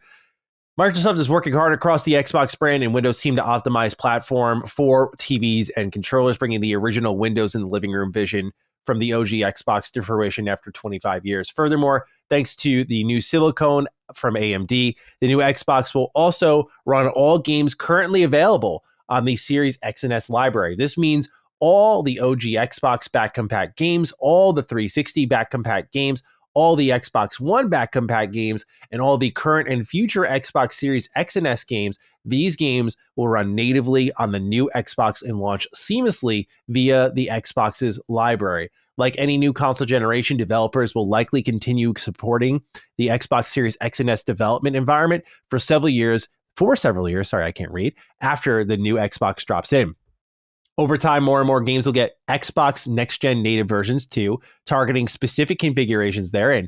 AI-powered technologies like auto super resolution and next-gen frame generation will boost Xbox Series X and S games running on the new hardware, but developers will also have the option to target the new box directly with Play Anywhere versions and Xbox's smart delivery tech. New technology Microsoft is developing alongside the fixed nature of the hardware should eliminate a lot of the inconvenience that sometimes comes with PC gaming. Things like compiling shaders, etc., shouldn't be an issue for the next Xbox. For example, Microsoft is also working on additional ways to reduce Windows overhead to benefit all PC gamers, Xbox or not. Cog. Quite the write-up here from Jez Corden. Afterwards, again, if you want to check it out. A lot of speculation on his behalf. He talked a bit about, by the way, multiplayer paywall. Right now, I'm currently told the plan for the next Xbox specifically is to have no paywall for multiplayer. Wouldn't make a lick of sense for PC to have paid multiplayer, particularly since it would create a strong incentive for players to simply install Steam instead of using the Xbox ecosystem on that device for online games. It remains to be seen if that plan actually plays out into reality, though, which I feel like if you're going that PC route, bro, you gotta do that. They might be offering developers a stronger incentive still if they put their games on the Microsoft storefront, supporting that ecosystem. But otherwise, Cog, do you hear this and go, that is my Xbox? Look, man, this is a lot. This is a lot. We were trying to figure out what the hell are they doing, right? And the first thing is, okay, are they in the hardware business? Yes, we got like multiple now confirmations that at least for now the plan is next generation hardware, and then we have the AMD contractual situation, right? So we got three sources: Satya, Phil, and then Sarah, in reference to three separate occasions where the word console is mentioned. That's the key for me, because we know that they are flirting with this hybrid ecosystem, this multiple shop ecosystem. But for people like, the rest of the world who, as much as this device, I like it, the main frustration is Xbox console games that I have from my digital library not being there unless it's Play Anywhere or Game Pass, like as Gene had mentioned. That's a concern for people coming into the next generation of Xbox, because they don't want it one-to-one like this. They want what they have with their Series X, their Series S, their 360. And to read these comments from Jez in reference to what his sources are telling him, that is very encouraging to me, because all I want is the console experience to be replicated and my library to go with me without the hoopla and stuff like that. So yes, is it sad that we're kind of beta testing right now? Yes, it is. But I rather that kind of legwork and that resource development go into building the experience, which is what I want, what they're talking about here on the console. Look, there's a lot here. There's a lot. The multiplayer thing is interesting because if they get rid of the wall, people are like, how are they going to make their money? Well, that's a valid question, right? That's a lot of money to walk away from. I'm not going to sit there and poo-poo that and make sure like, oh yeah, they could just easily make it up. That's money. Yeah. The thing is this, they're clearly, and I think Colin had the tweet out that I agree, which is that I know we're used to like, this is going to be a premium device. They're not competing. They're not competing with PlayStation. They're not trying to sell more consoles than anyone else. This is literally an off-ramp to say, hey, if you want it, it is here, but it's going to be at this price. And the way it seems now it's coming together, Maddie, to me, they're kind of going for the PC market in a way. This is literally kind of like we are trying to, we see what Steam is doing. And I think Satya's comments, he just recently had a thing out there where it's like, their Windows is the number one platform where they're on and they're making the most money, but we want to compete in that space. So it's like this hybrid thing where it's like, for the people who want the comfort of a console, we will give you that at a premium price. Yet it could still do these other things that really kind of make it a PC. The key for them, just like anything else, like I always say, the theory, it sounds nice. It sounds amazing. It's the execution. And what I'm hoping is that every bit of learning, every bit of complaining that we are doing is put into this device, that it is literally a console-like experience. So for people who don't even want to see a USC prompt, they don't want to see drivers, they don't want to see, they could stay in that Xbox style ecosystem and not have to deal with it. For the power user that wants a little bit more and they're willing to say, hey, I'll spend, a G for a graphics card that is, I would have spent that anyway for a graphics card at that price. Hey, maybe this is that intermediary step. I think that the last thing I'll say is this.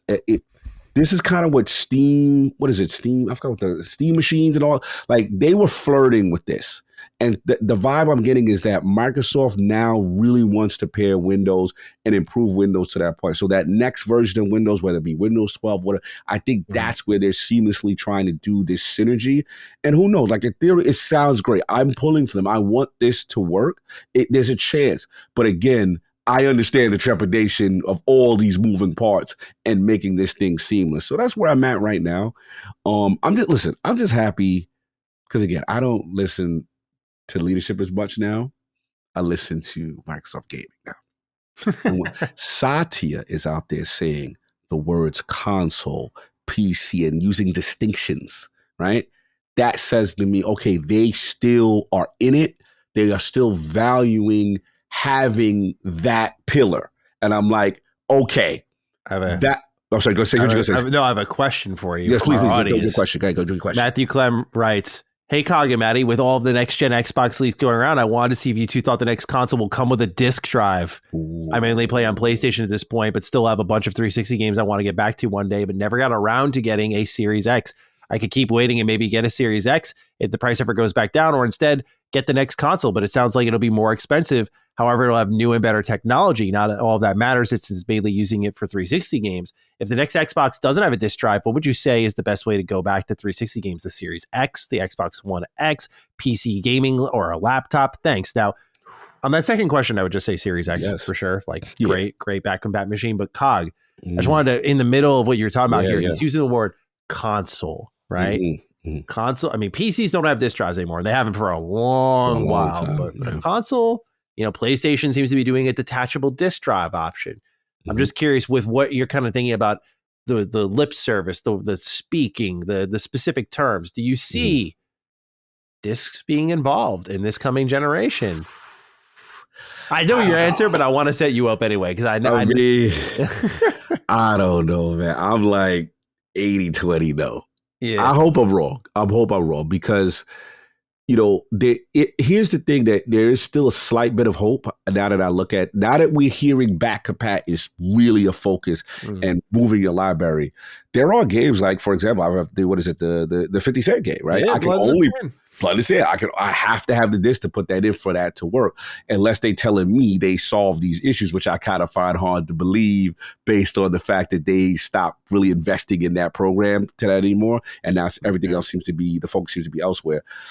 Look, I hope it's a detachable, drive kind of thing, but I'm gonna lean no. I'm still gonna lean no. I'm still gonna say, and I'm hoping the no comes with the caveat that they have figured out how to alleviate the lack of disc for the older titles, and they have done the technical legwork to get that up and running. Other than that, that's really all I got to say on that one. It's a tough one. And I'll throw out there for Matthew that, obviously there's games like I always wax poetic about Lost Odyssey. It's funny, one of the top comments I saw on Reddit when this leaked was like, this is a real bold play to get Lost Odyssey onto PC. And I was like, yeah, like my type of people.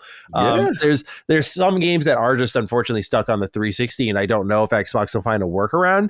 But having GOG at your disposal, that launcher, GOG has a fantastic retro games program, and they upgrade these retro games. Like straight up, they like remix the audio for them so that it's not broken, or they'll get them like, where they have like widescreen support, updated textures. Like, they kind of do like the Aspire level remaster, but for free.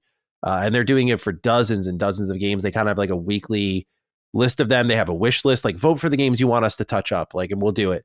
And so like everyone has like a growing wish list, but I think that's going to be another way for you to touch your older games. Like, I think they're going to Xbox going to say, go out that way. Yeah. We've got another storefront for you that you can access these games. And I think that's a valid point as far as another direction that they have. But again, all I care about is the same experience I have on my current Series X and S consoles. That's it. I'm a simple man. I just want the console experience. Yeah, I understand. Yeah, and as long as you have that, and then you give me the option, like how the Ally has an Xbox Live button or whatever, to say, okay, if I choose to play these games that normally wouldn't be on the device and have Windows on, that's fine. I just don't want to see Windows as the forefront on anything in my new next generation console device. Just be an option. Yeah.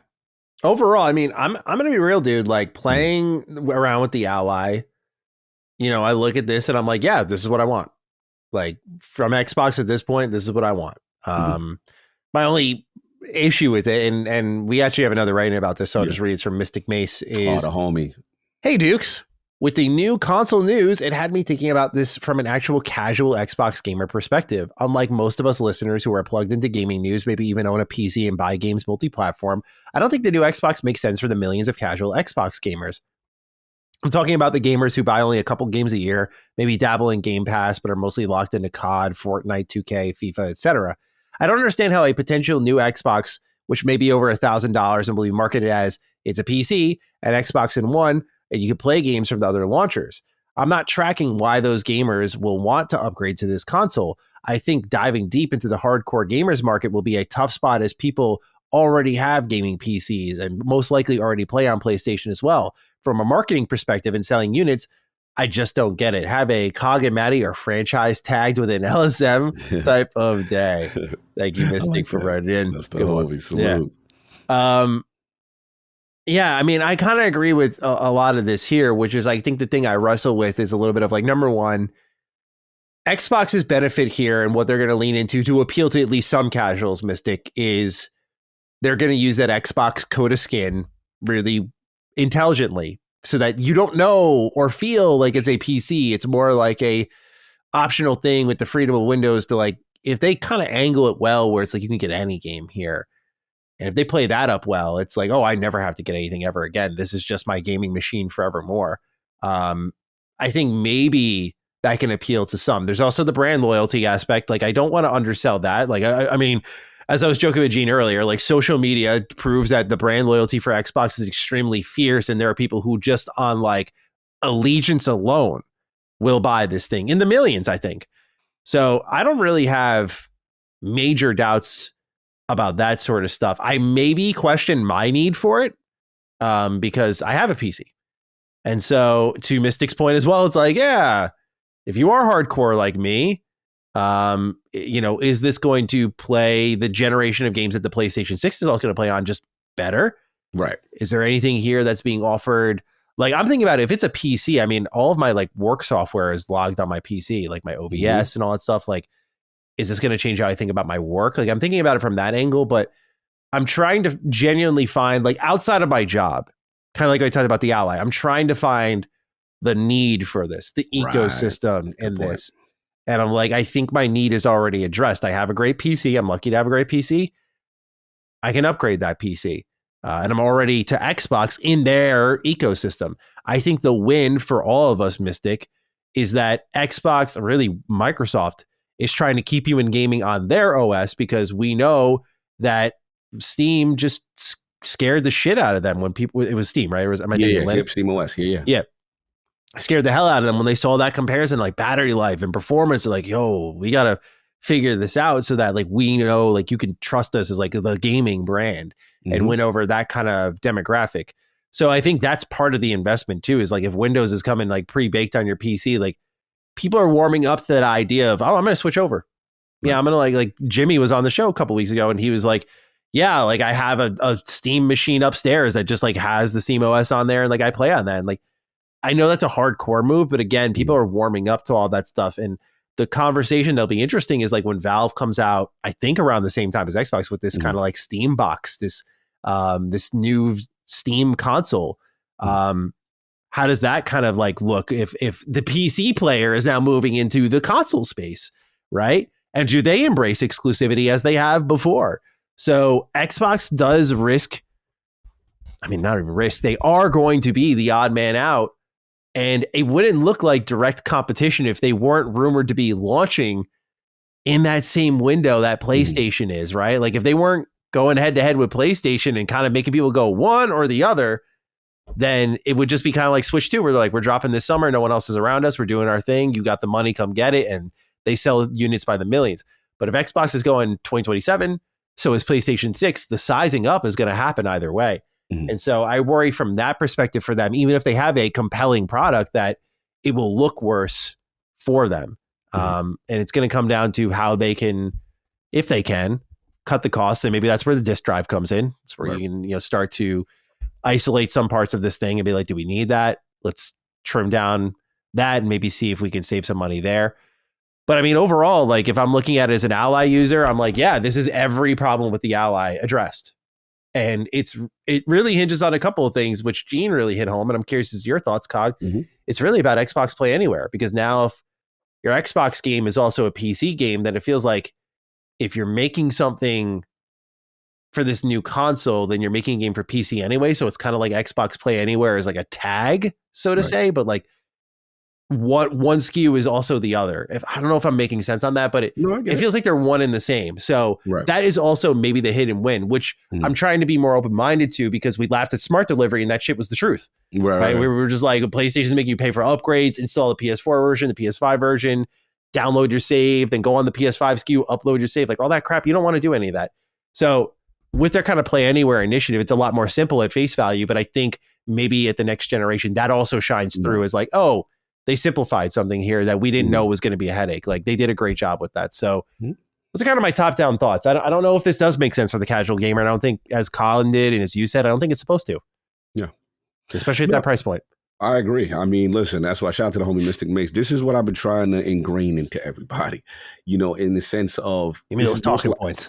Yeah, bro. Like this is $1,000 plus probably machine, right? My only hope is that they will, and my prediction is that they will try the dual SKU approach again, and they will have some other mid-tier model. The PlayStation 6 will come out. The PlayStation 6 might be a little less powerful, right? The PlayStation 6 probably will be cheaper, right? So again, this will not sell. Like if anyone's thinking this is going to sell millions of units, they're going to go head to head, they're back in it. No. This is a $1,000 machine. This is, Colin said it perfectly. This is an off ramp. We are just giving you something if you choose to stay here.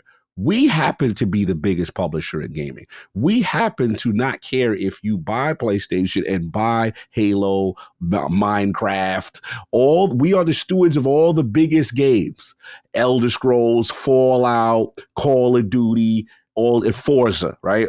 All these major franchises, we don't care if you buy. That's what we want to do, ideally. But since you guys really want this, right? Oh, by the way, we're not taking any more L's on hardware. Like in the day of the old business, hey man, we'll take the loss here at 500 and then we'll make it up. No, we're not doing that. We're just giving you an off-ramp. You wanted a custom? Here you go, right? And they're not taking the L and subsidizing either, probably. Exactly. Yeah. Those days are over. This is a company, as we're going to talk about what their mandate is, right? That is in the business of making money. Consoles to them do not make money for them. So you're going to play top dollar for what we have in store for you if you choose to be here. And if you don't, if you was like, you know what? This is not for me. I'm already transitioning to PC. I don't like how you're moving. I'm moving to PlayStation. I'm going to Switch. Man, great. Pick up the stuff over there. We'll get our money when you give it to us. I'm telling you, that's just where they are. And it is harder to kind of like get with this reality from them, because this is a seismic shift. This is a big change. I don't want to understate that. This is a huge deal.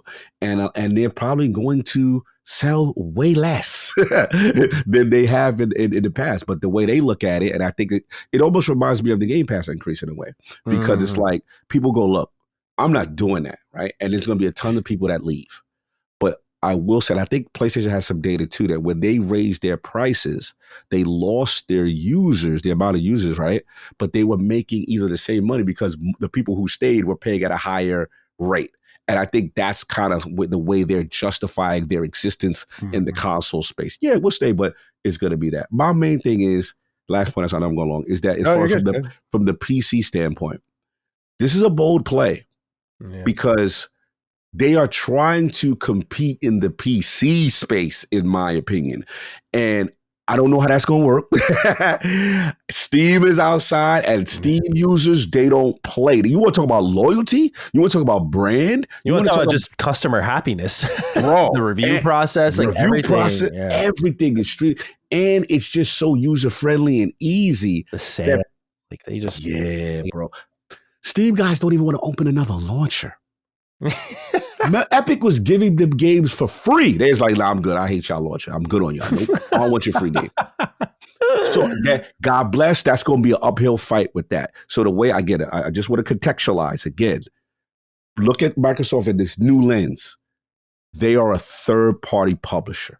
That's what they are. When you see Halo or PS5, think it. Third-party publisher.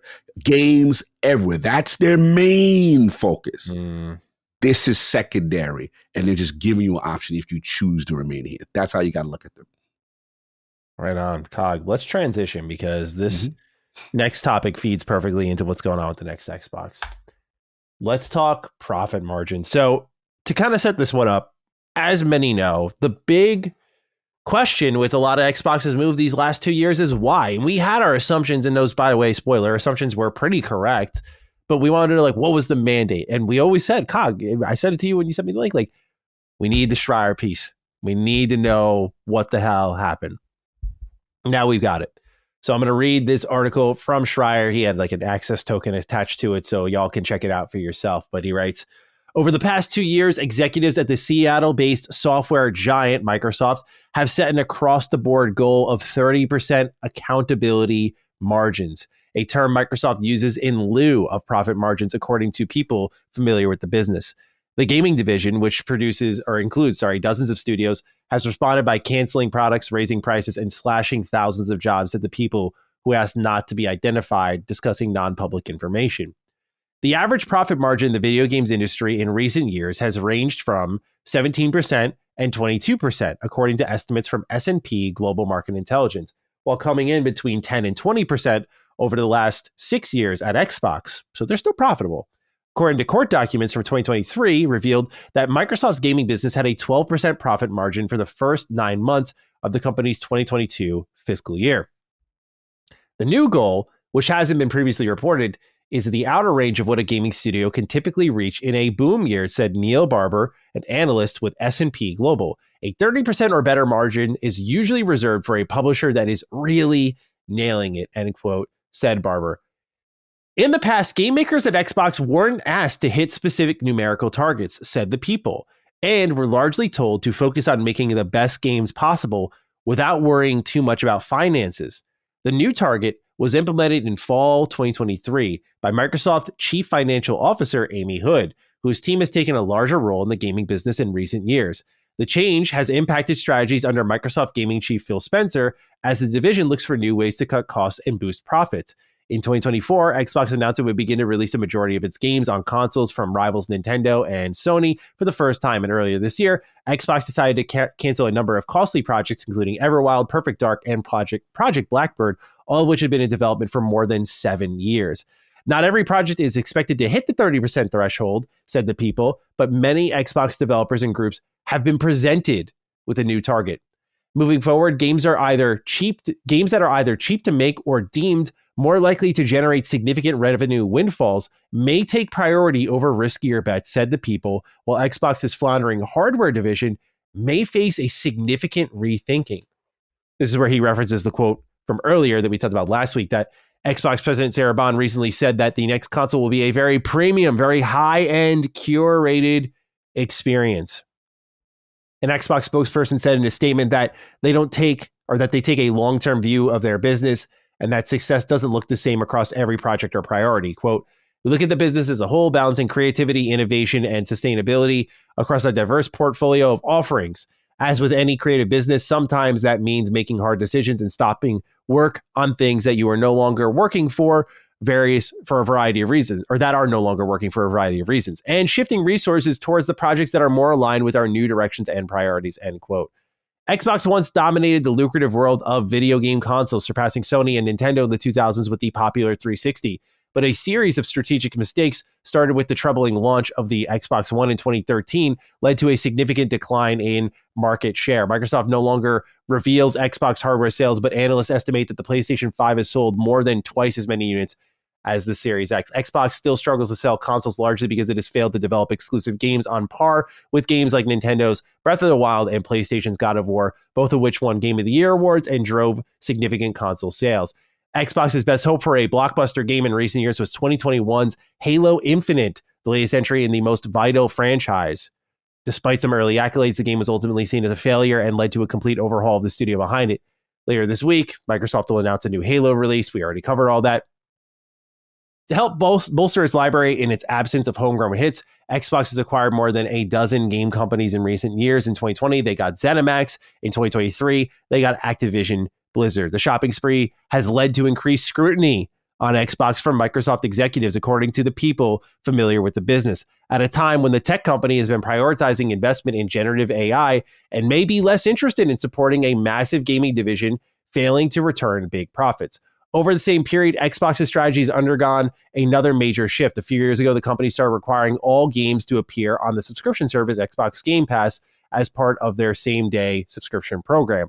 Game Pass would obviously allow people to pay $30 a month and not have to shell out the $70 each. The change has hurt Xbox game sales, according to the people, a continuing challenge that may make it even more difficult for the studios to achieve a 30% profit margin.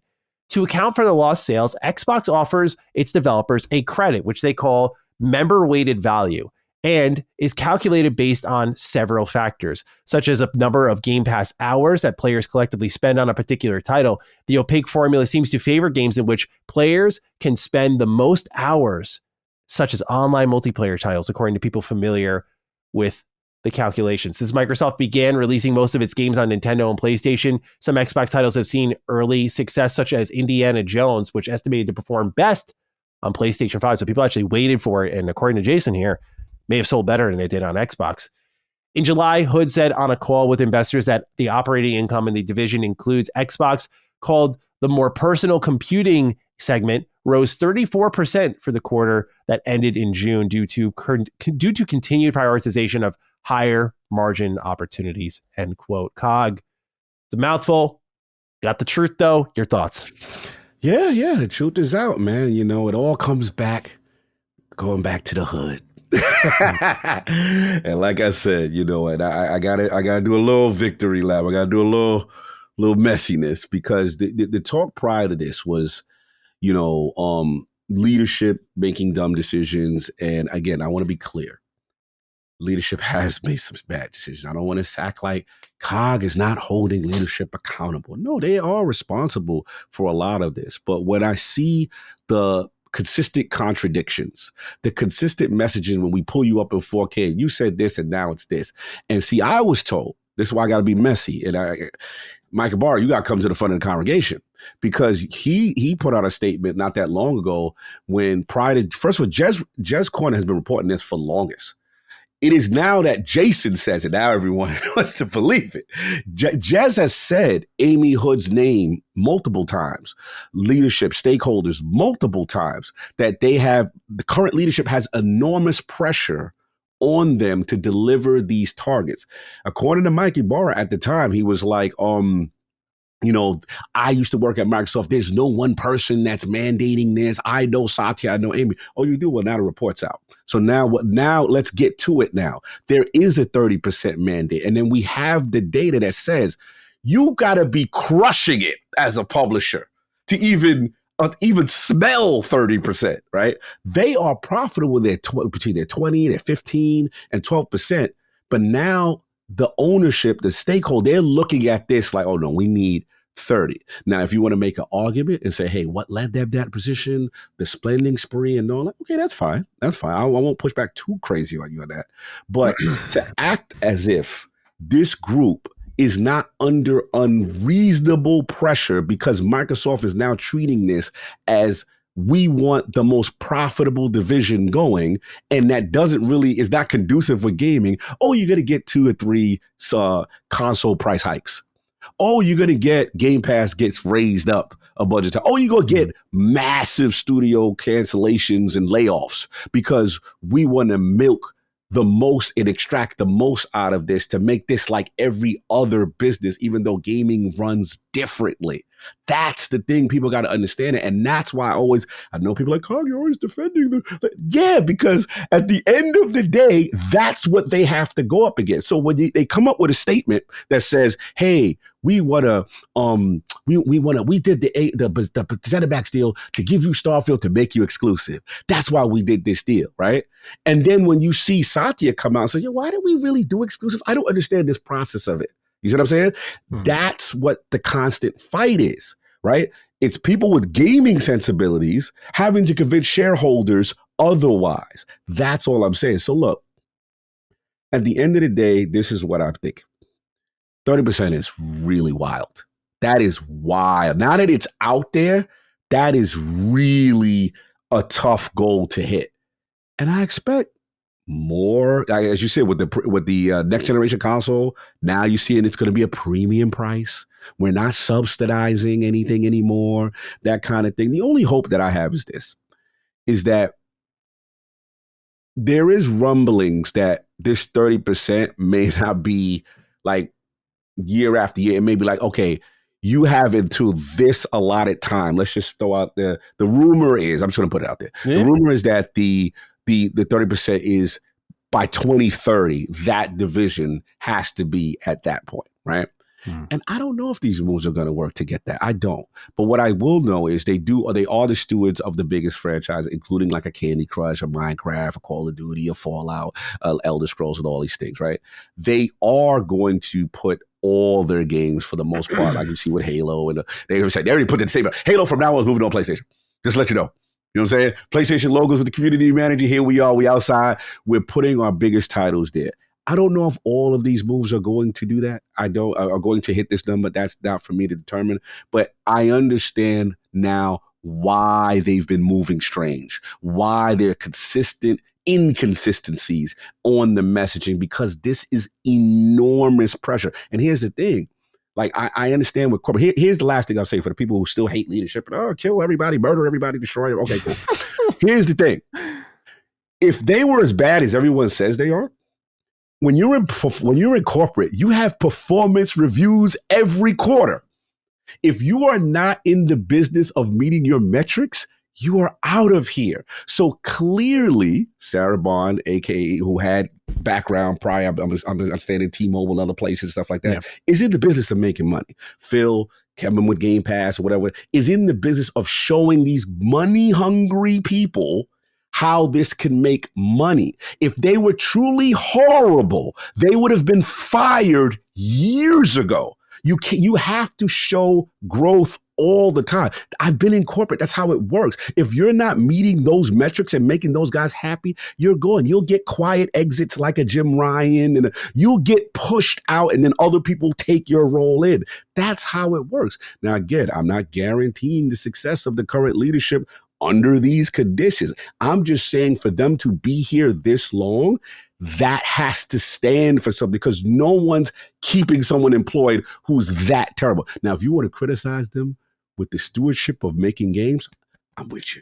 I will fight you. I will never keep them on the hook as far as, like, Redfall debacle coming in too late, Halo, your own franchise that's your baby, your Mario, the butchering of that, studio closures of the initiative, anything that you've proven to me you can't make your own stuff.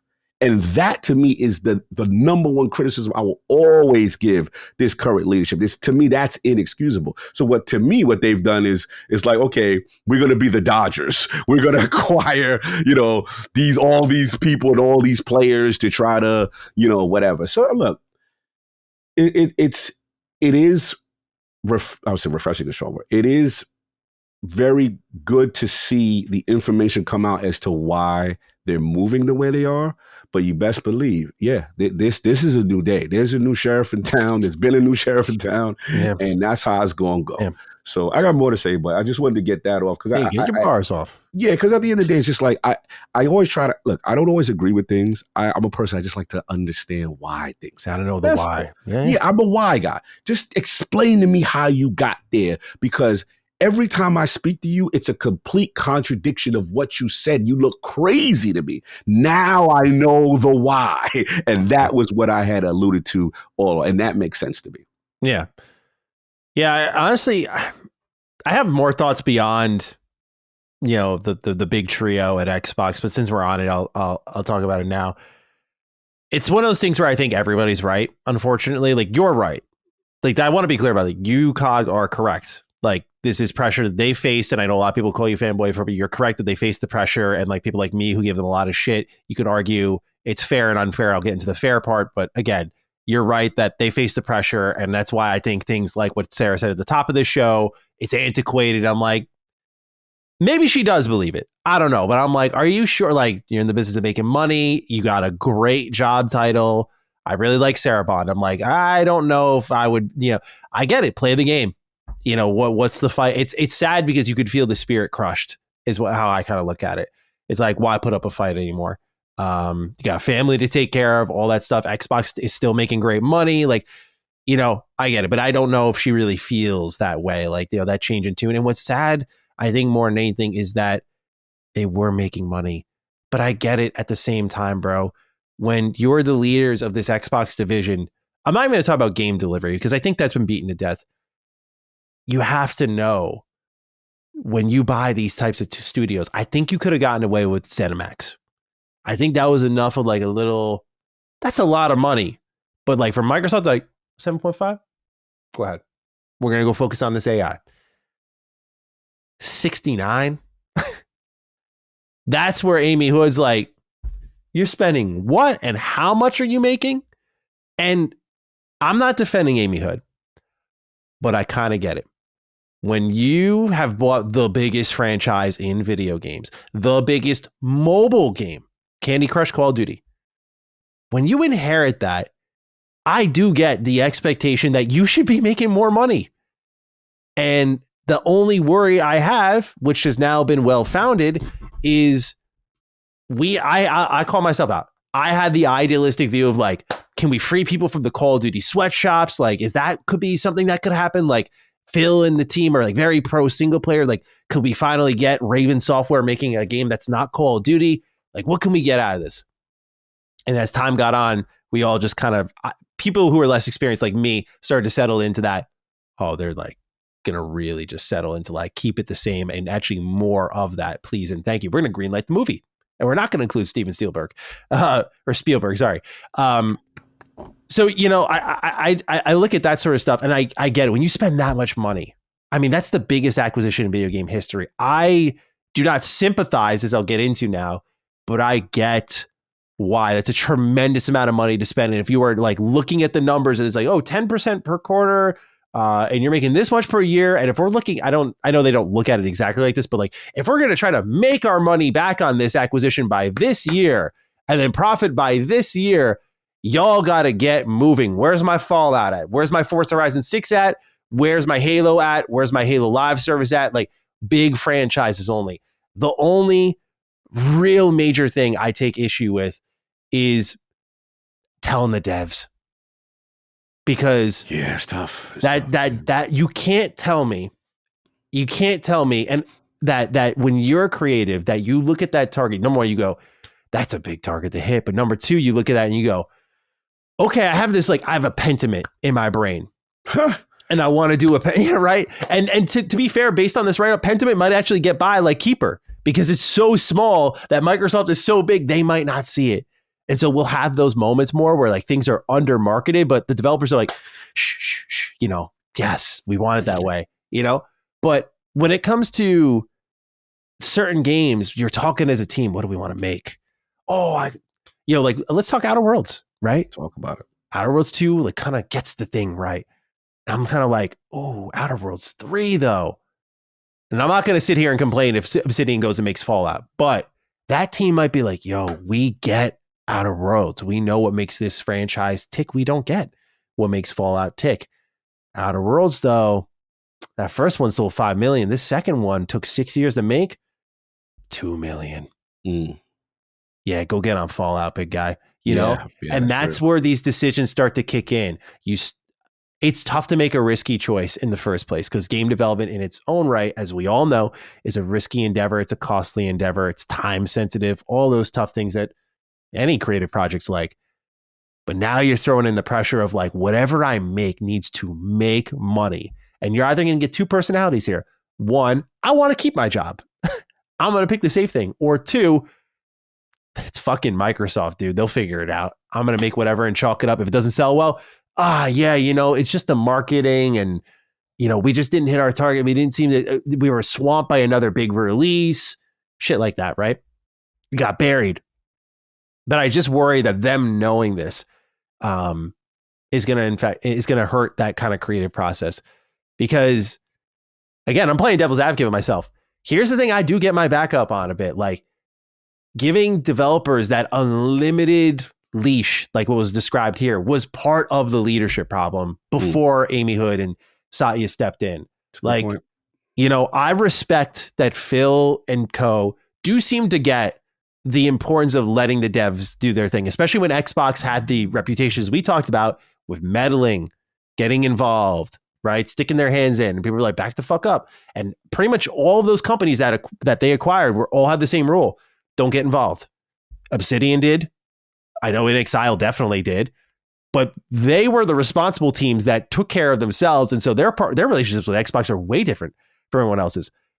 I pick on them a lot, but I pick on it a lot because I think it's fair. Compulsion's a great example. You can't let a team like that go for 7 years and have nothing to show for it until like finally. And I mean, bro, I know Steam player counts are a little oversold, but bro, when that shit's hitting 1K on Steam, that's not all right. Like, that's got to do better. And you know, there have been big games from Xbox. So again, I don't want to cherry pick that too much, but like, there's a lot that have gone on for a long while. And obviously we saw a lot of them recently canceled.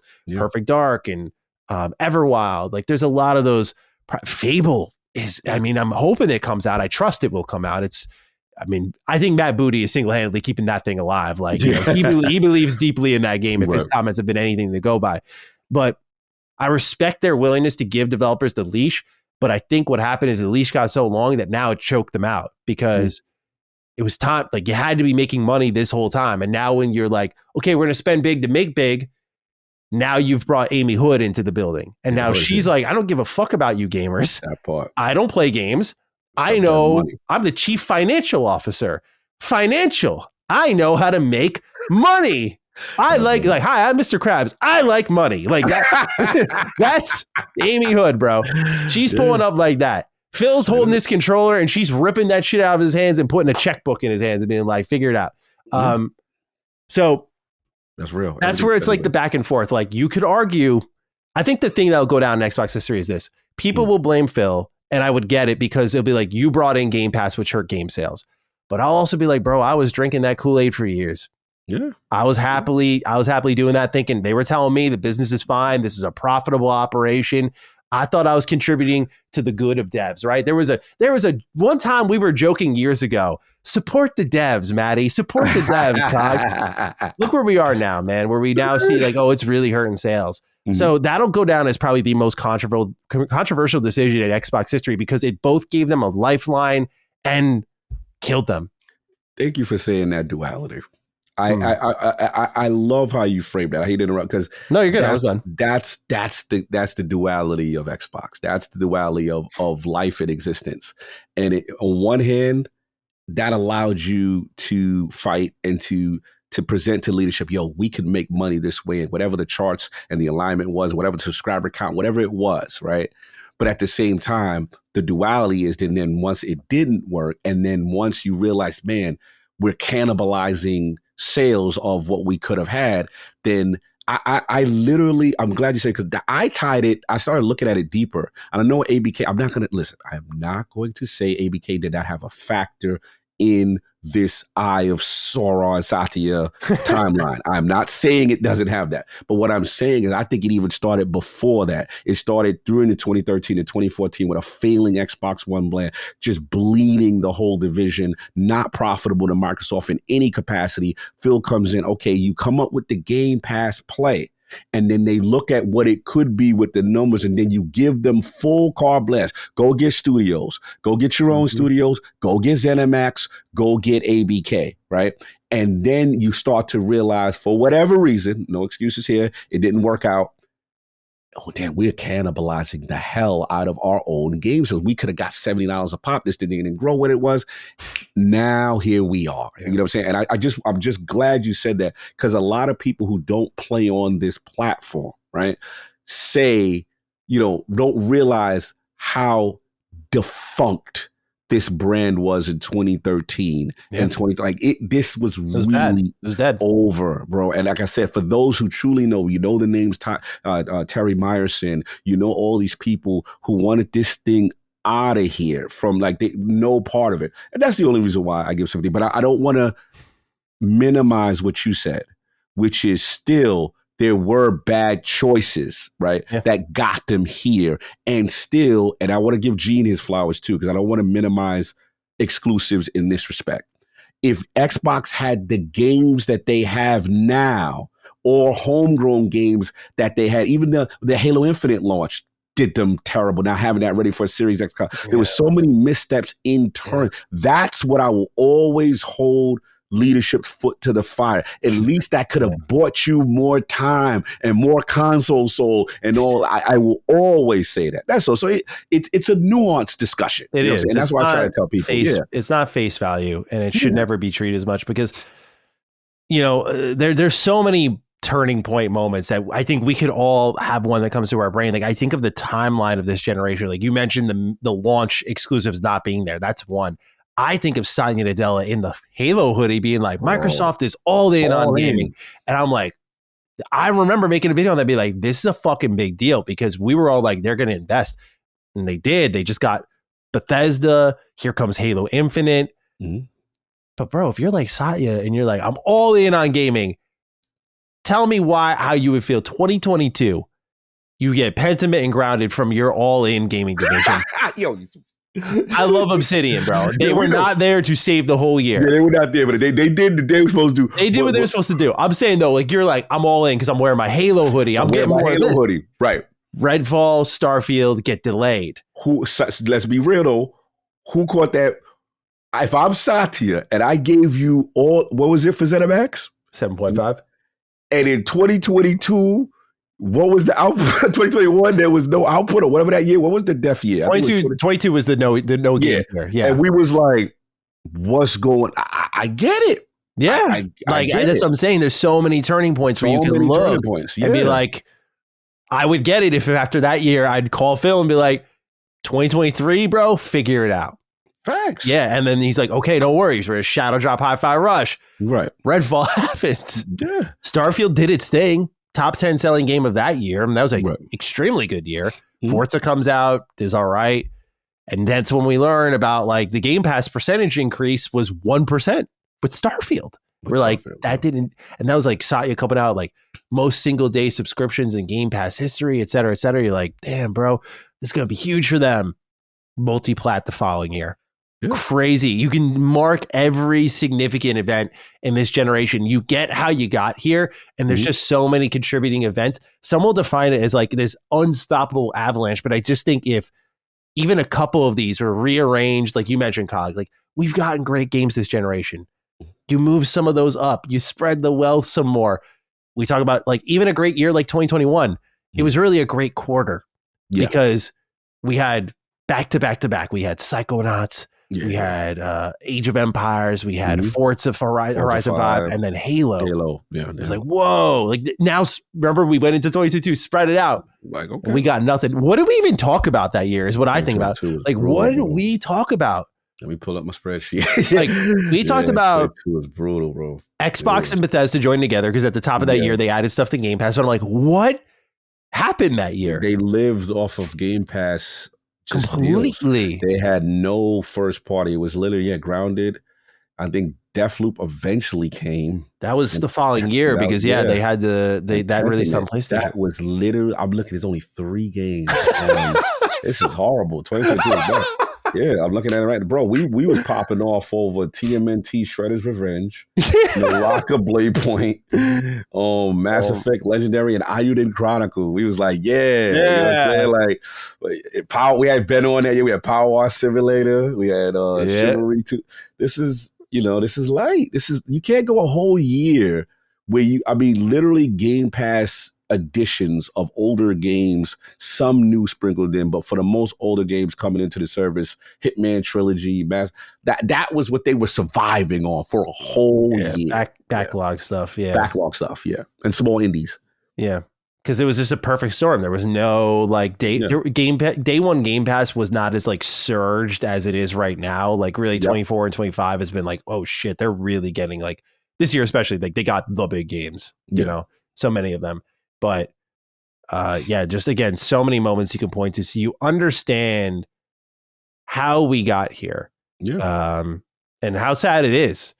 And there's a lot of fingers to be pointed everywhere. And I think that includes Xbox leadership. I think that includes Amy, for not really understanding the business that she's trying to handle, because I don't think she and many realize just how reactive gamers are.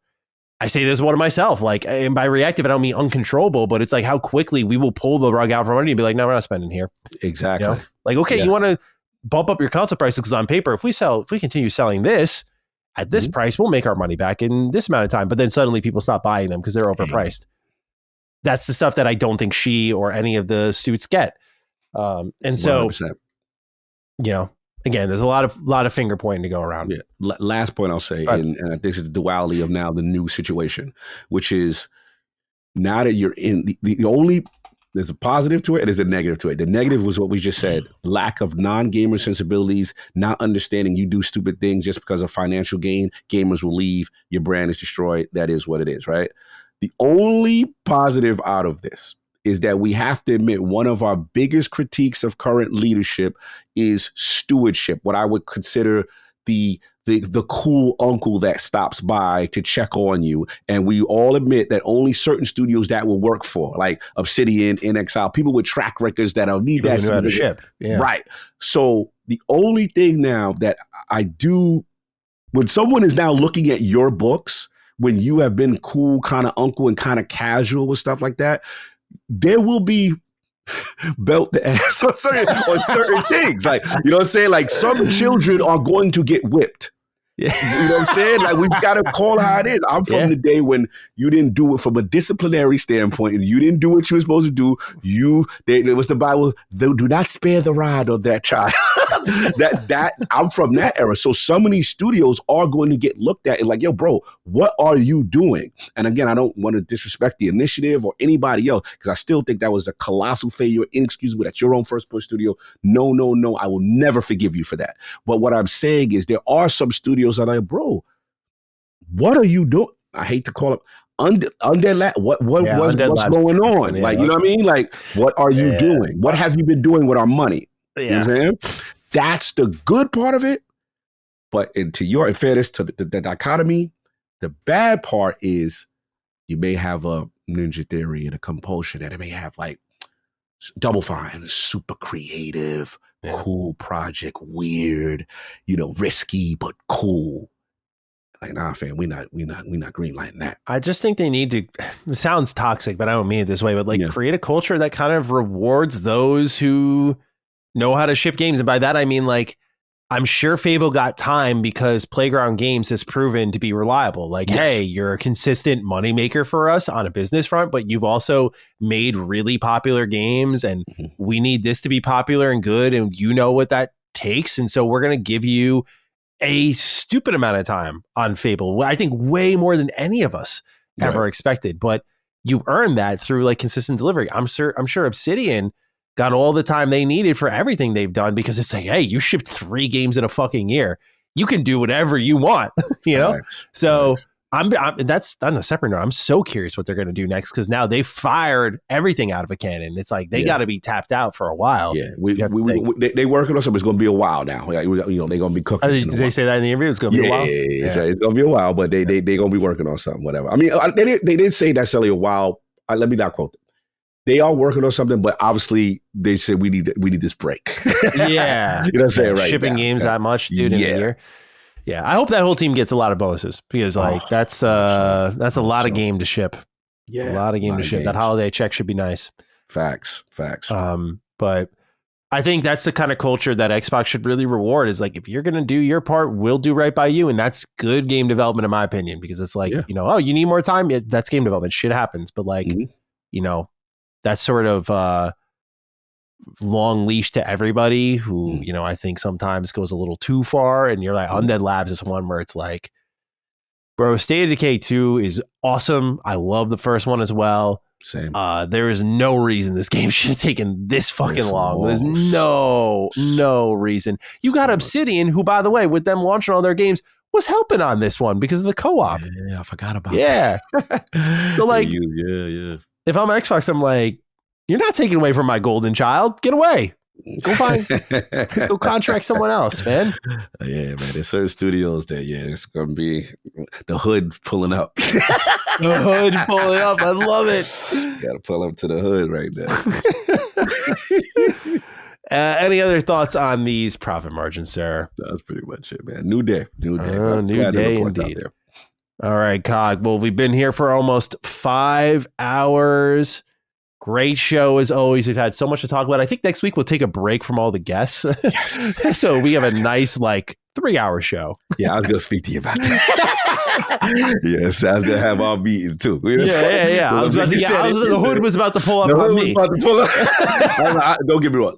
The guests are amazing. Don't get me wrong. Sometimes, just for time, I think we've been on a streak now, right? It was like I didn't mean for it to go this way, but no, it just happened, bro. It's not no one's fault, but Xbox always gives so much damn things to talk about. You're like, oh my God, Yeah, I planned the guests because I'm like, oh, it's gonna be slow, so it'll give us more fun moments, and then every week it's like Ally. I guess I'm an idiot though when I think about it because it's this is such a busy week for Xbox, but I thought they'd be talking about the game, so I'd be like, okay. Yeah. We're going to talk about those things. We'll have others fill in. But then Xbox is like, let's talk new consoles. Let's say everything's antiquated. Let's announce a new Halo, et cetera, et cetera. So yeah, I agree. Yeah. We'll be back to our normal wave moving forward. We hope the audience did enjoy the wave of Sacred Symbol level Dukes. Yes. But we'll go back to our usual pocket moving forward for a little bit's time, especially because now just people know we're not copping out, but we have the holidays coming up where we have to stash some recordings and those sorts of things. So we want to be on that. So we have to be available for it, of course. So we appreciate your time. We appreciate you listening. Cog, the hashtag for the week. It's got to be Hood DD. Yeah, I like that. Hood DD. Ladies and gentlemen, you got this deep. Use the hashtag HoodDD. I'm at G27status on Twitter. Cog is at Lord Cognito. You tag us there again, hashtag HoodDD. Otherwise, we'll find you in the comments down below. Use that hashtag there. Let us know you got to the end of the episode. Cog, any final words before we sign off? Another one, man. Another one. Lots going on so much. The only thing I'll say, at least we got some showcases. And hopefully we just talk about games. Yeah. Let's see what happens there. And let's get back to the I heard, the Game Awards, stuff like that. And the last thing I'll say is just look, for everybody that's going through it, it's I get it. If you love this brand, this is a very difficult time, an emotional time. I don't want to disrespect anyone's investment and displeasure, right? I don't want to say I'm coming in here to minimize that, bro, because I feel like at the end of the day, if you have this investment and you feel displeased, you have by all means and all right to say, I'm out, I'm good. On the flip side, I also want to speak to my gaming brothers and sisters where it's nothing in life should consume you to the part where you are disrespectful to others, where you are consistently raging about how unhappy you are every day, year upon year upon year. Nothing. This is a hobby. This is a luxury hobby. It's supposed to be for fun, and it's not going to be for everyone. And if someone is doing something, it's like any relationship. If someone is mistreating you or you feel is disrespecting you, bro, vote with your wallet, take your business elsewhere. But also, don't attack people who are look, I'm not happy with every decision, but I'm happy with the games. I'm happy with, still being in this ecosystem, and I'm okay. You know what I'm saying? There's still work for me. It's okay for us to make those two determinations and not attack each other. And that's what I've been seeing, just so much attacking. And I guess I'm from the mindset. I know people hate when I use the girlfriend analogy, but it's how many years are you going to complain about your ex cheating on you or doing disrespectful things? At some point, you got to take the action and be done with it and cut the negativity out of your life because it doesn't benefit yourself. You know what I'm saying? Protect your mental health, brothers and sisters. That's what I got for y'all. There we go. Wise words from the ninja to close us out. Ladies and gentlemen, we appreciate you being here. Hope you do absolutely well throughout the rest of your week. We'll be back for episode 253 next week. And until then, have a great one. Stay sexy, stay active. Wait. I did the whoa! I broke the fabric of reality there. I hit a Mr. Matty outro. You did a Mr. Matty joint. Whoa! I just went autopilot. That was fucking crazy. The two people at the end of the episode. That's a crazy moment there. Ladies and gentlemen, thank you for being here. We'll catch you next time. Bye. Defining Duke, an Xbox podcast, is a product and trademark of Last Stand Media and Collins Last Stand LLC, and is recorded from the United States of America. The show is conceived by Matthew Mr. Matty Plays Schroeder and me, Colin Moriarty, and is written and produced by Matthew Schroeder. Maddie's co-host is Barry Lord Cognito Eversley. Defining Duke's executive producer is Dustin Furman. All of Last Stand's theme music is by Ramon Narvaez. As you know, all of Last Stand Media's shows, including Defining Duke, are fan-funded on Patreon at patreon.com/laststandmedia. The following names are at the producer support level on Patreon, and we're thankful for your kindness and generosity.